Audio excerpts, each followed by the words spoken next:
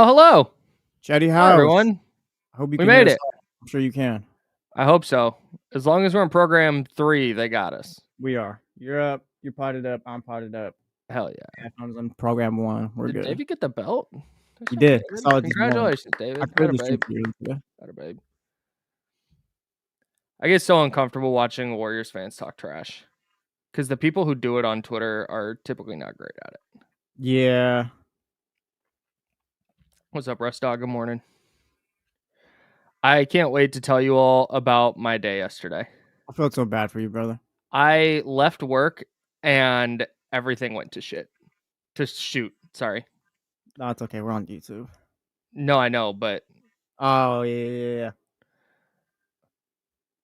what's up, Mike? What's up, Curtis? Hi, David. What's up, KC? Warren's in here. Michigan's in here. Salute to the A's and Giants for doing something worth talking about on the radio. That was sick. Unbelievable. Dude, I've watched hey. I've watched that Patrick Bailey clip about 10 different times already. Dude, unreal stuff. I thought all the calls were great. The Phillies did a great job on the Phillies broadcast did a great job. Lawrence Butler also had an inside the park home run. We'll visit that for sure. What's up, West Sac? I'd say hi to you guys. Hi to everyone, but I'm a little nervous right now. I think we're all good. We're about 10 seconds out. Are we out of program 1? Yeah, we're all good. It's just sitting here in the first time or whatever. No one's here. It's weird. All right, here's the idea.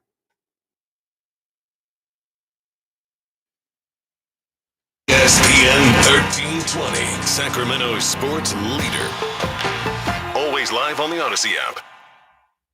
It's time now to go beyond the headlines. And for the next 2 hours, go where every sports fan wants to go. Behind the scenes and into the practice facilities, locker rooms, coaches' offices, and press boxes to get the info before anyone else. This is the ESPN 1320 Insiders. I'm good. Can you hear me? We good? Yeah, we're good. That's Jesse Tapia. I'm Kyle Madsen. You can't hear me? No, I can hear you. We're good. We're good. Can you hear me? I can't hear you. Perfect. I love when shows start like this. This is good because this is exactly how my Tuesday went. It's not you, Jesse. This is me. It is my setup here at home. It has been a problem. I'm going to fix this. And we'll get back to doing a program. So as long as you can hear me, I'm just going to yap for a minute. And then I'm going to set you up to yap for a minute while I figure this out. All right? Very good. Good morning, everybody. This is the Insiders. Jesse Tapia in for James Ham. We're sponsored by Jiffy Lube, and we're hanging out with you until noon. I'm from home today, and I'll tell you why momentarily. Because yesterday was the Tuesday from hell. It was not great. And now, given how my headphones stopped working, so I can't hear Jesse, and we're not going to be able to talk back and forth on this radio program that we're doing together. Wednesday is not off to a great start either. So this is fine. This is all good. 13:20 a.m. Good morning, everybody. Salute. Hello. 98.5 FM HD2. Hello. Salute. Good morning. We appreciate you listening on terrestrial radio. If you're listening on one of the many apps we are available on, it's the iHeartRadio app, the TuneIn app, the Odyssey app. We appreciate you. And if you don't have one of those apps downloaded, do so. Search ESPN 1320. Save that station, favorite that station, whatever the app says to do. And then when you open the app, we're right there for you. And of course, the James Ham and Kyle Madsen Show, that's the podcast. You can get that wherever you get your pods. And we're also available on YouTube and Twitch. YouTube.com/ESPN1320, Twitch.tv/ESPN1320. Yeah, this is fine. This is all good. I love when shows start like this. I don't get flustered. It's all good. Here's how my Tuesday went after I left this show. So, Jesse, as you know, I bounced about 12:30 yesterday. I had a little meeting real quick, but then I had to bounce because I am not feeling well. It turns out that I'm apparently a 75-year-old person because I have shingles, bro. I did not know that 34-year-old people could get shingles, which is just like the chickenpox virus, because the chickenpox virus never goes away once you have it. It just kind of lives dormant in your body. And then certain factors can lead to it flaring up. And that's what's happened to me. It hurts. I'm fatigued, my body hurts, but nevertheless, we persist. So I've been dealing with that, and I was trying to convince myself it was just a bug bite, and I was just having an allergic reaction to a bug bite. I'm fine. Took a Benadryl the other day, did nothing. So I thought, okay, if it's not better by Tuesday, I'm going to go to the doctor. So naturally, wake up yesterday, not better. I call the doctor. They go, we can get you in at 3 p.m. I go, great, I'll be there at 3. Tell Jesse, hey, I got to bounce. I'm not going to be able to help out with post-show stuff. He's like, all good. Get out of here. Get healthy. So I'm on my way home, and I'm getting off of 50. So I took 80. The junction to 5 was a little backed up, so it had me go down to 50. I took 50. I'm getting on 5 from 50, and I completely obliterate my back left tire. Don't know what I drove over. Don't know what I hit. The sidewall of the tire is exploded out. Like a huge chunk of it just gone. Was like a flap. And it bent my rim. It bent the wheel. So I can't just go get a replacement tire. I've got to get a whole new replacement wheel. So salute to AAA. That's the first company here that's going to get a salute. They're going to get some free advertising today. Salute to AAA. And salute to James Ham, who got me a AAA membership for Christmas. And it came in handy because I called them. They were at my car in half an hour. They took me to the place that was on their little map that said, where do you want us to? I have no idea. I think Wizzo Mac asked, what the hell did I hit? It had to be some kind of bolt or like a tool or something that fell off the back of a truck. A lot of trucks cruise around down 5 where I drive. So tire blows out. AAA, salute to James Ham, comes and picks me up in half an hour. They have a little list of places. They say, where do you want to go? I'm like, this one's closest. Do they do tires? Yup, they do tires. Hit them. We go. We jump out, and the AAA guy goes, hey, before I unload your car, go check and make sure that they have your tire. Because I didn't check beforehand, because I didn't know. I had an appointment at 3. I was worried about rescheduling my 3 o'clock appointment. So I had to call while I'm on the side of the road, literally standing on the side of the road, calling the doctor to be like, hey, can I get in later? So I'm rescheduling that appointment. I got to do all that. So I didn't even consider, I got to call and make sure they have my tire. So we get there and the guy goes, hey, don't worry about it. You're all good. Call AAA Arden because the place didn't have my tire. So I called AAA Arden. They go, we don't carry tires either. Earliest we could do is tomorrow. I'm like, that's not going to cut it. So the AAA Arden guy goes, I recommend America's Tire. That's the second salute. Shout out to America's Tire. I called them. Austin specifically, very helpful. He's like, yep, I got that wheel size. These are your options. I got tires. These are your options. I get there. My tires probably need replacing anyway. So I'm just like, do all the tires, hit that back wheel. Appreciate you guys. Went over, got a little something to eat. Shout out to Daiso as well. I'm doing an event on Sunday that I'll give you more information about later on in the week, but I'm doing an event on Sunday. I was able to buy some stuff at Daiso for that event, get that off my plate while they're working on my car. They get my car. I get the text, your car's ready. I'm like, bet, let's go. I'm going to get on the road. I'm going to get home. I don't have time to relax before I have to get to my appointment. I go to get my key, and there's nothing worse than when you go to an auto shop and you ask for your key. I'm ready. I got a text. My car's ready. Give me my key so I can get the hell out of here. It's 4:30. I was trying to leave Sacramento at 12:30. I had an appointment at 3. It's now 4:30 and I'm not even out of Sacramento yet. And the guy goes, yeah, hang on. I got to go ask them about this. Hate that. Hate that a lot. Guy disappears, comes back and he goes, yeah, so when they were backing your car out, they noticed that the tire was kind of misaligned or the wheel was misaligned. So you're going to want to fix that. Like, isn't that you guys? I don't know anything about cars. I'm like, isn't that you guys? Don't you guys do that? Turns out they don't. So I'm driving home with my steering wheel like this, like I'm turning left. And I'm just driving the 60, 70 miles, however far it is, to home with my steering wheel turned left because my tire is misaligned. So I wasn't going to drive. That's why I'm home today, by the way. I'm not contagious. My illness is not contagious. So the guy was like, yep, you can go to work. You're all good. But I had to get my car in today because I'm not driving to Sacramento and back on a misaligned tire like that. So I took my car in this morning. That's why we're here. So all of that happened. I finally get home. I go to my appointment. I find out that I have this illness that is just like a sunburn. Like you have a sunburn And it's like somebody's just walking around smacking your sunburn all day. That's how it feels. And then it's like up on my face. So I got to go to the ophthalmologist because I got to check and make sure I don't have nerve damage in my eye. It was just of all the things that could happen, just all of that stacking up in one day. That's Tuesday from hell. Salute to AAA, made it better, turned it into an inconvenience instead of a disaster. Shout out to America's Tire, kept it from being a disaster. And shout out to Daiso for letting me be productive while I was. And shout out to T4, where I got a little boba because, or a little milk tea. I don't get boba. I don't love the boba, but I got a little milk tea because I needed a little treat because I felt like I was going to die.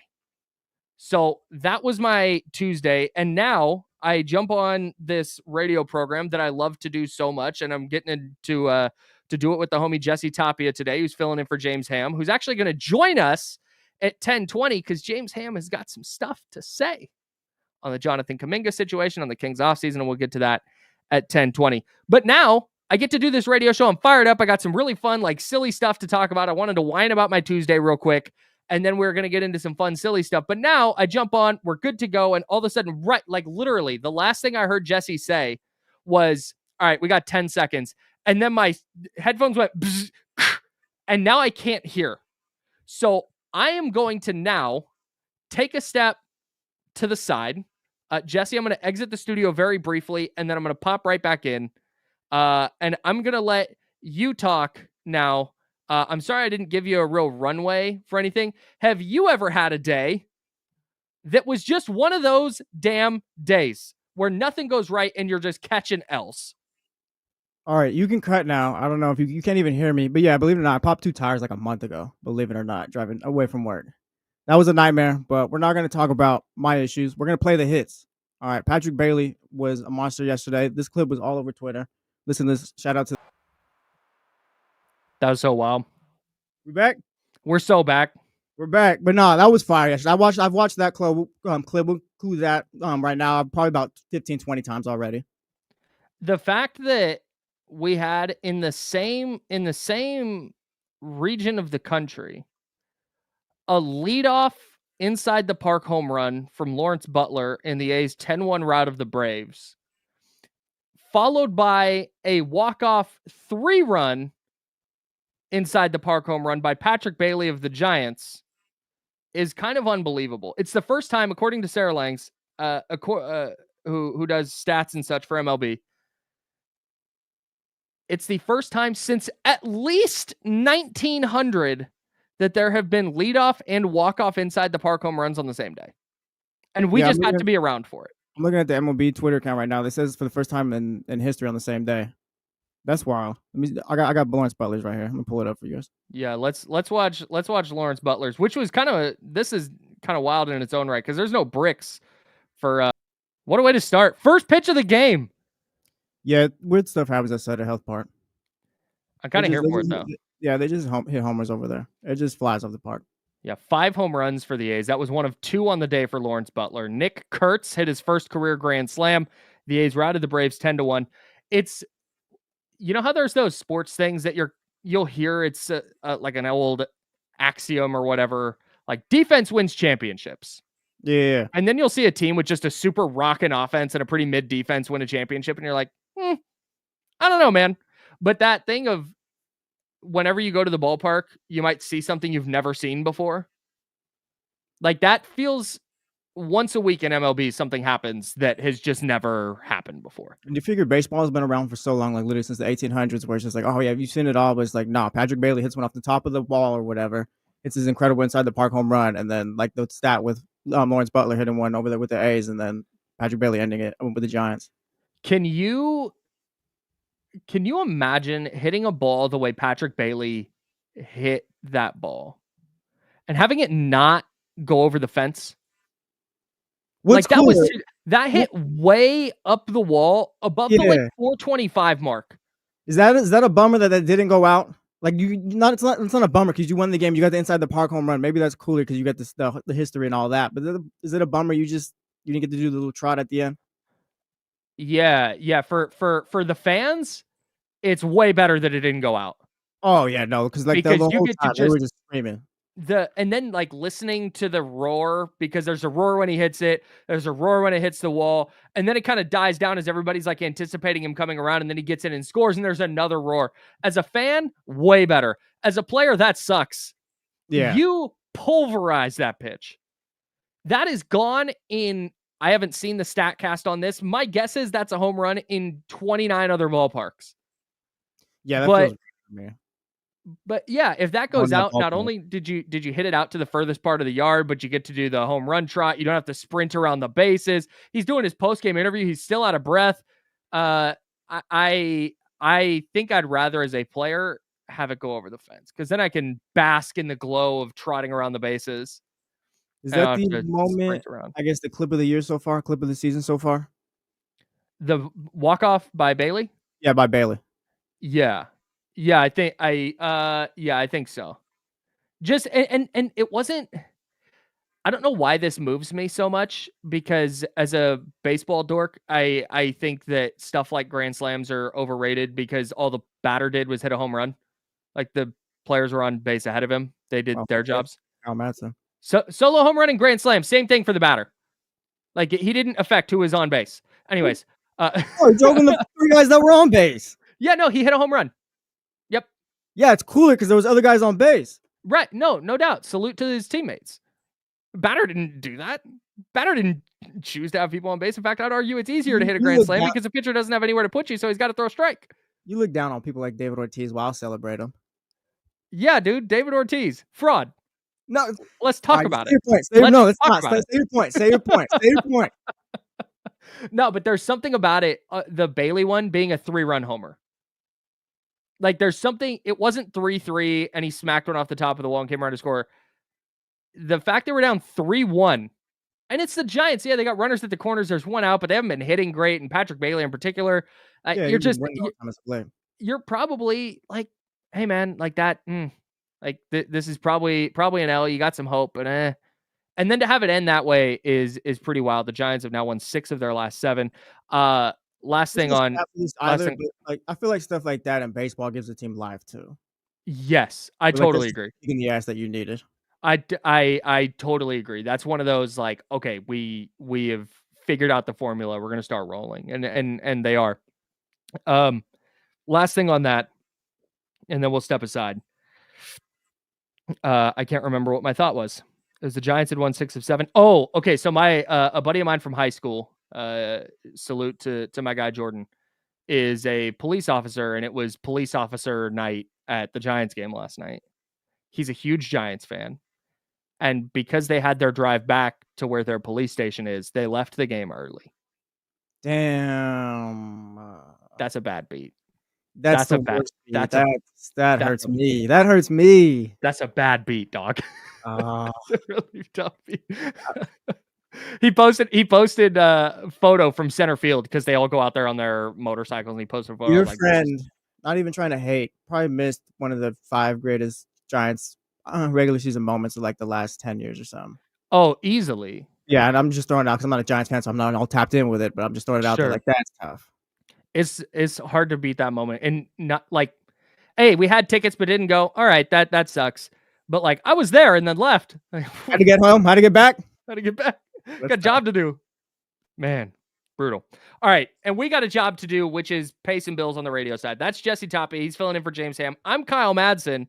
We're the Insiders. We're sponsored by Jiffy Lube. James Ham, live from Cabo. Next, we're talking Jonathan Kuminga. Where are the Kings with that? What's the rest of this Kings offseason look like? James Ham has some info for us, and you're not gonna want to miss it. That's coming up next on ESPN 1320. It is Sacramento's sports leader.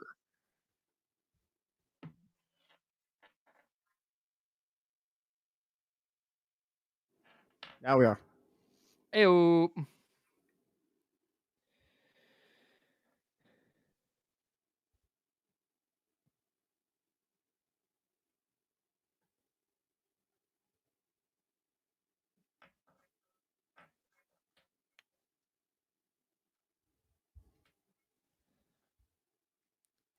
Oh, I forgot.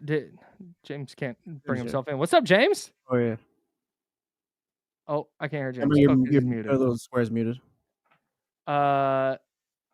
James, you don't have a mic connected according to the thing when I tried to. Got him? Can you hear me now? Yes, sir. Oh, there he is. Yeah. Heyo. What's happening? Yeah, so spent 15 minutes addressing this at the top of the show, but we'll just go back over it. I was sick. I currently am sick, but that's not why I'm home. I am dealing with an illness, but it's not keeping me out of work.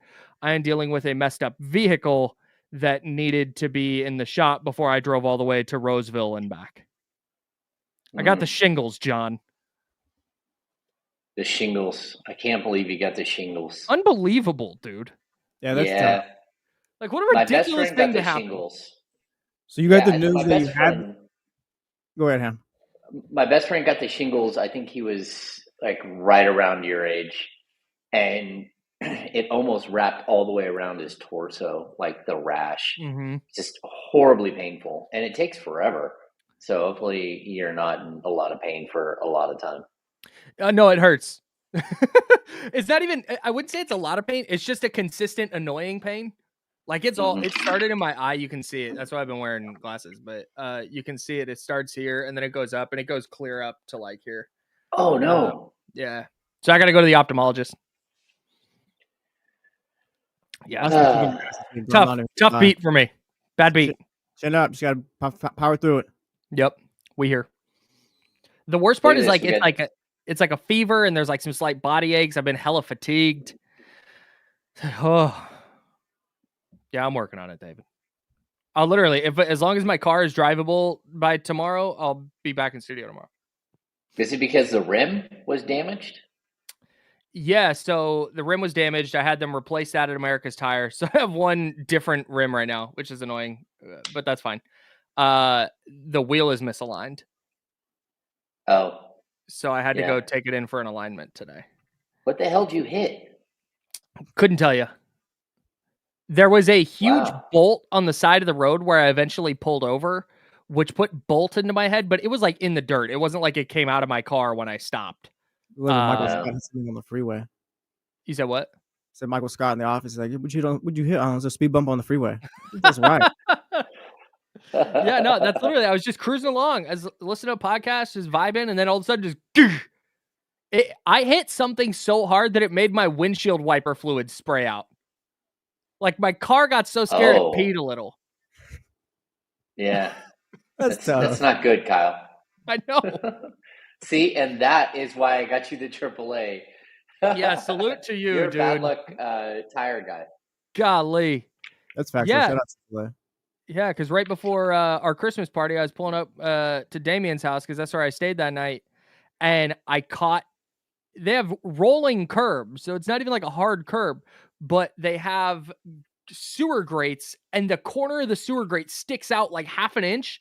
And I just caught it with my tire. And just, all right, hold on. Rip the whole sidewall up. Here we go.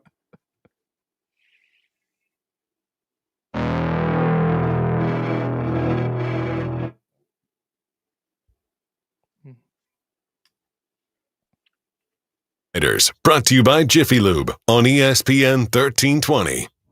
I'm Kyle Madsen, Jesse Tapia filling in for James Ham. We're sponsored by Jiffy Lube, which the voice guy said, but Jesse sort of filling in for James Ham, but James Ham's also here, live from Cabo. Hello, James. What's going on, guys? Oh, dealing with various disasters, putting out some fires, figuratively, and just trying to put together a radio program in Sacramento where the Kings have not been doing a lot. So, we're just cruising along, having a nice time. How are you doing right now? Yeah. Well, I mean, success. You're glowing, by the way. Yeah, I figured I'd have the angelical look. I have not got a sunburn yet, which is the biggest win for me. Anytime I can survive at least, a day or two without getting a sunburn is big. We did Todos Santos yesterday, which is a cool little town, maybe 45, 50 minutes outside of Cabo. Shout out to that beautiful little town. We did. I sent you a video, right, Kyle? We did one of those. All the You did a drunk booze people bike. get on the little. We did a booze bike. We were driving all over town, which is a very small town, just hanging out, going from one drinking spot to the next. So I was it gonna was say, a good time. so on this booze bike, and we have King's stuff for you, I promise. Yeah. But on this booze bike, are you only drinking on the bike, or are you driving said booze bike with booze to bars? No, So we didn't have booze on the bike. Actually, we went from first we went wine tasting, and then we went to a bar where they let us make our own margaritas, and then we went tequila tasting. Oh my! Yeah. So I got a really, really nice bottle of tequila, and then also another bottle tequila mixed with vanilla, which is just off the charts. Good. Oh my goodness! So I should have put that in my protein shake this morning. And it's only Wednesday. So you know what? I'm actually cool with this. It sounds like I'm holding all the L's while you're catching all the W's, and that's fine as long as you're the one getting the W's here. I think we're good with that. All right, let's I'll talk. just fight for his life over here while Cameron's just having the time of his life over there. But you know what? Honestly, no. I'm being dead ass right now. People say that on Love Island, and I started saying it around the house as a joke. And I tried it out just now, and I hate it a lot. Okay, so not my favorite thing that's ever happened. They also say another thing, but I can't say it on the radio. I'll tell you guys at the break. So, all right, the Kings. Oh no, yeah. I'm sorry. Real quick before we get to the Kings, I got distracted. Shout out to James because the AAA thing, lifesaver yesterday. But the other thing is you were texting me updates about your gallivanting about Toto Santos yesterday, and I was sitting there. I had finally you texted me right as I finally sat down and was taking a deep breath and collecting my thoughts and okay, how am I going to go about the rest of my day? And getting updates from somebody who was doing something fun was honestly kind of nice. Oh, this is great. At least there's something good going on. James. At least James is having a good time. All right, so we have spent a better part of the last couple of days, and this is the Insiders. James Ham joining us live from Cabo. Jesse Tapia is in. I'm Kyle Madsen. We're sponsored by Jiffy Lube. So, and we're hanging out with you till noon as well. So, we have talked a lot about the Jonathan Kuminga thing, and it's all hypothetical. Well, if this person wants this, they should do this. Should they give up a first-round pick? Should they give up 2? How bad do they want him? Are you going so far to include Keon Ellis or Keegan Murray? We talked about all this. So I ask you, okay, where are the Kings with this Jonathan Kuminga thing? Because the last thing we heard, they made an offer, and we haven't heard anything since. Okay, so I talked to some people around the team yesterday and Monday. Monday when I got here, that's where again I was able to get the Dennis Schroeder trade details. Before they put out press release stuff. And look, the Kings are very interested in Jonathan Kuminga, but this is one of the most complicated transactions that you can possibly do. Number one, the Kings don't have cap space to go out and sign him to an offer sheet. So any deal that they do here requires, $18 to $25 million going out the door somewhere. On top of that, they have this issue that the Golden State Warriors, they're going to want something from this deal. And the Warriors, of course, they're going to get offers from other teams, but realistically, there aren't a lot of teams that are out there offering anything. Mm-hmm. Then we have this other thing about the base year compensation, where the amount of money that goes out and the amount of money that comes in has to be very specific. And then on top of that, we have Kuminga and his people wanting X amount of dollars. And as of right now, I think in order to complete a deal, I think they can get in a room and they can work out the financials. I think they can work out what makes sense for the Kings for Kuminga. They can be really honest with Kuminga about the fact that he's a restricted free agent and that nobody right now has any money and he's not going to get paid. And that's just the way it is. Getting paid and getting paid are two totally different things. Right. And, so there's a way for him to get a $20 million contract, maybe a little bit more than that. but there's not a way to get a $30 million or even higher than that contract. It just isn't going to work. The Kings are not going to go into the luxury tax right now because they're a team that isn't very good on paper, or a team that is pretty mid. If they had a championship contending team, they would definitely go into the luxury tax. I've been told, but as of right now, I think they're realistic about the team they have. So what we have to have here is, if a deal is going to transpire between these three entities, because that's what it is at this point, it's three different groups that have three different motivations. The Kings would have to find a taker for a player like Malik Monk, and probably another player as well, to clear enough cap space in order to stay under the luxury tax. On top of that, Kuminga is going to have to take less money. And on top of that, the Warriors are going to have to take whatever they're going to have to take. And I think at this point, what we understand about the Warriors is, while they may have a public show of, hey, we'll bring him back and all that stuff, that's not realistically what the Warriors want to do here. They really aren't going to match any massive deal for Kuminga. They aren't going to probably match any relatively small deal for him either.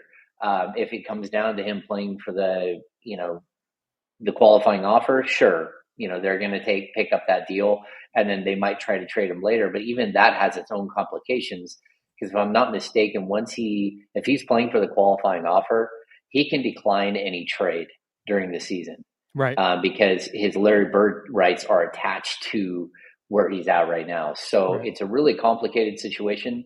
I would not be surprised if this drags out a little bit longer. And then it's very possible the Kings just throw their hands up and say, hey, look, if you guys aren't going to work with us, if the amount of money that Kuminga wants isn't going to come down a little bit, if what the Warriors want isn't going to come down a little bit, then the Kings will be like every other team at this point that's just walked away. And I'll add the other caveat too. The Kings had hoped that they would work out a deal with Detroit to make Detroit part of this group, right? Mm-hmm. And we've seen this whole 3-team deal that might make sense for the Kings. But then Detroit went out and they were able to sign Karis LeVert. And then they were able to go out and do the sign and trade for Duncan Robinson. So they no longer have a need for a guy like Malik Monk. They just don't. And so the Kings have kind of lost one of the potential trade partners. And there just aren't a bunch of trade partners right now in the NBA that are willing to take on a whole bunch of money from a team, whether it's a good player they're getting or not. The only team in the league that has any cap space is the Brooklyn Nets.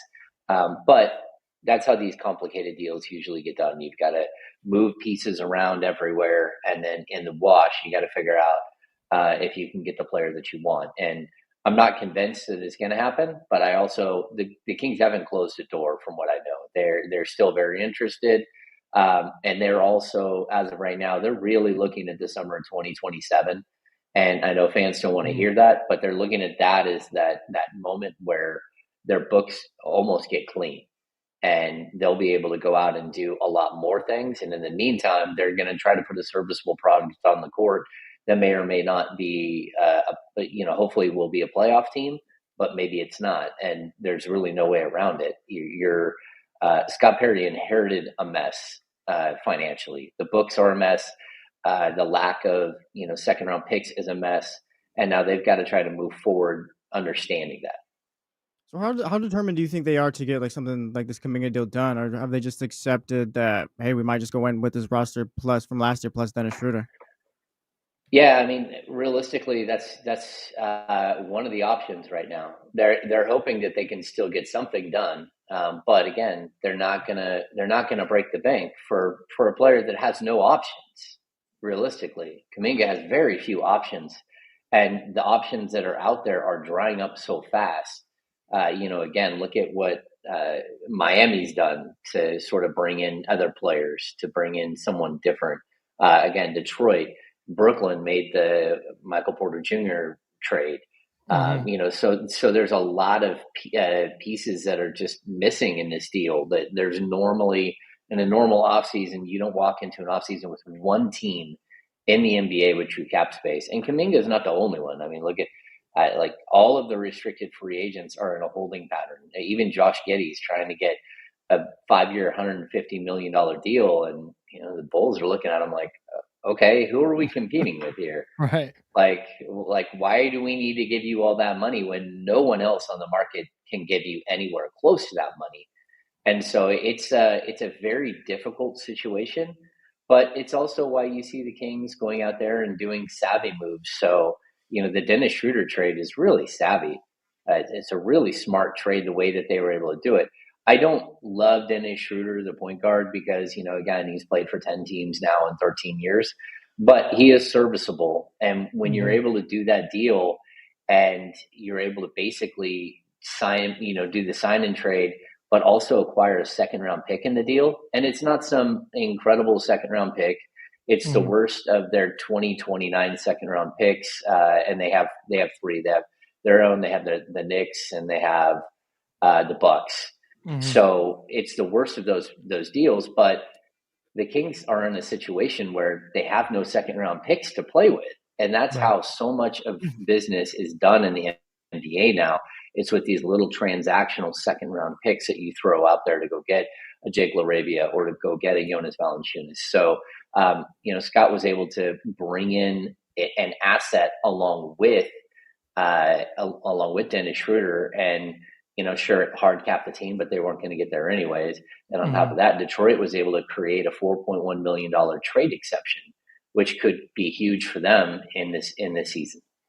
Could you argue that as that's the familiar voice of James Ham, he's kind enough to join us live from his vacation in Cabo to give us some updates on where the Kings are with their offseason plans and with Jonathan Kuminga and everything else. Could you argue, though, that giving up a Charlotte 2026 in the deal just to get a 2029 back is lateral at best?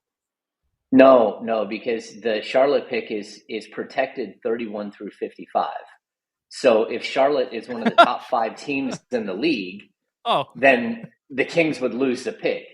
No, that pick is so heavily protected. And got it. The reason why they did that is because in the NBA, when you make a trade, there has to be something going out from both teams.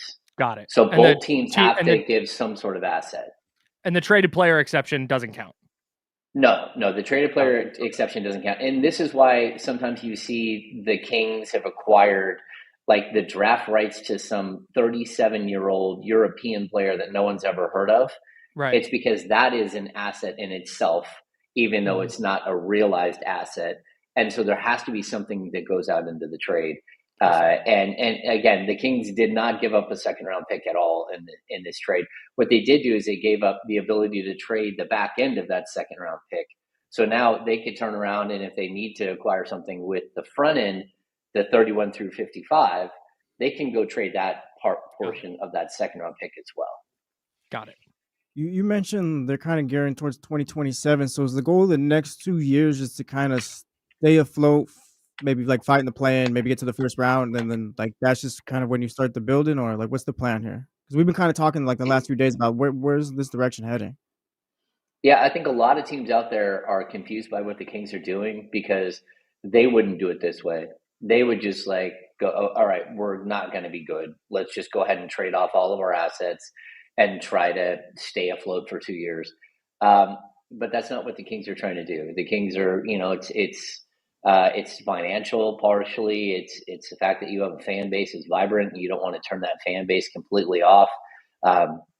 So they're going to go out there and play, and they're going to hope that, maybe Doug Christie with a full season. Maybe there's a step for a Keegan Murray or a Keon Ellis, or maybe Nick Clifford is way better than you think. And all of a sudden he starts playing a major role, a Devin Carter, that has some upside. So they're going to try to just kind of tweak this thing, and kind of keep it floating the right way, with the hopes that, if you miss the playoffs, you miss the playoffs and you'll be in the lottery.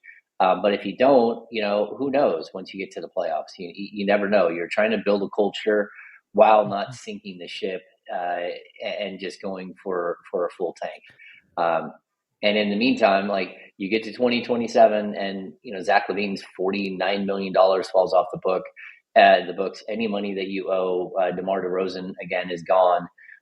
So that's a $26 million salary or a $10 million buyout. That's gone. You're now down to just the player option year of Malik Monk if he's still on the roster. you're down to a much smaller chunk with guys like Domantas Sabonis. So it's that moment where the books are almost wiped clean. And sometimes, again, Scott Perry came in and he's trying to clean up a mess.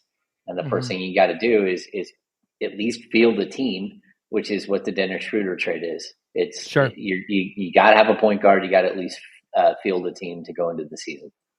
All right, we only have about 30 seconds here, so I just want to make sure on this. This is the plan. 2027, we're circling that on our calendars. Kings will have cap space. They can start making moves and signing restricted free agents or whatever it is. They'll have the opportunity to do that. The owner is good with this. The owner's He's good going with to have to be. Okay. All right. I just want to make sure, because I don't want to get to 27 and they got a new GM.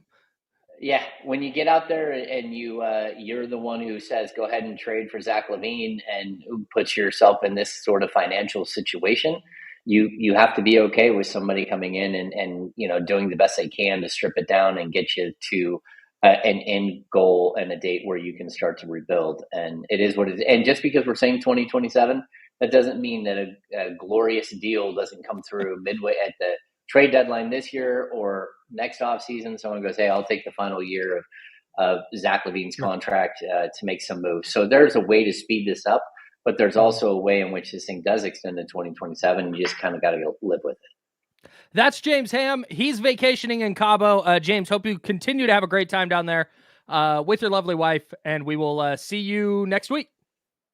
Or maybe later this week if something wild happens. Yeah. See you, James. There it is.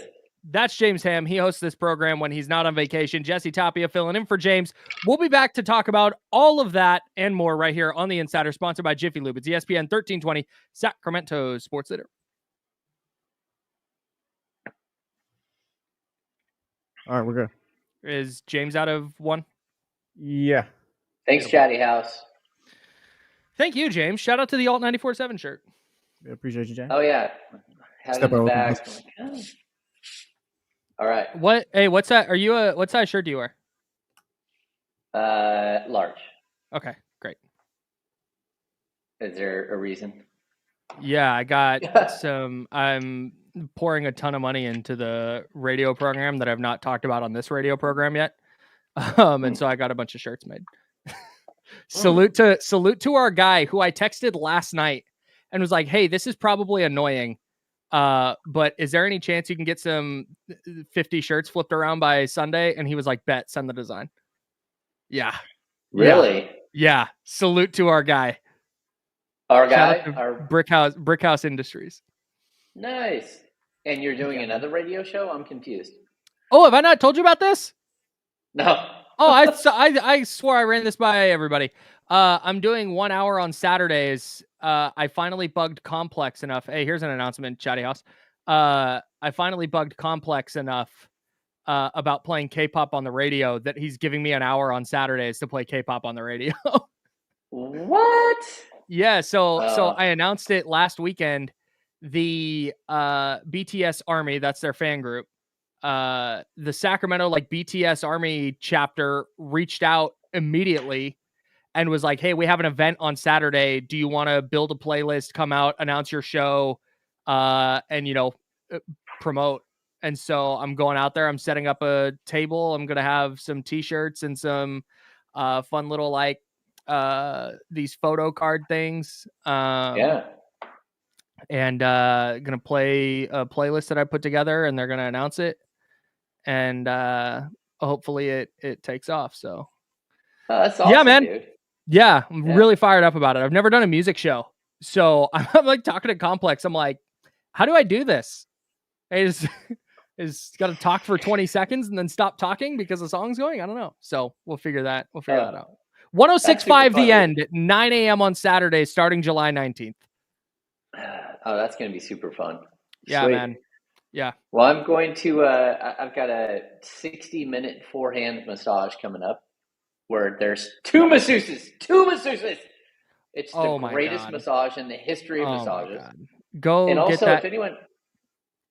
If anyone ever goes to Toto Santos, there is a restaurant out on the coast called the Green Room which was some of the best food I've ever had. And on top of that, the best view of the sunset on the ocean. Absolutely spectacular.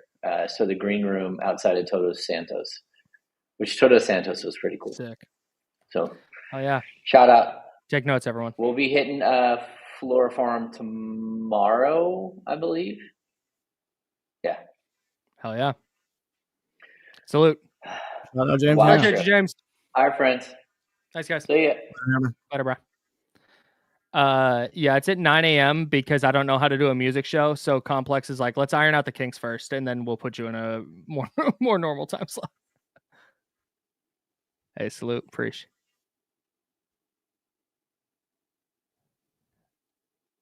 It's gonna just be KM, actually. That's the radio side name.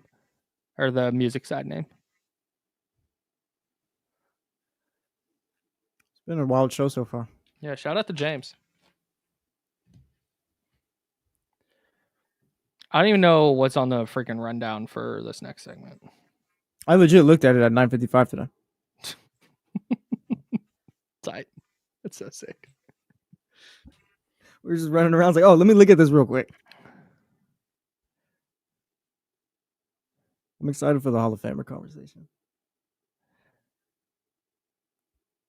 Lazy, I did not get the Blackpink hat because it cost $72 damn dollars.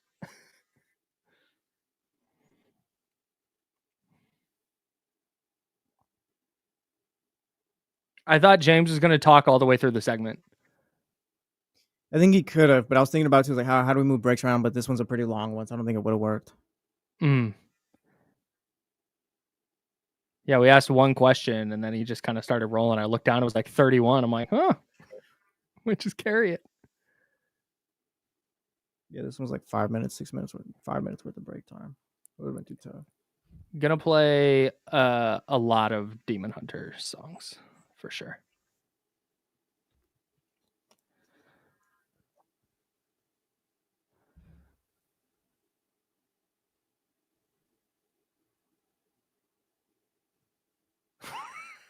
Jesus, David.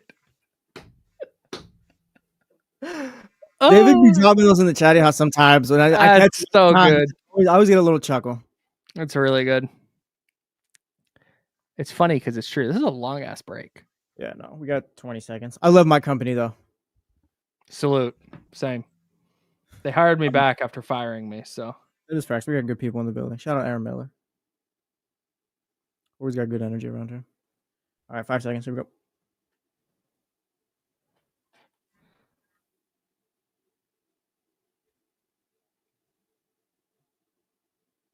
Now, back to the Insiders, brought to you by Jiffy Lube on ESPN 1320. Jesse Tapia filling in for James Ham. I'm Kyle Madsen. We're hanging out with you until noon. I just got some breaking news to my email inbox, Jesse. Are you ready for this? Yeah, go ahead. What do we got? It's not real breaking news. I'm doing a bit, everybody. Don't freak out. According to CNBC, Eli Manning says he is no longer interested in buying a piece of the NFL's Giants. Quote, "It's too expensive for me." I want to go out right now on the radio, and I would like this to be breaking news. Everybody in the chatty house, you guys get this first. Everybody listening on the radio, you guys get this first. Everybody listening on the podcast, you're getting this way late. I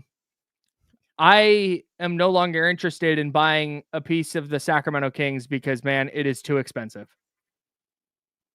You're welcome. Okay, well, I'll do mine. I am no longer interested in buying a large pizza tonight because I don't get paid till next week. So, there's no, so I saw this. I saw that cooks at home. That's the move. I saw this thing on Twitter that was like, there's nothing wrong with community college. And I couldn't agree more. No, that's like, I don't know what's going on in high schools now, but when I was in high school, community college was so stigmatized. Yeah. It was like, you can't do that. If you go, bro, every person I know who went community college to a 4-year university is killing it. So don't be afraid of community college if you're a person who is considering that route. Anyways, I can't remember what I was going to say now. We were talking about, I always said that in college, though, the most valuable things I learned had nothing to do with, like, I studied mass communications, right? The study of mass communication, which changes dramatically. I graduated 12 years ago, and I think if I went back and did the same degree, it would be way different just because of how the media landscape's changed, right? And same thing, like journalism. Like journalism now is so different than when I was getting my degree. Yeah, so shout out to all the journalism majors out there. We're out here. Salute to the Sac State J School. So I always said, though, the most valuable things you learn in college are like the out of class things, and learning how to make $20 stretch a week while you're waiting for your minimum wage paycheck to hit. Oof. Brother, I took like 6 video games to GameStop one time. And I was like, oh, legit. I took some art. We're gonna get some food today or whatever. We're gonna eat. All right, legit. Like you see the tweets and the memes. He said, "I got $20." I look at him like, "Are you serious? $20?" I took it and we got some food or whatever. But no, that's real. That's facts. You figure out like, all right, you're going sales. You got all right. If I go, these are pretty good. Like this is like the latest Madden or whatever. It's like not like trash or whatever. But yeah, no, you got no chance trying to make money at GameStop. Yeah, it's like when you take cans and bottles to the recycle place and you've got 47 bags of cans and bottles and they're like, here's $50. Oh, we tried the recycling thing too. After we had drinks or whatever at the apartment or whatever, hey, bag those up. We'll take them out. Of course. Just doesn't, but you learn. You figure out like, all right, Carl's Jr.'s got 2 for $5 Western cheeseburgers. That's 2 meals. $5. Let's go. We're cashing that out. All right, since we're talking about this now, I used to live I used to live right next to Sac State. If shout out La Riviera right there. There's La Riv, dude. Yeah, liquor store happens. Those apartment complexes right there. So the McDonald's is across the street, and McDonald's used to have this app where if you download it and create an account, you get a free sandwich. Oh, so, hell yeah. We were creating emails, accounts all the time. just going to McDonald's, getting free sandwiches all the time. They stopped taking coupons from us at one point. Like, yeah, we're not taking coupons at this location. What? I mean, I think they knew we were getting over at some point because, like, it was me and the guys every day. Well, it's you and probably a lot of people. Yeah, I'm sure. Yeah, we weren't the only ones. Like, college kids around there, like, if we knew, I'm sure everyone else knew.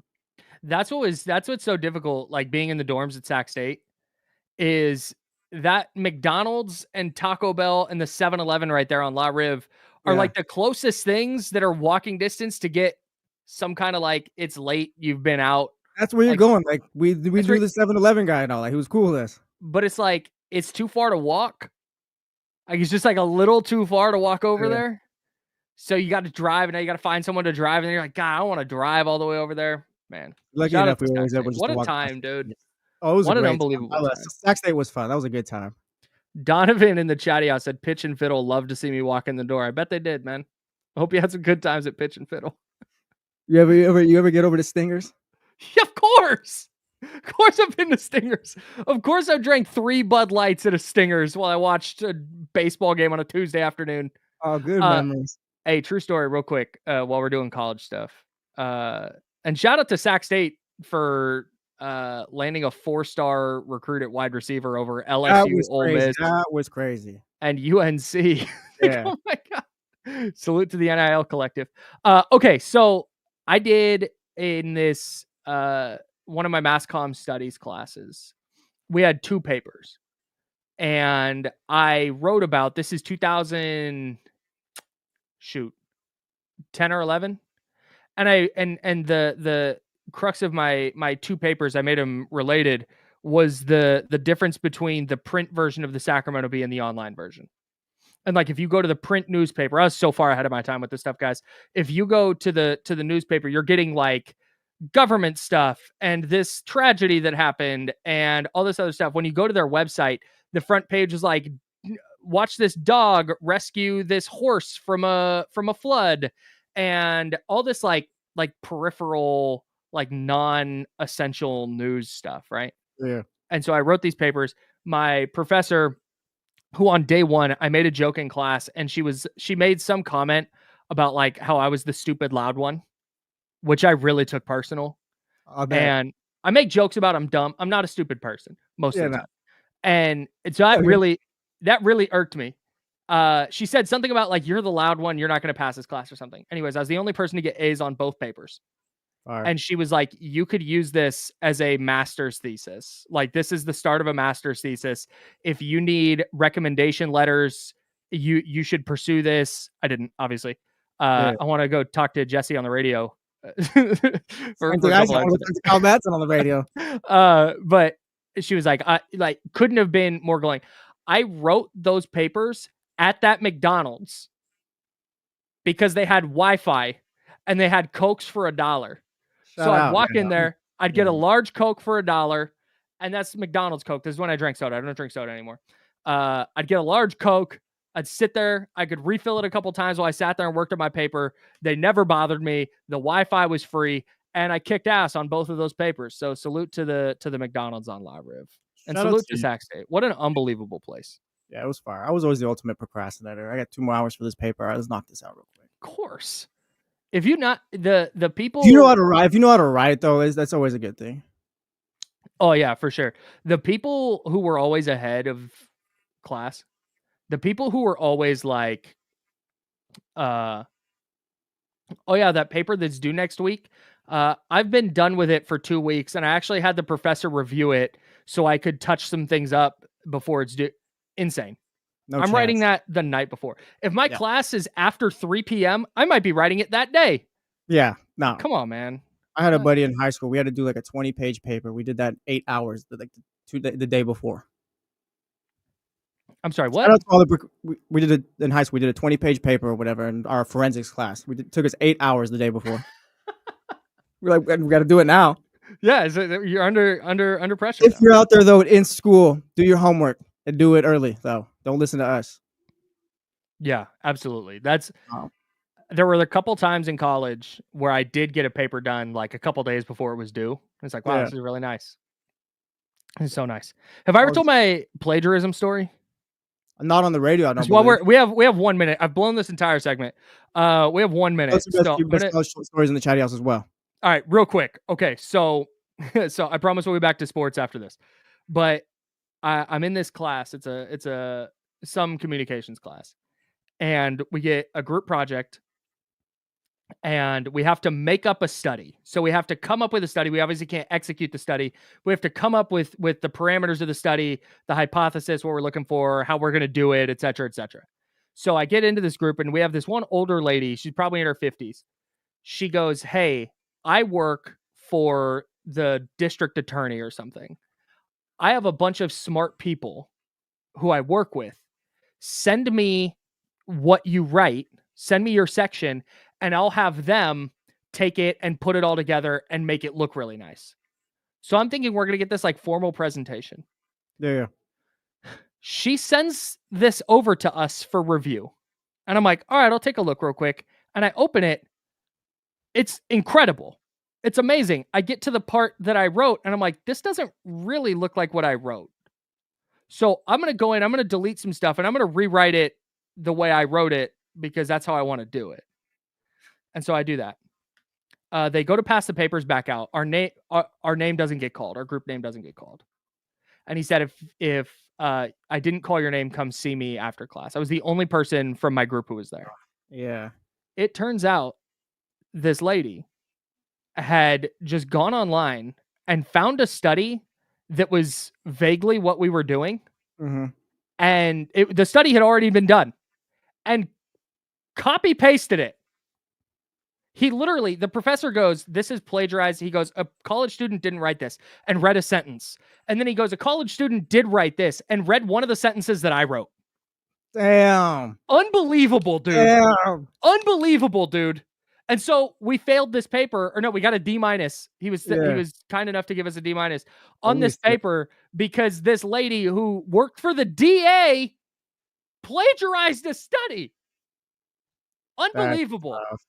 Unbelievable. That's a bad beat right there, Kyle Madison. Really bad beat. Really bad beat for me. All right. We're going to get back into the Kings off season. Are we cool with 2 years off for the Kings? 2 years of whatever last season was. Are we cool with that in service of waiting for 2027? We'll talk about that in the second hour. He's Jesse Tapia filling in for James Ham. I'm Kyle Madsen. We're the Insider, sponsored by Jiffy Lube. It's ESPN 1320, Sacramento Sports Leader. All right, all good. Hey, That was a fun little segment.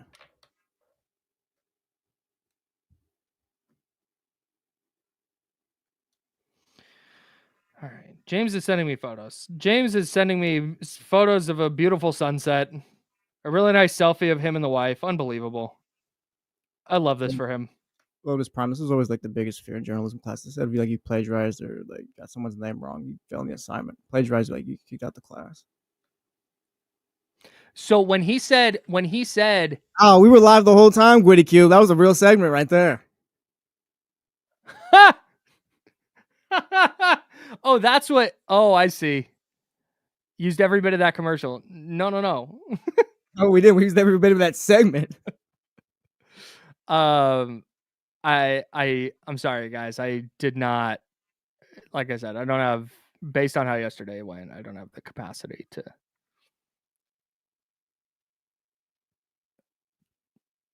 Put together a whole show. Yeah, no. Real quick. So when the professor told me what happened, and I said, "Okay, so now what?" He said, "You're gonna get like a D." I thought he said you're gonna go to the dean. Yeah. Because I thought we were. I was like, I'm getting kicked out of school. Yeah, if he tells me, "Oh yeah, you thought I was toast. My headphones are broken again. I'll be back." Oh damn, that's tough. Shout out Kyle Matz. He's been fine through it the last couple of days. What's up, Chatty House? How you guys doing? We're back. Oh, we're back. Luckily, most of the time, I just have to unplug it. Yeah. Listen to this. I had this biology class at Sac State, and I wasn't even supposed to be in that class. It was a G. I thought it was like a regular biology class. No, it turns out it was like for real biology people. Like they told me, you probably don't need to take it. I'm like, stubborn, whatever. I don't want to go through all the process. Not doing that. Whatever. We get to the end of the year, and we have these group projects or whatever, non-group with a partner and all that stuff. Like I said, this is not my bag, but we're working. The guy who's supposed to lead all of it shows up, and his eyes are hella red. And he looks at me. I'm like, "You good?" He's like, "I accidentally got high." And I'm like, "Oh my god." What? Yeah, like I'm gonna have to lead this now. Accidentally got high? Exactly. I was like, how you do it accidentally? Accidentally? This is the biggest presentation we got all year, and like now you're falling down? I have partaken a time or two, and it's never been on accident. Come on. It was tough. We got through it though. Somebody asked, what can the Kings get in 2027? I cannot wait to fire off this list of free agents. I feel like we're going to be sad at some point during that. Tyler, it happens. Shout out to the Chatty House. How do you do it on accident, bro? We knew we had this presentation. Hey, this is the thing they always say on Love Island that I've started saying around the house. They just say that all the time, and I'm so sorry. I'm going to say this, and I hope that our guy doesn't get mad at me, but I'll just tell Heather, I'll be like, all right, I'm going to go upstairs. I got to feed the cats type shit. They just say that all the time. It's so clear they're uncomfortable talking. And so they throw in that specific phrase, and it kills me every time. This is the new slang now, I guess. Dude, I wish I could say it on the radio. I'd say it all the time. We're going to get to a point where we can do that. I'm going to make it my life's goal. I always say, like, I want 1320 to be the FX of radio stations. Yeah, man, it should be. Nah, I'm not going to say it. I'm not going to say it. I'm going to text it to you, though. Yeah. Like, who's going to get mad now?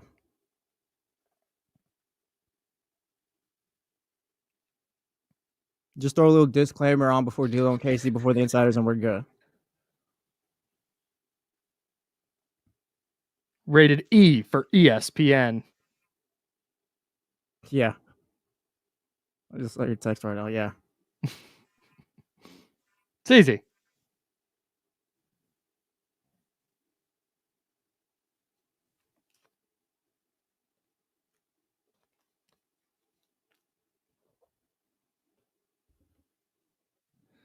All right, we're back in 5.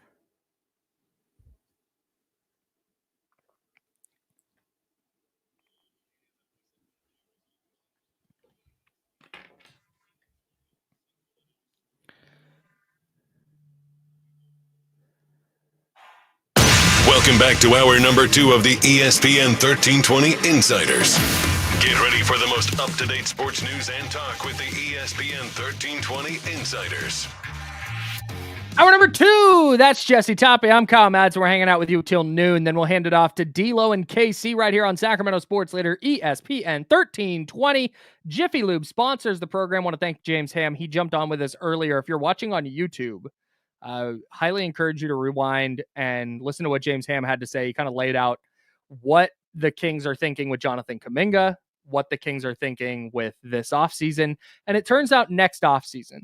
So what James Ham laid out earlier on this program was that the Kings are circling the 2027 offseason. And Jesse, you and I talked about this a little bit earlier in the week. How, Zach LaVine's got the player option, so he could technically be expiring, or he could be expiring next year, but doesn't mean there's going to be a team that wants to take him, because if the Kings are circling 2027, we've already heard that the Lakers are circling 2027. And let me tell you why. I just went via Spot Track to look up the 2027 free agent list. Not all these players are free agents. Most of them have player options. But this is the potential pool of players, and I'm just going to name some of the names that could be available in the 2027 offseason. Are you ready? Yes. Never been ready for anything more in my life. Steph Curry. He'll be 39. Yeah. Giannis. Anthony Davis. Nikola Jokic. Karl Anthony Towns. Donovan Mitchell. Luka Doncic. Trae Young. Kyrie. There's also like James Harden and Paul George and Bradley Beal. There are so many huge names that could be available in that summer. And so I'm not totally sure if the Kings are circling that as the Scott Perry believes he's going to be active in being able to acquire a star level talent that year. Or if that's just where the rebuild starts, because Zach LaVine's contract, Domantas Sabonis' contract, to a lesser extent, Malik Monk's contract, DeMar DeRozan's contract, that's when they'll all be more manageable. Yeah. So, barring a miracle before then, if the Kings' plan is to be a 40 to 45 win team for the next 2 years, not be seriously competitive, to ostensibly get to square one in 2027, which is what some people wanted them to try and do this offseason, are you good with that? I'm not good with, hey, let's open up cap space, be ready to go 2027, and hey, maybe Giannis and those guys will be wanting to come to Sacramento. Like, I'm going to keep it real. You read off all those free agents. A lot of them I'm expecting to spend the rest of their careers with their team they're currently on. Some others I'm not expecting to ever come play for the Sacramento Kings, and others will be ready to retire by the time they're free agents. Like, I don't think any of those free agents are realistic for the Kings. I mean, who's to say things can't change and all that stuff, but I mean, I'd be more bought in if it's like, yeah, we'll have a lot more room to, I guess, make room for trades and all that stuff, and I guess kind of add that way. But like, you're not bringing in those guys. I'm really struggling with this because there's a side of me that hates this. I started in Sacramento media in 2011, and starting in 2017, I was doing a regular radio show in Sacramento. And this was the conversation always. Yeah. It was always just like, how can you be a little competitive? And I know that, frankly, I hate that. Like, that sucks, especially given where this team was 2 years ago. That objectively stinks. But on the other hand, while I can say that and while I can be frustrated, and this is a little bit what we were talking about with Damian on the handoff yesterday, and this is what Kenny has been saying for the last couple of weeks. What are they supposed to do? I can sit here and go, Scott Perry's paid to figure it out, and I've said that. He makes the money to do that. You figure out how to expedite this so we're not wallowing in mediocrity for 2 years, so you can get to the point that you go, okay, now the rebuild starts. Like, no, the rebuild's supposed to start now. Yeah. The steps are supposed to start now. But maybe that is Nate Clifford. Maybe that is Maxime Reynaud. Maybe that is Keegan Murray taking a leap and all of a sudden looking like a secondary scorer type of player. Go ahead. Yeah, well, James kind of said too, is like that's the plan, but also like if there's moves to make ahead of time or before that, like they can. Like that's kind of where this Kaminga stuff comes in. Like that was an opportunity to do it.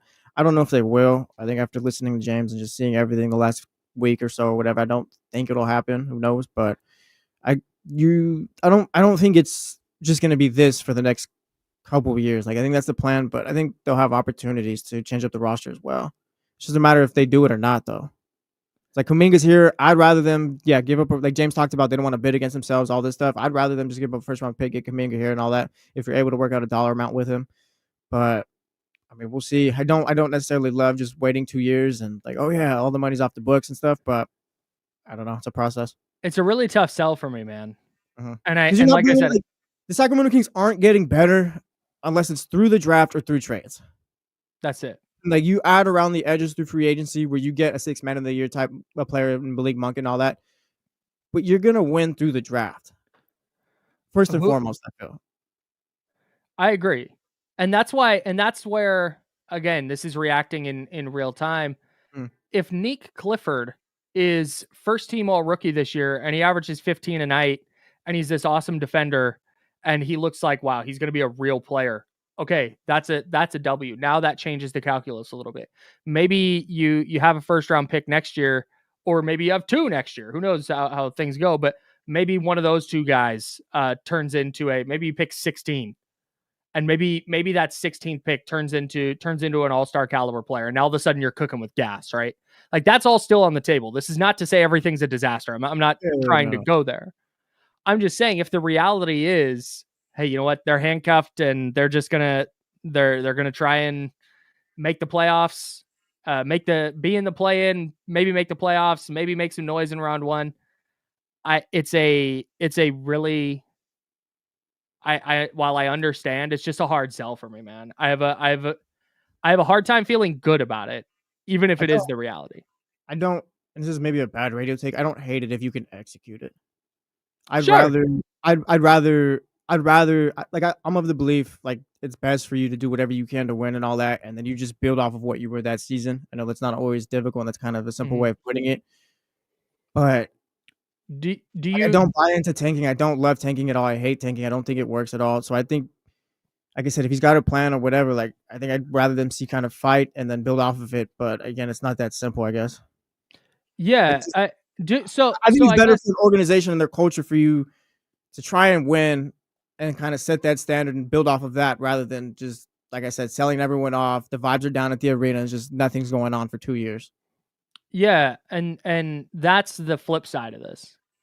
Because let's just say, okay, they tore it down this year. They got a bunch of first round picks back. They maybe got Bilal Coulibaly or something like that level of player in. And now they go win 21 games and they pick 7th. Like, is that inspiring anyone? Is that inspiring anyone differently than if they win 42 games, win 1 play-in game, and pick 16th? Or not, pick 13th? Well, and that's the thing too. Like both of them, just a matter of come down to like getting the picks right and all that. But you're gonna have a better time. I'd figure. I mean, fighting for it. The way I see it too, like like who knows if they had Kuminga or whatever. But let's say they do. Like you can move forward where like you're kind of between 40, 45 wins the next couple seasons. But also when you get to 2027, Keegan Murray's here, Jonathan Kuminga's here. Who knows? Maybe Domantas Sabonis is still here as well. You got 3 players. Like there's a future there. You know. Mm-hmm. Like you said, we're still fine the last couple of years, but you just said the thing that matters here, and this is why I don't. This is not doom and gloom. It's just asking a question: is everyone cool if that's how this kind of goes? Mm-hmm.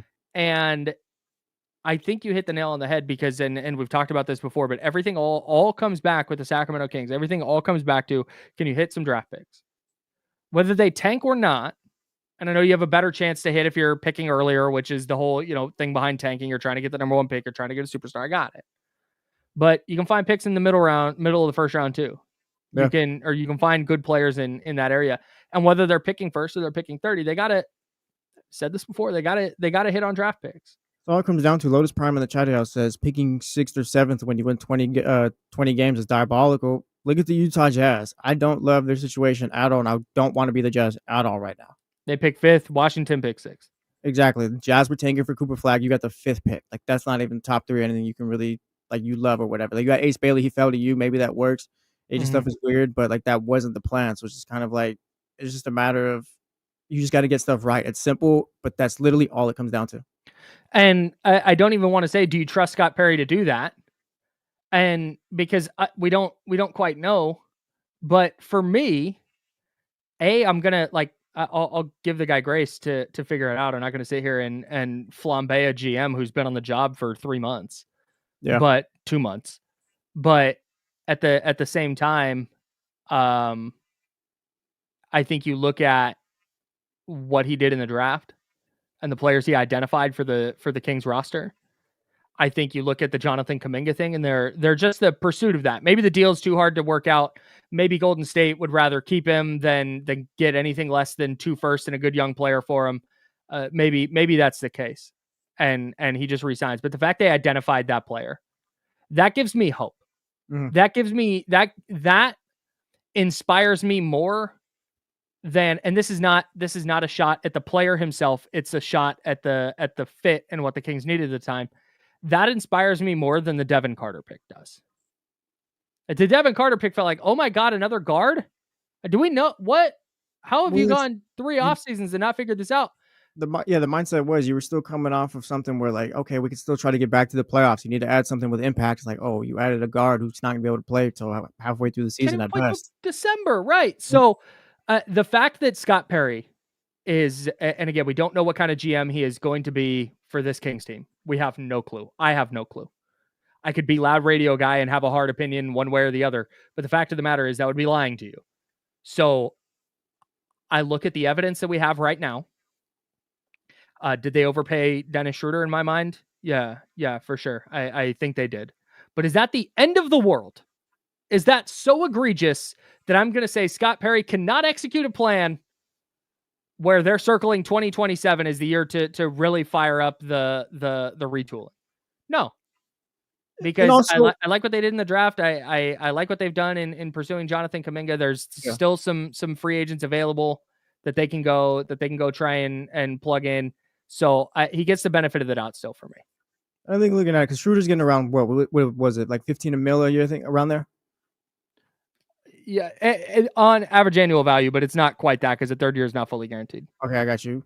Like Devin Booker's gonna be getting 75 mil per year at some point in his career. Like I don't think paying this for Dennis Schroeder. I'm not saying like compare those, but just more so like 15. That little number between there is like not anything. I feel and if this is the plan for the next 2 years, I don't hate bringing in Schroeder there. Like Schroeder's gonna be productive. He's gonna play some decent defense, put the ball in the hoop and all that. It's not necessarily what anyone wants, but I'm not too caught up in they overpaid. Like because it's like, well, fine, you overpaid, but if this is the plan for the next 2 years, who else were you gonna put there? You know? Yeah. All right, we'll keep talking about this. And I also want to play a fun game because the NFL season is right around the corner. Training camps start in a couple of weeks. I think the Chargers started training camp this week because they're playing in the Hall of Fame game. Is Justin Herbert finally going to prove everyone wrong? We'll see. Is Justin Herbert a Hall of Famer today? Well, no, I want to play a fun game with the NFL season right around the corner. We'll keep talking Kings off season as we finish up the second hour here on The Insiders. Jesse Tapia in for James Ham. I'm Kyle Madsen. We're The Insiders, sponsored by Jiffy Lube on ESPN 1320 Sacramento Sports Leader. Oh my God, I feel like I got hit by a truck, dog. We're good. Oh. Well, I guess I'm good, not you. You got it, man. Power through. You're doing great.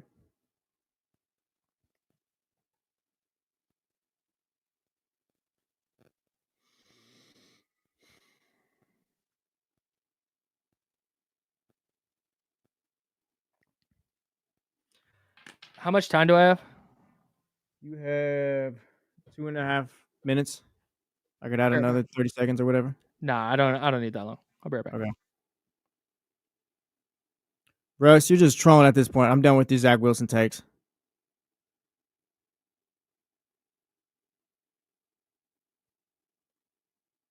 Lisa, I saw your stuff with the Pistons. Did they tank or did they just suck and finally Kate is like tying it all together? Like genuinely asking.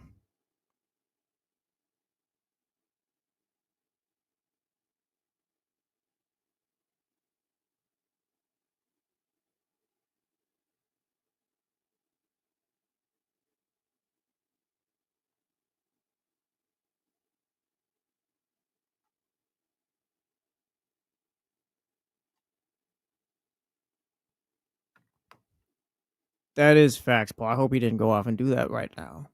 We got to do that on the air, on video at least. Russ, Justin Herbert's good. It's time to put some things together. If you're as great as everyone says, I don't want to hear about how you have a lack of wide receivers and all that. If they talk about you like Josh Allen and all that stuff, like, all right, it's time to start doing that. He's a good quarterback, but maybe slightly overrated.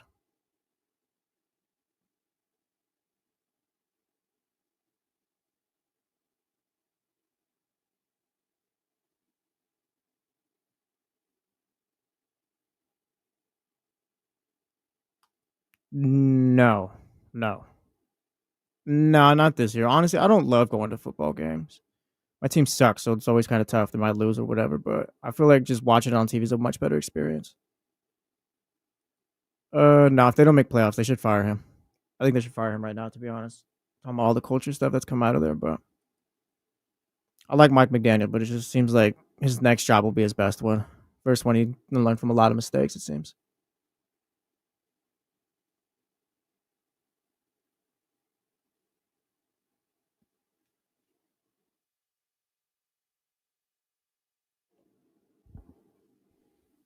Yep.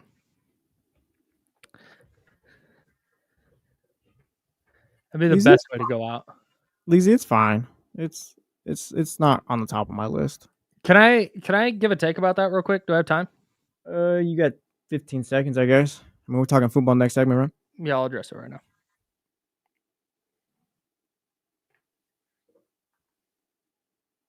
All right, here we go.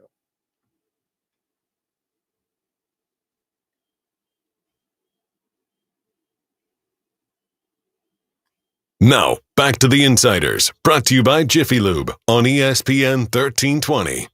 Jesse Tapia is there. I'm Kyle Madsen. We are sponsored by Jiffy Lube. Voice guy just said that. That's fine.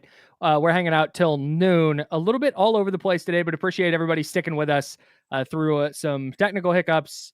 I am dealing with a little bit of an illness. I'm dealing with car troubles. And I was dealing with life right now. You're dealing with life. I'm trying to hold all these L's. Yeah, is really what's happening. I'm focused on hanging on to all the L's that have been. It's gonna be a time where you catch a bunch of W's. It's just we got to get through it. I know we're working on it. We're working on it right now. Hopefully we can catch a W in this segment. NFL season right around the corner. Some might view that as a W. Leezy asked in the chatty house. He said, "I've never been to a football game live." I have a take about this. I think NFL football in person, as a neutral observer, is the worst of the sports to attend in person. I've never done that, but that sounds right. I've always wanted to go to Levi and stuff, but those tickets are always expensive. So I've never been able to just be a neutral observer. We'll get you a credential, bro. What are we talking about? I don't like. Dude, it'll be great. We'll talk off air. We'll go have a whole day at Levi Stadium this year. But no, man. It's as a neutral observer, I could see if you're not a huge football fan. It's a lot of downtime. You're sitting at a stadium, and maybe you're super into that. But I just went as a neutral observer, mostly neutral observer, to like Yankees Red Sox. That was an experience. That was something that I would happily do again. Oh, I was living through you on that one. You were texting me. I was like, "Oh yeah, this is so sick." Aaron Boone just got thrown out right now. Like that's so awesome. We got to see that. The home run Aaron Judge hit to tie it in the ninth was the furthest ball I've ever seen hit in person. Oh, I bet he hit it so far. So Red Sox won 2-1 in 10. Rafi Devers, Giants legend, got walked to I think load the bases in the bottom of the 10th. Didn't get a chance to win it, but I enjoy being at baseball games as a neutral observer. I've been to basketball games where I've been to a ton of basketball games where I'm a neutral observer. I have a great time. Like Kings games, I want the Kings to win for you guys, but I don't live and die with them. I wouldn't pretend to live and die on every basket the way Kings fans do. So I'm for the most part a neutral observer. I have a blast at Golden One Center, dude. As a fan, as a media member, just I have such a great time going to games there. Love going to love basketball. If you asked me, Jesse, hey, do you want to go to Chargers Dolphins at SoFi? I'd go to hang out, but I wouldn't be like fired up. I'd be fired up for the pregame Modelo's. Yeah. But the actual game itself would be like, I'm probably checking fantasy scores. I'm probably It's a very slow experience watching the game live. But if it's your team, well, you're into it. Yeah, you are. But like I said, like as a neutral observer, I can only imagine. It's like it's just a lot of. It's just slow. It's slower.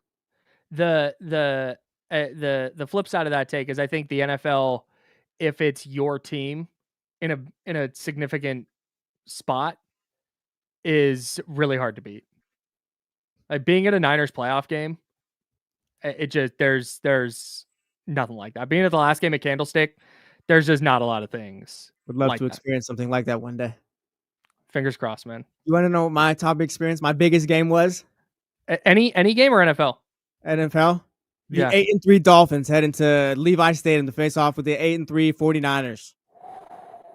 Trent Sherfield changed my life for 10 seconds. Oh and no! Jimmy Oh Garoppolo got hurt. no! And then Jimmy That's the Garoppolo Brock got hurt. game. And then Brock Purdy. That was the start. Oh no, dog. Honestly, I think that was the peak because after that, everyone just realized, hey, just put all these defenders in the middle, just drop some guys back like the 49ers did, and you can stop them. Yeah, D'Amico Ryans. It was never the same after that, I feel. Painted the blueprint. I agree. So the thing that's even worse about that is if you had gone 2 years earlier as the pandemic season, so I don't even think they had fans at all at Levi Stadium. But that was the one where the Dolphins won like 43-17. Oh, I came into I think board up the second half of that game. Oh, at hell the yeah. old building. Yeah. I remember yeah. that. Ryan Fitzpatrick lit him up, right? Was it Brian Allen? Yes. Yes. We just got cooked. Yes. The practice squad corner. Hey, I have a fun NFL game to play. All right, because I was listening to a podcast and they were talking about some older players. I want to know if these guys are Hall of Famers. And Chatty House, you can play along. You can also hit us up on the Oak Grove Kid Talk line, 916-909-1320, 916-909-1320. All right. Are these players Hall of Famers? Jesse has not had prior knowledge of this list. That's facts. I have no clue who's bringing up. Is Cooper Kupp a Hall of Famer? No. I agree. Cooper Kupp had 3 amazing seasons, I think, maybe 4, whatever you want to count it. He's been Super Bowl MVP. Yes, all that stuff. Been pretty hurt otherwise. There's just no longevity there. I agree with you. As one of much the as elite it pains of his me to generation, say, but he's just not a Hall of Famer. He's going to be one of those players that, if I'm lucky enough to have children, they'll ask me about, and I'll be like, he was so much better than his Football Reference page. Like, look at his peak years, and he was just so dominant, right? Is he the Terrell Davis of his possession for this generation? No, because Terrell Davis is a Hall of Famer. Like, oh, damn it. That's true. I'm going to ask that question again in 5 years if he comes on. I don't want to be disrespectful, but yeah, no, the fact that Terrell Davis is in the Hall of Fame really lowers the bar for Hall of Famers for me. Like, he had an unbelievable impact for like 2 years. It seems like if you were there, you understand type of thing. Exactly. I'm looking at Cooper Kupp. Go ahead. I can't explain Terrell Davis being in the Hall of Fame outside of like, bro, you should have seen him. Yeah. I'm looking at Cooper Kupp. Like, he's a one-time Pro Bowl, one-time All-Pro, Super Bowl, MVP, all that stuff. But yeah, you're not getting into Hall of Fame with that. All right. I know Terrell Davis has an MVP. He also played like 5 years. Like, sorry, man. Like, if we're going to talk about Cooper Kupp's longevity, it's circling right back to Terrell Davis. But Terrell Davis is in the Hall of Fame on that exact reason. Like, you had to be there. Real quick. We can get to the next person after this. How many 1,000-yard seasons do you think Cooper Kupp has in his career? 2. Okay, well, I guess you know these things. Yeah, fine. Yeah, he's only got 2. You can't get into the Hall of Fame with only 2 seasons like that. Yeah, no, you're right. I wasn't. I agree with you. What about we're gonna stick with that's a former Rams receiver. Cooper Kupp plays for the Seahawks now, by the way, everybody. Devontae Adams replaced Cooper Kupp with the Los Angeles Rams. Kind of wild. Is Devontae Adams a Hall of Famer? Yes, maybe. Why? He's been one of I think he's been one of the best receivers at his like top 3. I feel like at his peak, he was top 3 for a long time. And I don't know what his all-time numbers are. Like, this is all just off the top of our head. We're all just saying yes, no, or whatever off the top of our head. Yeah, we're just letting this fly. I think for him being as good as he was at his peak, I think I'm going to pull up his from Football Reference page right now. But I think for as good as he was, I think so. Yeah. He's 11 years in. 3-time All-Pro, 6-time Pro Bowler. My God, 1, 2, 3, 4, 5, 6,000-yard season. So many touchdowns. 6 years with double-digit touchdowns. My God. 3-time All-Pro, first team. 6-time Pro. Yeah, Devontae Adams going to He's Hall of Famer. All right. Devontae Adams, Hall of Famer. Stamp. Yeah, he's Hall of Famer. There we go. Matthew Stafford going? Yes, 1,000%. As soon as he got that Super Bowl with the Rams, he was locked in to go. He's good. I agree. No doubts at all. Very good. Gonna do some 49ers. Christian McCaffrey? No. It's a no for me. Christian McCaffrey for do the Cooper Kupp thing, but Christian McCaffrey. Yeah, he's elite talent, just does not have everything that you need, I think, to get into the Hall of Famer. As a running back, when you lose 3 seasons ostensibly to injury, it's really hard to make it up. And then you don't have a Super Bowl. You got an offensive player of the year, a couple offensive players of the year. That's big, but doesn't have an MVP. He's Hall of Fame talent, but it's just the accolades and the numbers just aren't there enough. I agree. And this is like today. Are they on a Hall of Fame trajectory? Let's stick with another running back, Derrick Henry. Yeah, he's Hall of Fame. Now. Derrick Henry might be first ballot. Yeah, I'm not even gonna argue right now. Yeah, he's Hall of Fame though. I think when you factor in era, the numbers and the workload that he has had he is one of one. Yeah, and the longevity and the consistency, he's ridiculous. I love talking about running backs in the past. You know this, like LTs, all those guys. Like he belongs in those type of conversations. I feel like he's not the best or anything like that, but he was as good as those guys. Like he would have fit in perfectly if he was playing in that era. I'm trying to be better about this. I have a hard time placing current players among the greats because nostalgia plays such a role in our sports fandom, right? Well, I feel like I'm one of those where it's I think from football from 2000 and from Brady to when he retired, just that generation of players, I think is the greatest of all time. Right. And Hall of Fame quarterbacks, I don't just on every team it felt like. And so that I have a hard time viewing because there's a reverence, especially the players you didn't get to see a lot of. There's just a reverence for them. They're mythical. Yeah.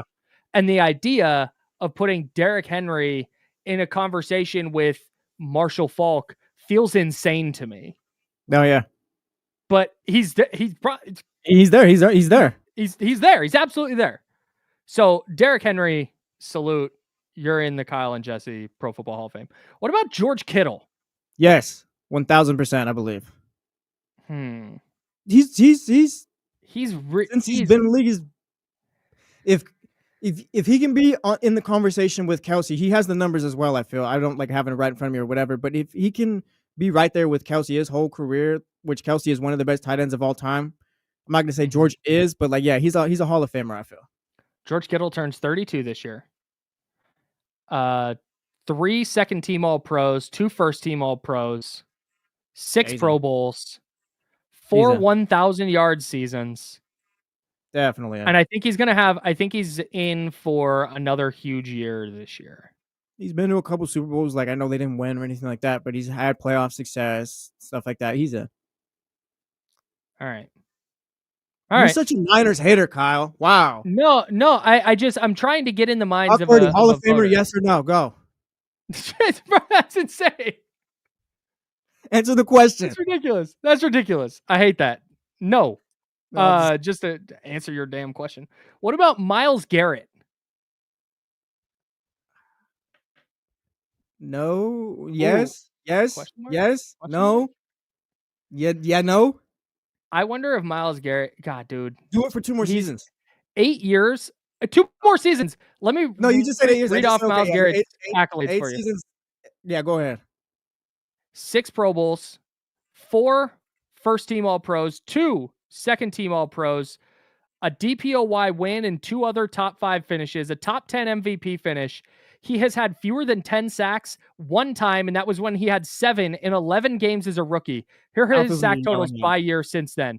13.5, 10, 12, 16, 16, 14, 14. He is 29 years old. Yes, he's in. He's just I think he's in. Amazing player, buried on bad team his whole career, I guess. Yeah. I think that's kind of why. I don't you think of Myles Garrett, yes, he's always just dominant during the regular season. There's just no moments, I guess, to think of. But that's not his fault. He's a Hall of Famer. Where do we think Myles Garrett ranks all time in sacks? I'm going to look this up because 102 is so many. Career sacks. He is, oh my God, there's so many guys with a lot of it. Myles Garrett at 102.5. He's tied for, he is 58th all time. But if he has another 10 this year, he'll be up to 37. And then if he has 10 after that, that's 20. He'll be top 30. And that's assuming he plays 2 more years and has 20 total sacks.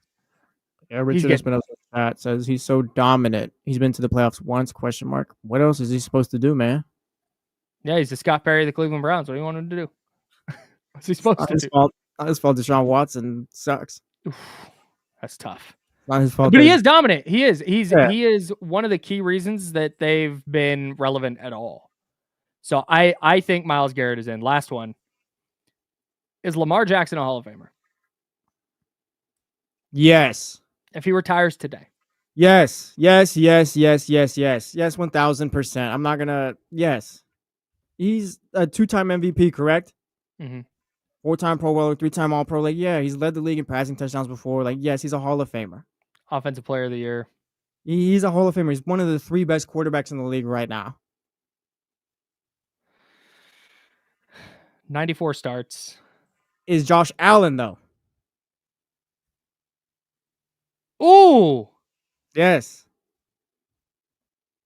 You think Josh Allen? If Josh Allen retired today, he gets voted into the Hall of Fame? No chance. I'm asking if you think he is. No. Okay, yeah, I don't think he is either. Lamar is a Hall of Famer right now. 2 MVPs stamps you. Yeah. All right. Josh Allen only 3. I don't mean be rude or whatever. He kicks my team ass all the time, but 3 Pro Bowls, only 1 MVP so far. So Josh is on his way though. Only 1 MVP. Yeah, he's a trajectory arrow up. Josh Allen will get there. Yeah, eventually, and it may not take long, and maybe in the next couple of years. What about, just while we're on this quarterback thing, Joe Burrow, your guy? No, not right now. Yeah, exactly. That's what I thought. Not even on the stinks. What do you? All right. I was even going to be nice, but that guy's not even on the trajectory right now. I don't think he's got. He's not on the trajectory, dude. He's definitely on the trajectory. Why do you hate Joe Burrow? He has no MVPs or anything like that right now. He'll get there. He's been really close on some not awesome Bengals teams. Oh, he's only made the Pro Bowl twice. That might be the thing. If Joe Burrow, I think Joe Burrow is going to go eventually, just because he's too good of a player. Yeah. I mean, he's career 68.6% completion rate is an all-time record. Led the league in passing yards last year. Led the league in touchdowns last year. Led the league in yards per game last year. Was comeback player of the year. I think if he stays healthy, he's been comeback player of the year twice. Yeah, that's nuts. If he can stay healthy, I think he gets on that trajectory. Because at some point, the only thing to me holding Joe Burrow back is mismanagement by the Bengals, by having things like Jamar Chase and T. Higgins contract extensions take forever, and now you got the Trey Hendrickson thing where he's your best defender, but you don't want to pay him. Okay, I don't. That's the thing that could hold Joe Burrow back. Like, that's never going to get better. Remember all the stuff? I mean, I was a kid or whatever, but like Carson Palmer was the same stuff with him. There was always issues with Carson Palmer and this and that when they had good players. TJ Hushmanzada and those guys. Like, the Bengals are just generationally cheap. I think, I used to their ways too. I used to work with a Bengals fan who said their owner would rather go 8-8 and break even financially than go 10-7, make the playoffs, and lose some money. Yeah, it sounds right. Like, and that's just super how they operate. Does Joe Burrow play his entire career with the Bengals? I'm going to say no. I think that Bengals stink is going to get to him, and he's going to want out eventually. Like, they paid Jamar Chase, and they got Higgins there and all that, but it's just, like you said, where they're doing this whole thing with Hendrickson, and your defense was god-awful last year, and you're still fighting with him now. Like, you need players like that. It seems to be trending that way. If they make the playoffs, I don't think he does, but if it's another couple of years like last year where they're averaging 47 points a game and missing the playoffs, like the Bengals last year finished 9-8 and scored 27.8 a game while giving up 25.5. Yeah, they were fighting for their life every game. That's so crazy. Somebody asked DeAndre Hopkins. That's a great one by Jacob G in the chat. Is DeAndre Hopkins a Hall of Famer today? Yes. I think I agree. I think. DeAndre Hopkins has been really good for a long time Yeah. and is now super washed. 5-time Pro Bowler, 3-time All-Pro. Yeah. He's got more all-time yards than more yards all-time than Devontae Adams. I think checking it. So yeah, I'd go DeAndre Hopkins. All right.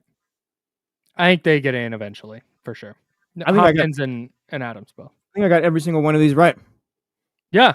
We'll revisit. Cut this. We'll revisit it in 15 years or whatever when these guys start to be Hall of Fame eligible. Yeah, we'll remember this. We'll see if we get it right. All right. Now we're going to see if we can get the handoff right. One of D-Lo or KC. I think it'll be KC. It was D-Lo yesterday, so I think it'll be KC. Joining us for the handoff, we'll talk some Kings offseason. Are we cool with 2 years, 2 gap years to get financially free in 2027? Is that the right way for the Kings and Scott Perry to rebuild this thing? We'll talk about that with Kenny Caraway of D-Lo and KC on the handoff coming up next. This is The Insider, sponsored by Jiffy Lube. Jesse Tapia in for James Ham. I'm Kyle Madsen, and we're on ESPN 1320 Sacramento Sports Center. Marshawn Lynch, definitely a Hall of Famer. Definitely, huh? Yeah. I would have said no. I think he made such an imprint on the league. It would be a blight to not have him in.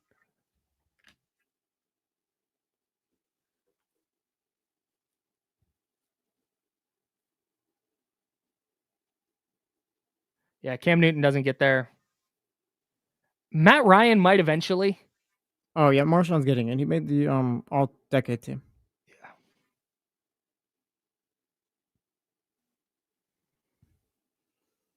Polo. Le'Veon Bell and Antonio Brown are not getting into the Hall of Fame, guys. Sorry. We'll never hear those ones. Nope. If Antonio Brown didn't go crazy, maybe, but yeah, Terrell Owens got held out of the Hall of Fame for years because of his off-field stuff. Which was just like nothing. He was just compared to Bell and Brown. Yeah. Frank Gore's going in. Frank Gore's going in for sure. Miami Dolphins, great. Yeah, Tony Romo's a Hall of Famer for sure. You froze, so I can't tell. I couldn't see your facial expression. Are you being for sure? Like for serious? Are you being serious? Mm-hmm. Tony Romo's a Hall of Famer. I think, let me back this up, because this is the conversation I always have with people about Draymond Green. Whether you like it or not, Draymond Green is going to be in the Hall of Fame. Now, if you think he's a Hall of Famer, that could be a different conversation. But I think Tony Romo is going to the Hall of Fame, even if you don't think that he should. I think if Tony, like Draymond Green, like contributed to championships at least. Tony Romo, 4-time Pro Bowler, and he's got that fumble clip against the Seahawks. I don't think he's getting there. He's not. No chance. I think he does. No. He's gonna get in. He's gonna get in 2047. If he gets in, that's he's gonna get in. Damian Barling is voting for him, and his vote only matters. He's gonna get in at 2047, and he is going to get in as a broadcaster. And I'm gonna text you and be relentless about it. I'm gonna be. If he gets in as a player, I will make it my life's work to just protest the Hall of Fame forever. Like, babe, I'm quitting my job. I'm going to Canton. Yeah, Eric Escobar said it, man. Being on the Cowboys is automatic 10 points for the Hall of Fame. Totally agree. Man. Yeah, Frank Gore definitely is. With a big shout out to Roger Craig, it's Frank. Finished 3rd all time in rushing yards, man. Yeah, people hate on Frank for that.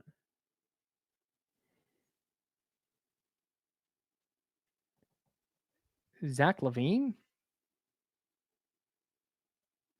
Zach Wilson, Zach LaVine. Impacting winning, first of all. Being a player that shows up in big spots would be a good one. Nice. I don't care when you dropped 40 against the goddamn Hornets.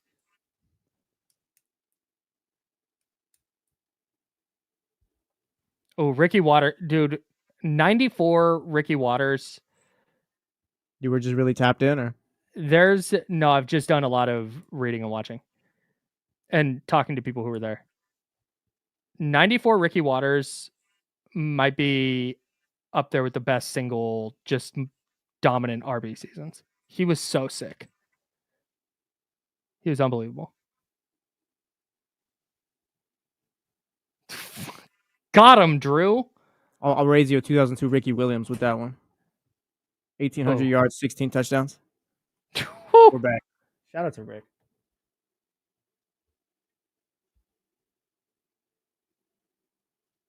Now, back to the Insiders, brought to you by Jiffy Lube on ESPN 1320.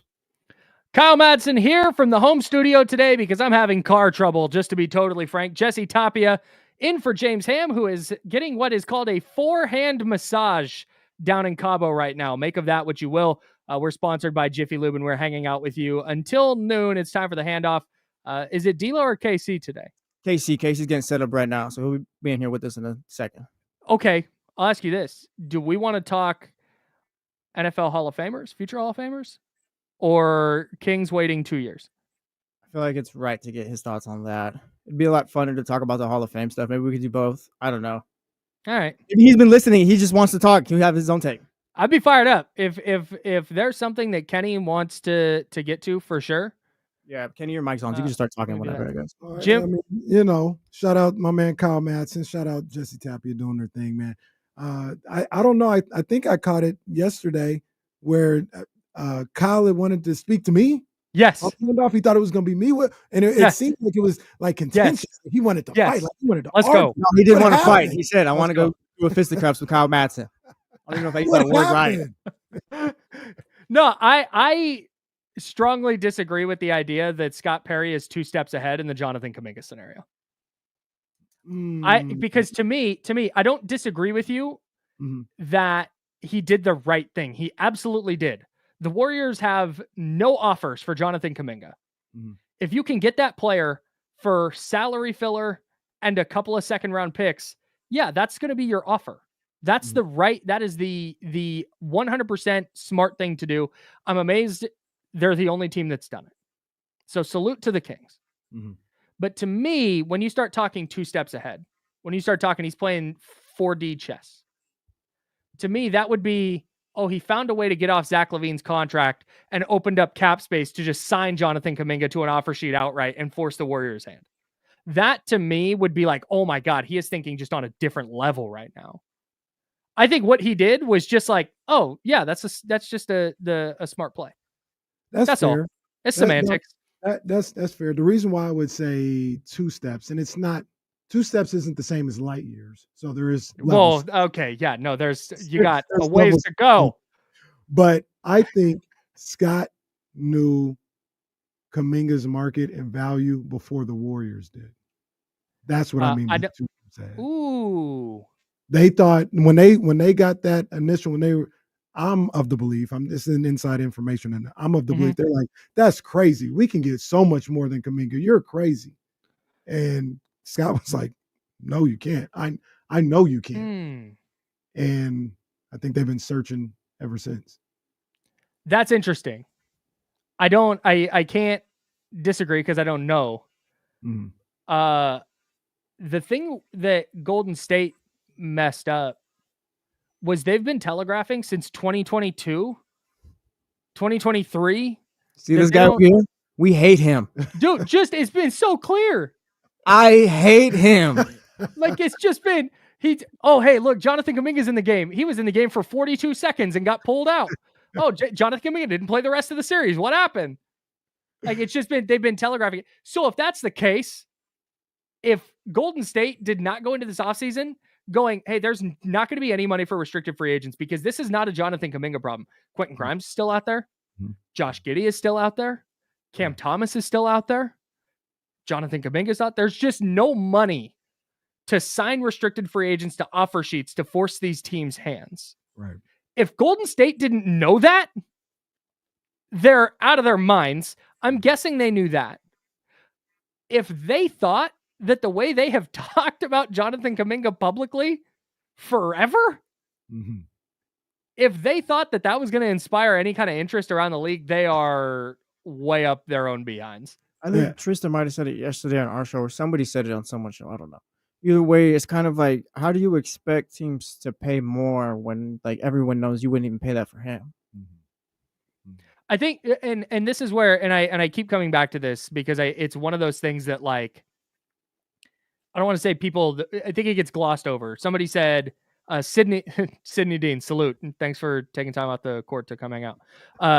He said, I'd ask the Warriors, what other offers have you received? Why try to outbid yourself? Because the Warriors can just sign him. I know they don't want to, but you're trying to put together an offer that the Warriors will go, okay, we'd rather do that than sign him to a short-term deal. Because on January 15th, they can trade him for without the base year compensation in the way.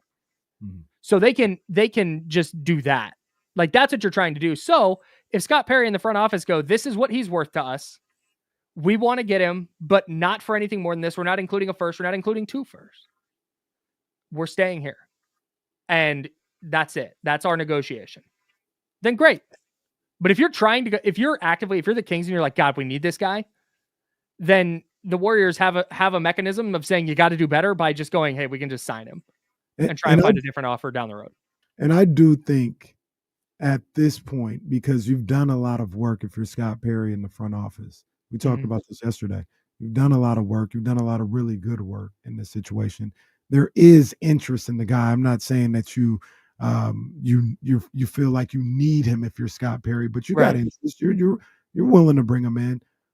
I say get the deal done at this point. Don't be we're not moving off of 2 second rounders or we'll walk away. Like, hey, first of all, I think part of a good negotiator and a good person that and not saying that Scott Perry doesn't know this or isn't this already, is you don't want to embarrass the Warriors, right? Like, you don't want to make them feel like they just embarrassed us and we'll never do deals with them again. Make them feel good. Make them say, you know what? Hey, look, that was our offer. You're right. He is worth a little bit more. How about this Minnesota first rounder, man? You know what I'm saying? We'll give you a first rounder, plus you'll be able to go back and tell people you got a lottery pick and the first round. Let's do that. But like, finish the job off. I don't think you should be so rigid and so demanding in your stance that you actually blow the deal if you have a real opportunity to close it out. I actually just got a text message from Scott Perry. I've been relieved of my duties as exclusive confidant. Kenny, you're in. You lasted longer than I did. Yeah. To be honest, I want in. This is great. That's my boy. You know, New York, bred and born. You know what I'm saying? Shout out to my boy Scott Perry. So ESPN's headline right now. Scott Perry hires local ESPN radio host to be his advisor. All right, so it's you. I made this joke yesterday, but I'm going to do it again. It's you, Vivek, Scott, Vladdy. Who's our other guy? Alvin Gentry and Jeremy Lamb. You guys are hanging out, talking ball. What do we do about Jonathan Kuminga? Are you giving up 1 first-round pick? Are you doing that deal? Security, get Jeremy out of here. What is he doing here? Get him out. That's first and foremost. Okay, perfect. All right. We're doing Dungeons and Dragons style. Okay, let's see. I rolled. Okay, Jeremy Lamb has been escorted from the building. I'm just here to run routes with Vivek. That's it. That's it. Are you doing 1 first-round pick? I'm doing 1 first-round pick. Are you doing 2 first-round picks? No, because Devin Carter's involved. And he's essentially a first-rounder on, the very least, a rookie deal. So, no, I'm not giving you 2. Devin Carter could be like a good NBA player. I just feel like he just got drafted to a spot where it's just not going to work. It's just there's no fit here. Yeah. Like he was not supposed to be what they drafted last year. Not because of him, but just more so that's not what they needed. Mm-hmm. They needed someone to step in immediately. He wasn't able to do that for them. And then now you look, and it's just a bunch of guards here. Like, yeah, he could be good somewhere else. It's just, there's no spot here for him, I feel. I agree. To me, the Devin Carter thing and the reason people go, it's an embarrassing offer is because I agree with you. I think Devin Carter is going to be a good NBA player, but I think he's a maybe better version of this. But Gary Payton II is always the player I kind of go to, where he's going to be hella disruptive defensively, going to grab some rebounds, going to have some putbacks, going to do the scrappy things. Whereas Jonathan Kuminga is viewed as this potential like all NBA caliber talent. So when you're ostensibly swapping those two things for, hey, you know what, this guy kind of looks like a good role player, like effective player versus a potential all-star. Right. I think that's where the wires kind of get crossed. But when you're Golden State and you've made it clear that like, hey, this guy's not going to be an all-star, it's really difficult to be like, hey, give us Keegan. You can't. You've made it really clear what you think about this player. I said, somebody asked yesterday, at your best, what do you think Devin Carter is? At his best, excuse me, what do you think Devin Carter is? And I said, at his best, Alex Caruso. Like, I think he has those defensive capabilities. Yep. And if he reached the zenith of what he could be, the height of what he could be, Alex Caruso, a guy who's athletic, who can give you some like, oh, that was a nice little offensive play, give you 15 points here and there every now and then. But his true strength is his perimeter defense and being able to do that at a high level. I think at his best, Devin Carter can be that. Do I think he's going to reach that? I don't know, but yes, Mike Dunleavy Jr. He will. Matter of fact, he's gonna. You want to win another championship? You need a Caruso type. That's your Caruso type. And this is why Kenny's been hired as Scott Perry's closest confidant, because hey, you got to make the call to Mike and let him know what's going on out there in Golden State. Somebody said, "What about who said this?" They said, "What about?" Oh, here we go. Lotus Prime said, "What about Kuminga says All NBA?" It's the fact that he came in cold off the bench in the playoffs against a really good defensive team and averaged like 28 a night on pretty efficient shooting. He gets to the line a lot. He's had flashes of being an awesome defender where he's like one-on-one against Jason Tatum and doing a good job. There's like the tools are there. He's like got all the size, athleticism, like it's all there. So again, do I think he's ever going to put it together? Like, probably not. But that's I think what you're betting on if you're acquiring him. Scott Perry, go ahead and do that deal if you're able to. If you're able to, I don't know how close it actually is. Yeah, they got there. Is he's the best? But it's exactly what you need right now. I know, man. I know we only got like 30 seconds, but forget this year. We're talking 2027, right? That's what James Ham said today. They're circling 2027. By 2027, is Jonathan Kuminga the most talented player you can go get? Probably. Realistically, yeah. Hell yeah. If he develops as well. That's what I'm saying. Get the go do it. Yeah, do it college. Make it a first. I know I'm not Kenny. You got to tell him because I got fired. But you tell Scott as his new closest confidant. All right. First and a second, Sarge and Carter. Let's go. There you go. Make it happen. It's easy work. That's Kenny Caraway. D'Lo and Casey coming up next. Shout out to Jesse Tapia filling in for James Ham. And shout out to James Ham, who joined the show live from Cabo. If you haven't watched that yet, scroll back on YouTube to like 10:20. That's when James Ham was on. Dropped a ton of info on Kuminga, on where the Kings are at with that, where the Kings are at with this offseason. Go check that out and then tap in with D'Lo and KC. Of course, they're taking you up to 4 o'clock on ESPN 1320, Sacramento Sports Leader. This has been The Insider, sponsored by Jiffy Lube. Until tomorrow at 10 a.m., drink water, be nice to people. See you. All right, let's go. It's so funny that the light years thing happened and then the light years was James Wiseman. Hey, speaking of old Sac State stuff, I don't know if they still do this, but that whole time we were reminiscing on Sac State, I had a Safe Rides pen. What is that? It was like Lyft before Lyft. If you were out, student groups would volunteer for Safe Rides. So if you were out and you needed a ride home, this student group that would hang out in the Safe Rides office, you'd call this number, pick it up, and be like, "Hey, I'm at Bar West. Yeah, can you come pick up me and my friends?" They're like, "Yep." And you head down there, and you're basically a free lift. They should still have that. That's a great idea. I would imagine they do, because it's a really, really cool service. Hell yeah, dude. Hell yeah. Okay, I'm gonna go try and catch one W today, guys. You got this. I'm trying to catch one win. All right, you got this, big dog. Appreciate y'all. We'll see you guys.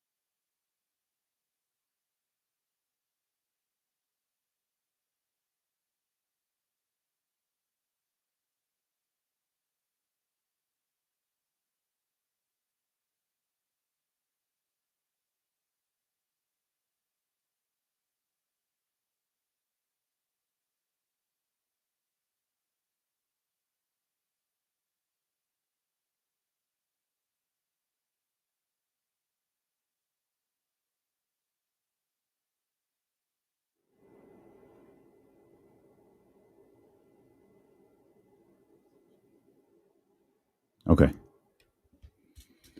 All right.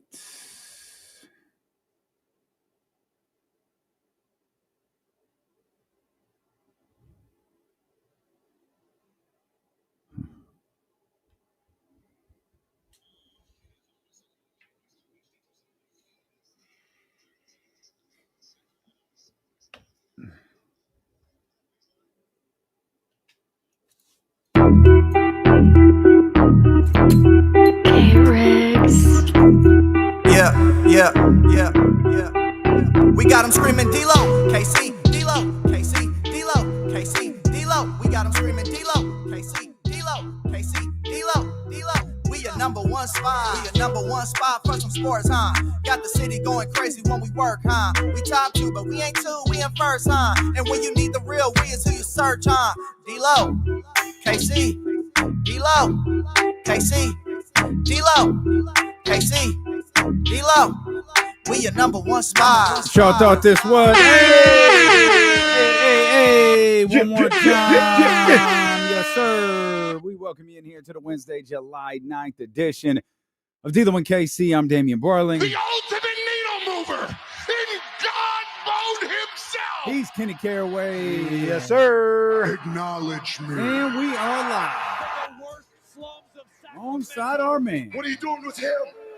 That's our guy right there. Yeah, man. Man, let me tell you something, D-Lo and KC. We back in business, boy. Hey, we told y'all 2 weeks ago, man, you know what we need to do? We need to do a wine tasting event. Mm-hmm. And I'll be damned if old Dusty Baker ain't called Come on, man. and say, The legend. The I GOAT. heard you brothers wanted to do a wine tasting event. Yeah. It just so happens I'm looking to partner with a couple brothers like you. Come on, man. D-Lo and KC are in business with Dusty Baker. Come on, man. And Baker Family Wines. Come on, man. Don't Yes, play sir. Yes, sir. Baker Family Wines, man. They got some good stuff over there, man. Get used to seeing the bottles back behind your boys here live in the studio, man. We got this 2022 Pinot. We got the 755 right here. This is the one I cannot wait to open. This is the 755 with the blessings of one of the greatest of all time. Hammer and Hank, come on now. 2021 cab right here. This is my bag. Them cabs is where I go. Them bold reds. Yeah. Well, Yeah. y'all know what it is. And then we'll go over here. Man, we got the whites. Man, we in good shape over here. We back in business. The bottles are back with D-Lo and KC, Come on baby. now. Baker Family Wines. We're about to do this like LeBron and Steve Nash, man. They out there. Man. We're going to be in the cellar. Hey, We're going watch. to be in the cellar. Y'all just watch. The bottles are back. Yes, sir. The bottles are back, man. We working on the first event right now. We don't know if it's going to be in August or September, but we working on the first event over in West Sacramento at Baker Family Wine. Shout out Dusty Baker. Shout out Chick. Shout out to the whole crew over there, man. We went and spent some time out there a couple of weeks ago. Absolutely amazing place. The vibes are immaculate over there. Amazing place, amazing wine, and we cannot wait to open these up and share them with you. You can get them at Select Nuggets. There's a couple of places around town you can get them, but we're gonna cook, boy. It's gonna be a good time. Like I said, I'm gonna be out there. I'm gonna be in my backyard. Yeah. Like Bron. Just throw it around in the cup, do a little taste. Yeah, some good stuff. I've never seen anyone. Where you been at? That's what you do. You tasted it. Okay. As everyone in the chatty house already knows, Stephen Brown says, I love the whites deeply. So we'll make sure. Hey, Stephen Brown, you got to pull up. You got to come through to this one, big dog. You gotta pull up on us, man. I think I like them both. I think I am a little bit more partial to white wines, but I'd go with a good red wine too. You was careful with the way you phrased that, wasn't you? I'm a little white wine. I'm a little more partial to the red, as everybody knows by now. Yeah, these are where it's at, man. I cannot wait. Well, Baker Family Wine, so far with everything I've had, I'll drink them all. It don't matter. Yeah, facts. Nah, for real. We did a full on tasting event, and we told Dusty, hey, we on board, man. Let's cook. Sir. Let's yes, cook. sir. So yeah, man, I'm super excited about that. Baker Family Wines right here in West Sacramento, man. West Sac, man. A lot of people weren't even familiar that was going on. I'm telling you, the vibes are immaculate over there. It's a great place to hang out, sip on some wine while you watch a game. That's where I saw my boy Maxime Reynaud. That's where I saw him drafted. Yeah. I was like, okay, let me see what's going on over here. Having a little cup. Yeah, it was good to go. A little glass. Chippendale right here. Oh, yeah. Come on, man. Oh, I cannot wait to crack these open. Good thing John gave all of these to me. He didn't say, hey, man, these are both for you. He just said, man. There's going to be some furniture moving around here if I don't get my bottles. Hold up, man. I just realized. Hey. Now we talking right there. Now we talking right there. I like the way that looks. Hey, John, if you're listening, we're going to need another box. Yeah, I need some more of that right there. No, I just realized something. Oh, John, this ain't going to work. These are all different wines. Oh, I thought these were like, hey, a mix of the white, mix of the red. Yeah. You guys, these are all different wines. Yeah. Come on, man. I need that. Run it. I need mine. John, John, we're gonna need one more box, bro. Run it. We're gonna need one more box. Man, because you got that rosé right there. Now we talking. Yeah, got now that we Pinot talking. Noir rosé. I think that actually might be my favorite. Okay. I think that actually might be where I live. Okay. Yeah. I'm with that. Here we'll call it even, and we'll make these the bottles for the studio. For sure. Until the rest of them come. Sure. Otherwise, you just have to fight me for them, man. I don't know what to tell you. Gonna be some furniture moving, man. I need some of that Baker Family wine, man. Come on now. I'll send you with the whites. I'm taking home the reds. I guess we'll fight over the pink. We'll fight over the rosé. I don't think we tried this one. We didn't try that. But I already know when I say, I don't really have a favorite. Baseball stitch on it. I think that's usually my favorite. The rosé, I think that's usually my favorite. Yeah. Shout out Dusty Baker, man. What a privilege. Come on, man. The legend. What a privilege it is for us to be in business with a Hall of Fame player, Hall of Fame manager, Hall of Fame person, the caliber Sacramento's of Dusty own. Baker. Yeah, man. Sacramento's own Dusty Baker, man. He with us, baby. Yes, indeed. He is with us, and we're happy that you are. Speaking of Dusty Baker, man, what a night it was for the San Francisco Giants last night. When I say Vamos Gigantes, man, I mean Vamos Gigantes. The city was jumping last night between the Weekend rocking Levi Stadium and Patrick Bailey rocking Oracle Park. My goodness, my favorite part of that wasn't just the Giants winning, wasn't just the incredible way that it happened. Mm-hmm. The pop from that crowd when they realized what was happening. Woo! Like pop, and then it escalated. Yeah. And this is where, hey, credit to Bailey, to the third base coach, credit to everyone involved, because you're not making the decision to go home at third. Mm-hmm. You're making the decision about halfway to second. Yeah. And you can tell by the way Bailey was moving, that decision was made. And he's getting the go. And man, that was beautiful. Once that ball hit the top of the wall and ricocheted the way he did, it was go time. It was, first of all, obviously, it was a bomb. I think it went about 417. It went about as far as it could go without going out. Goodness. Basically at the top of the wall, right? Yeah. And credit to Bailey. Because he heard the pop, he hit the he swung. He was running out of the box, and he watched it for a second, and then he took off. Mm-hmm. Like he went from 0 to 60 like Casey's car, and absolutely took off. And then again, you can see when he rounded first, everybody knew what they were doing, mm-hmm. and he carried that bad boy all the way home. Man, what a finish for the Giants! That was. I can't say I've never seen that before, because we literally seen it from my boy Angel Bagan, but that was an all-timer. That was an all-time finish. Yeah, 2013. And I've been trying to think all day about which one was better. Don't make me choose. Don't make. Oh, you don't have to do that. I watched them both this morning. They're good. That one was choose your favorite kid right now. That one was epic. But last night, watching that game, and I was here while we were doing the KSFM show. You know me, I'm like Doug Christie. I'm like Scott Perry. I'm thinking about, like, dang, how can we get this done? And I'm watching Dodgers Brewers, and I see the Brewers take the lead. So I'm sorry, just for a second. Did you just say I'm just like the Kings general manager and just like their head coach? Yeah, I'm thinking I'm not like the rest of the Kings Twitter. It says we stink. We're horrible. Oh, like, all right, this is what we are. Ultimate Warrior reincarnated Like, right there. what was Ultimate Warrior King's Twitter? He came back as a Kings fan. What the hell is going on? I'm trying to figure out how can we do this. So I say all that to say I'm watching Brewers, Dodgers. Yeah. And Brewers take the lead. That boy, hey, the Miz, the Maz, whatever. Hey, Yeah. Boy, nasty. They got it. The Dodgers got a dose of him last night. Him and Ohtani had 2 epic matchups. Ohtani got him the first. Yeah, one, I was gonna and say then they had a crazy one in the second at bat. When you say get this done, you're talking about catch the division. Yeah, Is that what you mean? I'm looking at that division still. I know it was a long shot. They were 9 back, I think, as far as a week ago, and they had a good weekend. Dodgers had a bad weekend. Got a little closer, and so I say all that to say, Brewers win the game. Mm-hmm. I'm like, all right, well, you win this one, you can get 5 back. I joined the Giants game already in progress. They have 1-0. They tied a game. Phillies tied a game up, and when Kyle Schwarber hit that 2-out 0-2 bomb in the McCovey Cove, I said 2-run home run. I said, oh man, it was deflating. And it's like, man, this was an opportunity, man, y'all had. And they couldn't get nothing done in the bottom of the 8th. And then you get that situation where got 2 on, Patrick Bailey up, who struggled a lot.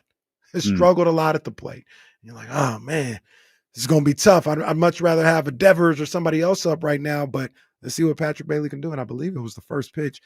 Just destroys it to triple alley.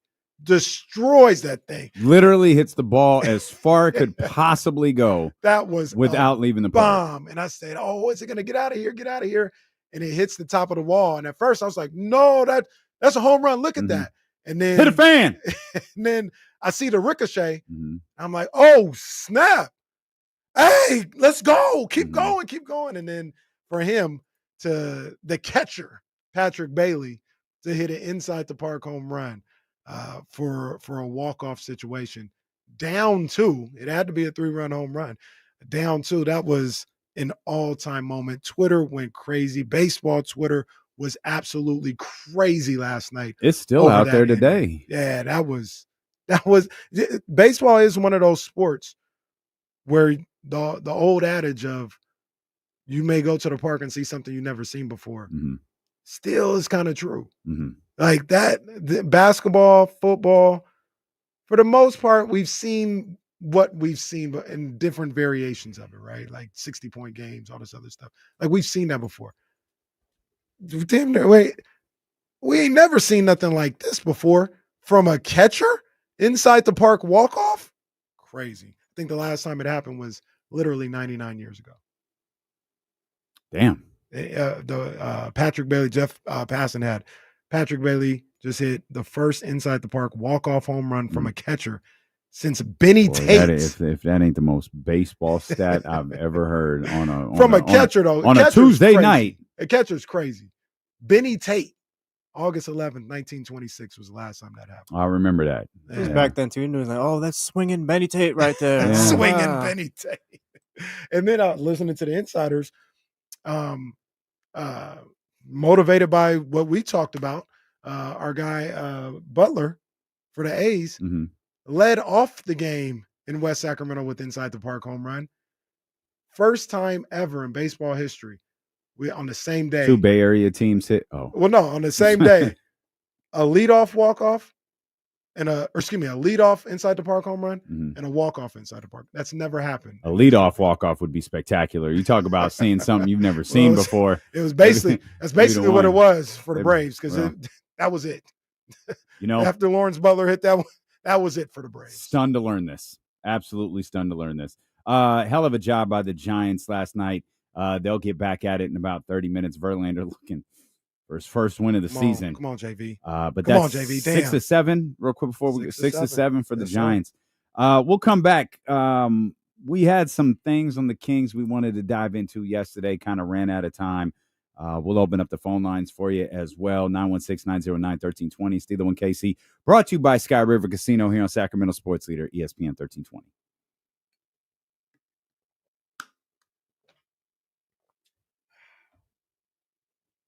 thing about Sutter Health Park is that someone is losing 11-0 that day or something like that. Runs will be scored. Yeah.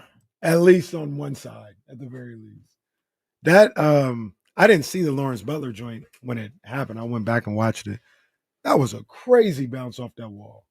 That was You want his second home run or the inside the park the one? inside the park. Oh, I got you. Yeah. That was crazy. He hit one. I'm pretty sure he hit 2 yesterday, right? Yeah. So I was watching the game when he hit the second one or whatever, and I don't know what it is about that ballpark, but he hits it, and it's like the ball just like seems like it's gonna be a pop up or whatever. Just the ball just carries and carries and carries. Yeah, just takes off. Willie Adames' home run the other day that I was there for. It looked like he hit it good, but I wasn't necessarily sure it was a home run. Then it got in the air and it just goes. Was it hot yesterday? it's hottish. Yeah. Nobody melted at second base. No. Thankfully. It's gonna be hot the rest of the week. Oh, what time do they play on? What time do they play? What time they play on Thursday? Is it a day game? They're gonna melt. Let me see. Hold on. Let me see what Thursday is, because Thursday might be one of them days. Play at 6 o'clock. Oh yeah, that'll be okay. That'll be okay. What about the players? Well, without Sunday, Sunday's on 105. 105 on Sunday? No, 105 start. Oh. But it's 98 out here in Roseville on Sunday. Poor guys. Let's see what Sacramento has. 96 on Sunday. 105 start. I think this is one of them first times we haven't one of them issues. About to be hot out there. I wouldn't be sitting in the I hope Luis Severino pitches that day. Oh, damn, he's scheduled to go on Friday. Damn.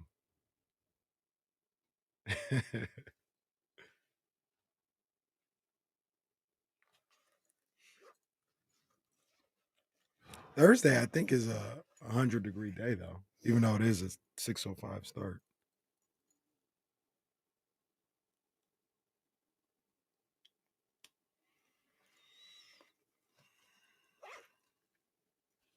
Young Sav, people have been throwing around that word since last night about this being a special year. I don't know. It's a good year. I don't know about special. I don't think you're gonna get Verlander to wake up either. I don't think so either. Might just need to take him out with Danny Ainge. Yeah, I don't think Verlander got it. I don't think he got it no more. And he shouldn't. The guy's, I think, His debut 38 years old. 2005. He's one of the greatest pitchers of all time. Yeah. At some point it ends. It's okay. He's still an all-timer. It's supposed to be 103 on Thursday? Oh, snap. Damn. It's got to be at least 91 for first pitch. Actually, maybe a little hotter than that because it's a 6:05 start. Oh, jeez. Goodness.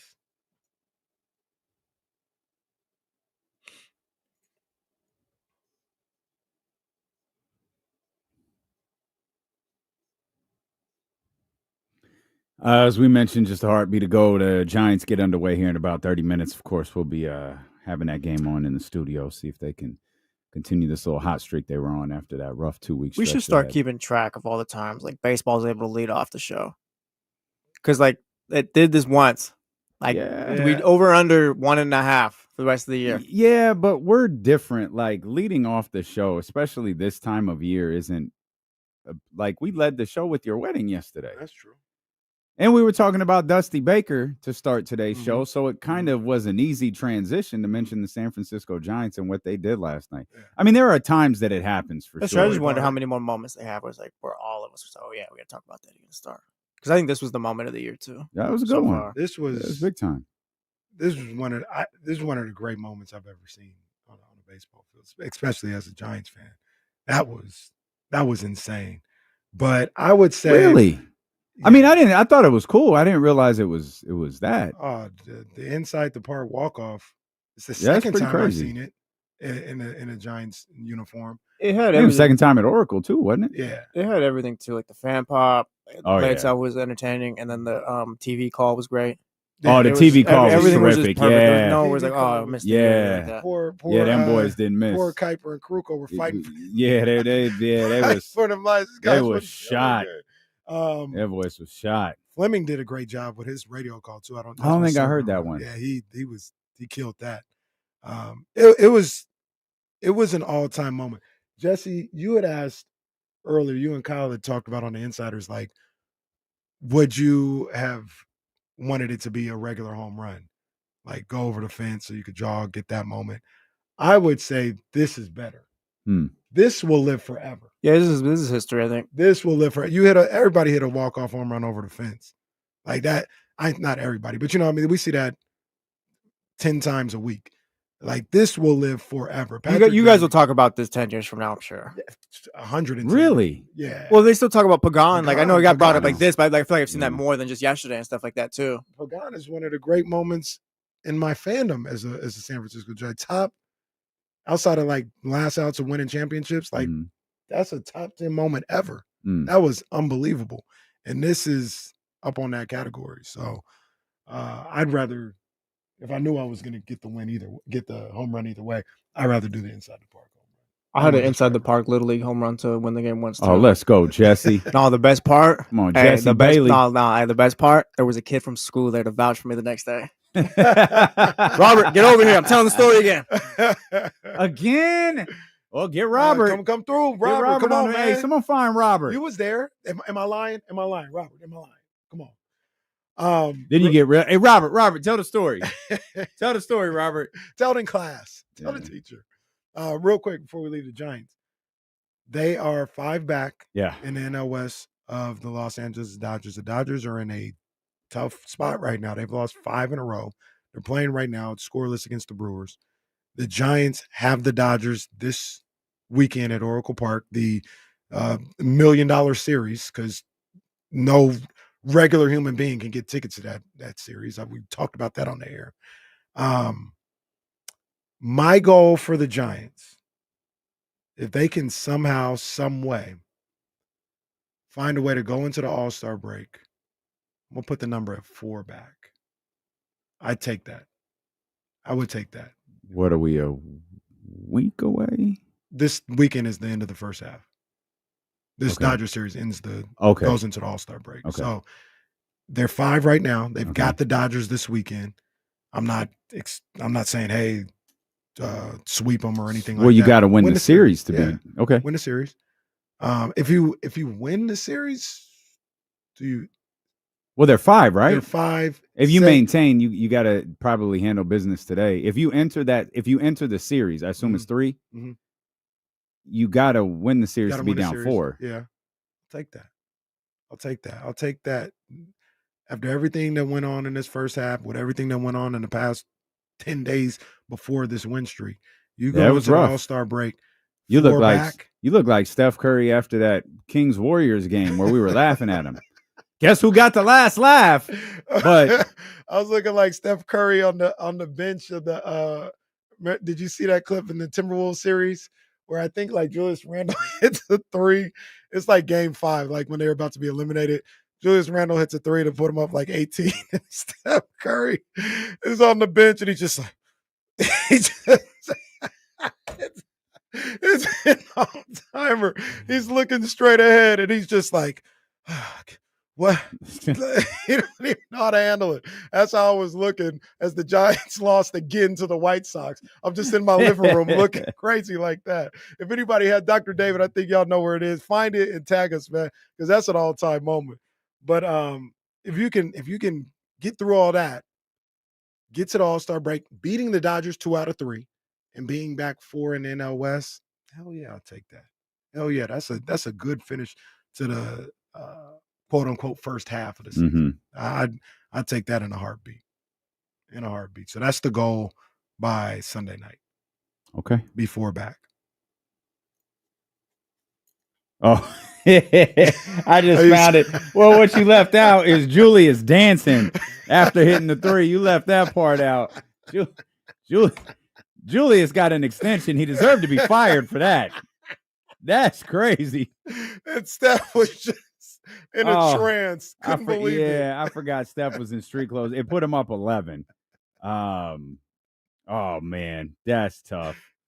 That's tough. Julia's out there dancing. Steph distraught. That's OKC.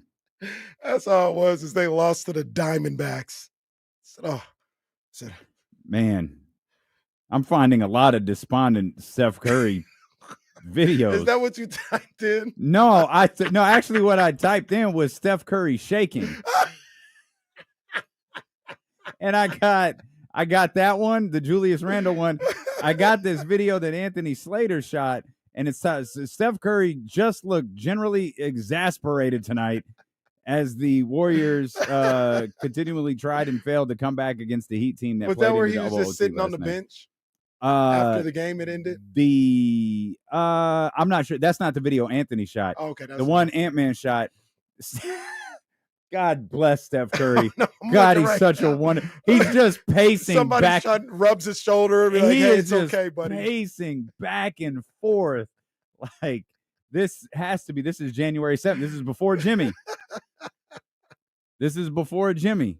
So oh God, that man was fed up. Oh my gosh.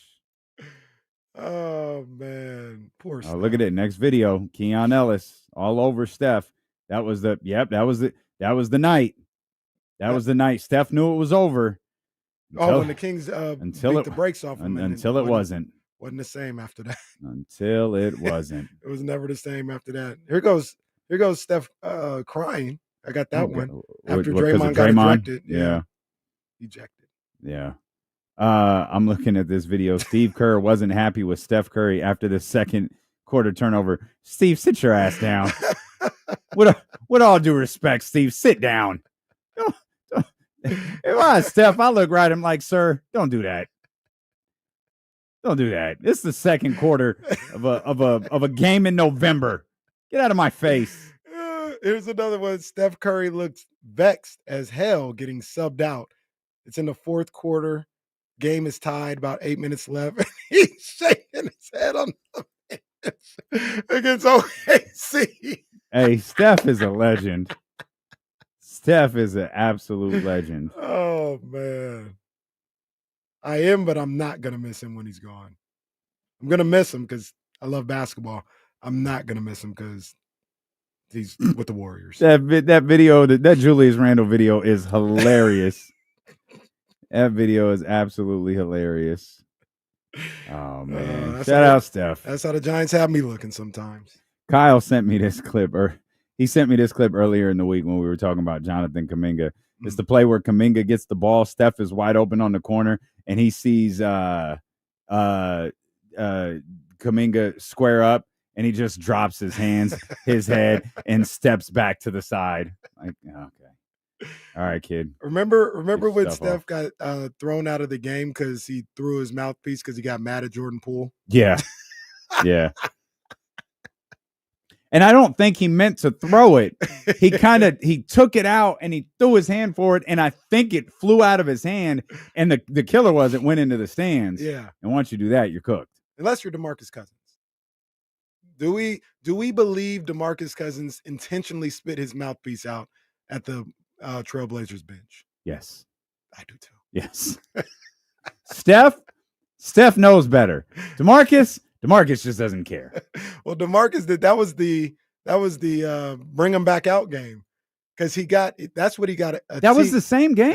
That's what he got thrown out for because the ref thought he spit his mouthpiece out, and it was like after an and one, after like a bucket from DeMarcus, and he got like 55 or something like that, and he spit his mouthpiece out, and the ref was like, "Oh, you spit it out, like you're out of here or whatever." And then they went to the monitor, and he's like, "I didn't. I was just talking. It fell out." Da, da, da, da, da. He runs out or whatever, and they review it, and they determine that it was an accident. I can't remember. And they brought him back. I can't remember what he said, but Scott Moak said something like, "Can somebody go find DeMarcus Cousins?" And the way he did it was just, I was like, "Oh, this is perfect." Then he comes out with a pop like the Ultimate Warrior guy at WrestleMania 8. That was great. That's DeMarcus Cousins music. That's arguably That's probably the most iconic moment in bad Kings history. That DeMarcus Cousins, it's getting ridiculous. Yeah. And he had 55 that night? Yeah, 55, 56, something like that. Man. And an overtime win. Soren says, is that what it was? Go get Boogie. We might have to pull that clip up. That was just absolutely iconic. Because DeMarcus runs off the court like Red and Friday. And Rudy Gay and them were like, yo, what's wrong with dude? So then they review it and they bring him back out there and he jogs back out and they're like, get him back out here. That was an all-timer. But yes, DeMarcus. Was that against Minnesota? Who was that against? Portland. DeMarcus absolutely, in my opinion, spit his mouthpiece out in front of the Blazers bench on purpose. Now that we're far away removed from that, he probably should have been tossed. If that's if we ever get that DeMarcus Cousins interview, that's the first question. So you spit the mouthpiece out, right, bro? Like, if that's an automatic ejection, then yeah, which I don't know if it should be or not, but if it is, yeah, he probably should have been ejected. But this moment was a lot better than the end of that story being him being ejected, him having to come back out, and then that was the same night of it's getting ridiculous. Yeah, right. That's what I mean. Like, name a more iconic moment of bad era Kings basketball than that one. I can't. Oh man. I mean, at the very least, it's top 5. The other one might be Tyreek hitting the half-court shot. The 30-something point comeback from Chicago. Mm-hmm. Yep. Yeah, that was okay. I'm out of moments at this point. Oh, yeah, there are a lot. I want to see how much I can skip. This is highlights of the whole. Like this is all DeMarcus. 55 points, 13 rebounds. Beat up Miles Leonard that night. Oh, hold on. I got to see. Does this have all your? Oh God, there's that voice. there's that guy. Well, let's give old boy some run. Nobody heard his voice on the radio. Oh God. Nobody heard this dude's voice in this market for 5 years. Let's go. Oh, shoot. I messed up. Oh, Rob Stark says Omri going 3 for 3 for Steph. That was a moment. That was exciting. Second quarter, I think the Kings probably lost by 20. But that was that's the case with most of these, except the DeMarcus one. The DeMarcus one, they actually won. There he is. Okay, I'm leaving the audio up because I actually want to hear it. You guys are active all night long. All right, now Cousins. So this has got to be around the point that he called. DeMarcus Cousins is on fire. Yeah, that was late fourth right here. Yeah. Oh, that's all his points. I got yeah. That was against Miles Plumlee or Mason Plumlee, I think. Oh, that's a foul. Oh no, this is it right here. This is it. Here it is. So there's the and one. There's it's thrown out. So hang on. Feeling that should have been a technical on Cousins for look at that one. Brad Napier calling for the technical. What a rat. What a clown. Rewind that rat. You gotta be kidding me. This dude. You hear this idiot? What a snitch. Feeling that should have been a technical on Cousins for yelling and the mouthpiece comes flying out, but I don't think so. Terry Stotts was yelling at the official. He thought it should have been a technical immediately. And so that's his second technical of the game. He didn't even care. The Blazers bench, his mouthpiece came flying out. And the technical. Listen to that crowd. Yeah, I don't think that's a technical. And now it's not a technical. Switch up. Listen to that pop. I've never seen this in all my 29 years of announcing NBA basketball. I've never seen this. Never.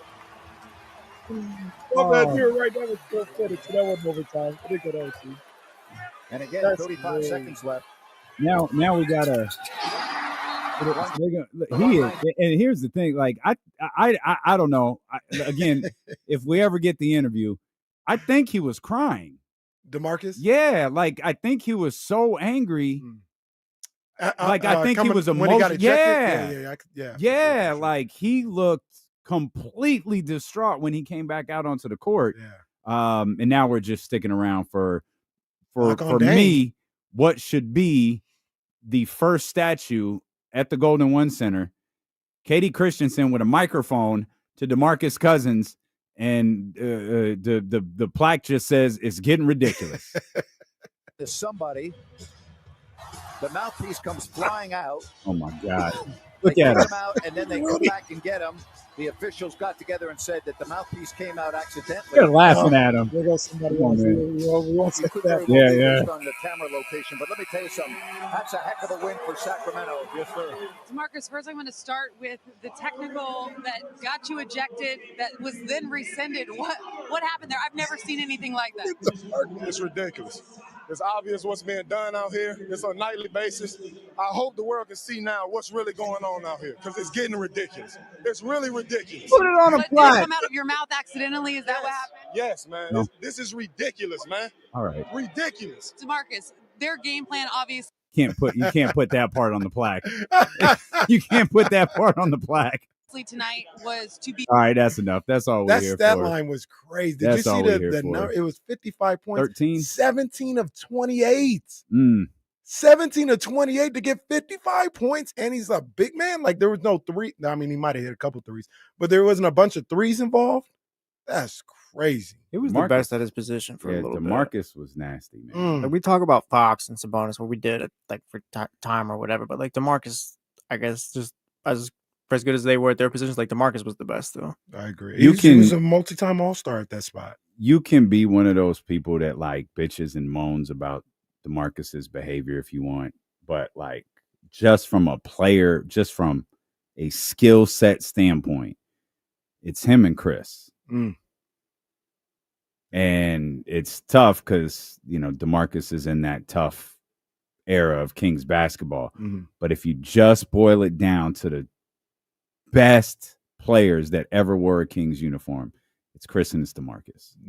Marcus could do it all. If DeMarcus played in today's NBA, like he'd be mentioned with Embiid and those guys. Hey, you're right, Jesse. He probably was a little bit before his time. Yeah. He'd be closer to, like, but let's also not rewrite history too much. Like, if DeMarcus made the first three that he shot in a game, every Kings fan held their breath because they knew he was probably taking 5 to 6 more, and he wasn't quite there yet where he should be taking 5 to 6 threes a game. Yeah. But if that first one went in, sweetie. You know who he was, and I'm not. This isn't disrespectful to either one, in my opinion, because I think they're both dope.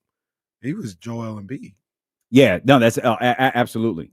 Yeah, he was Joel Embiid, and he could pass. Like he was the truth. He was absolutely the truth, man. Kids are gonna call us stupid when we try to tell them about DeMarcus Cousins one day. No, he was good. Look at his numbers, though. Yeah, like doing anything. I mean, I don't know. That's why the whole he didn't win anything is Did you see that team that was on the screen? Yeah, no one did. Aaron Aflalo was down. Come Give on, me man. a break, man. Like, no disrespect, but that ain't no winning Aaron team. Aflalo. Yeah, that ain't no winning team. And not that this makes people feel better or anything. This was before the play-in. Boogie probably would have made a play-in. Yeah. At least maybe. 1 or 2 play-ins.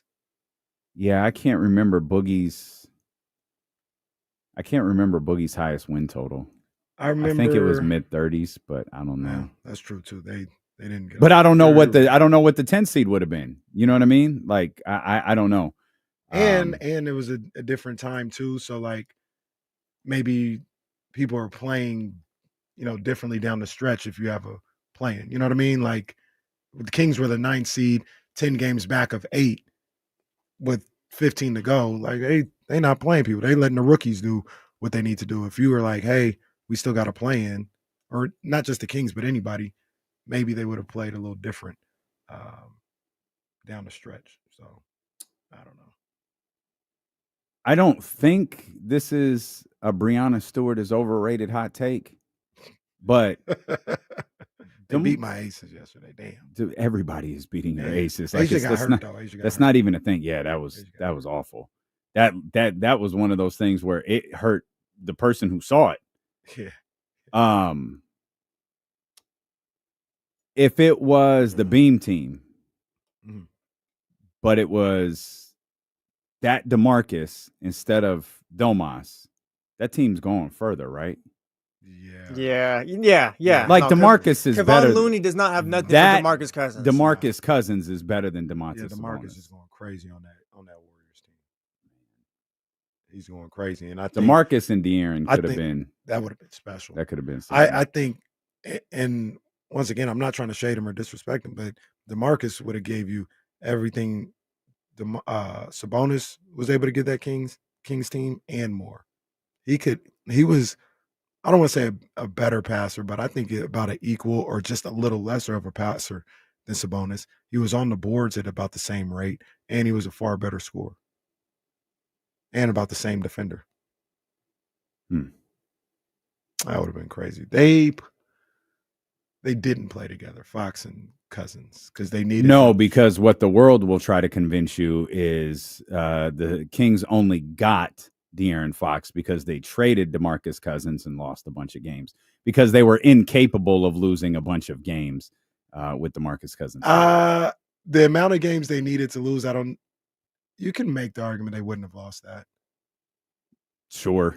They were I think, 2 games behind the 8th spot? A game out of the 8th spot after famous. I think it might have gone down to a half a game after the famous Willie Cauley-Stein has been unleashed.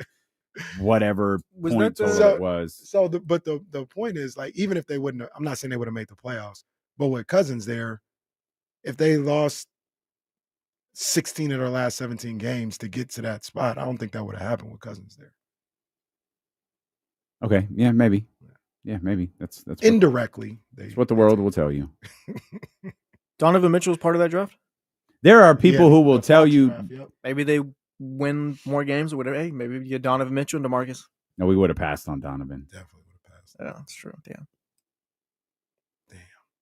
Well, this segment started out fun, but it's ending as most Kings conversations do, and it's ending on a sad note. Real quick, did you see Cuz talking about Sacramento? Not in like it was bad, but it wasn't like he wasn't trying to crap on the city. He was talking about his experience when he first got drafted.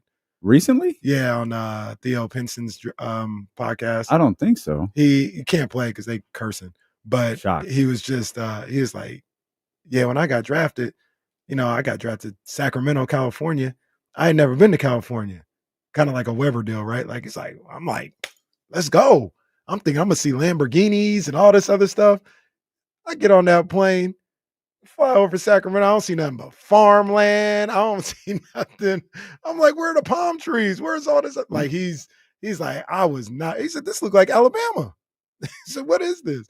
And he was talking about just his experience, and he was like, the arena was awful. It was the worst in the NBA. He said, they didn't came up now. Sacramento is a city, and what they do is it came up now. He's not wrong. No, he was. Have you ever flown into the Sacramento airport? He was spot on. But he's like, I ain't trying to crap on it because I love Sacramento, but that was just my thought. I had never been to California. I thought this is what I was getting when I was going to California. And everyone thinks, so are you guys by the ocean? Yeah, I guess. Like, what do you mean by? We'll come back. And the ocean by us is hella cold. That's fact. It's hella cold. It's not really in the Bay Area by us. We'll come back. It's an ice plunge. It is. Steelo and KC brought to you by Sky River Casino and Sacramento Sports Leader ESPN 1320.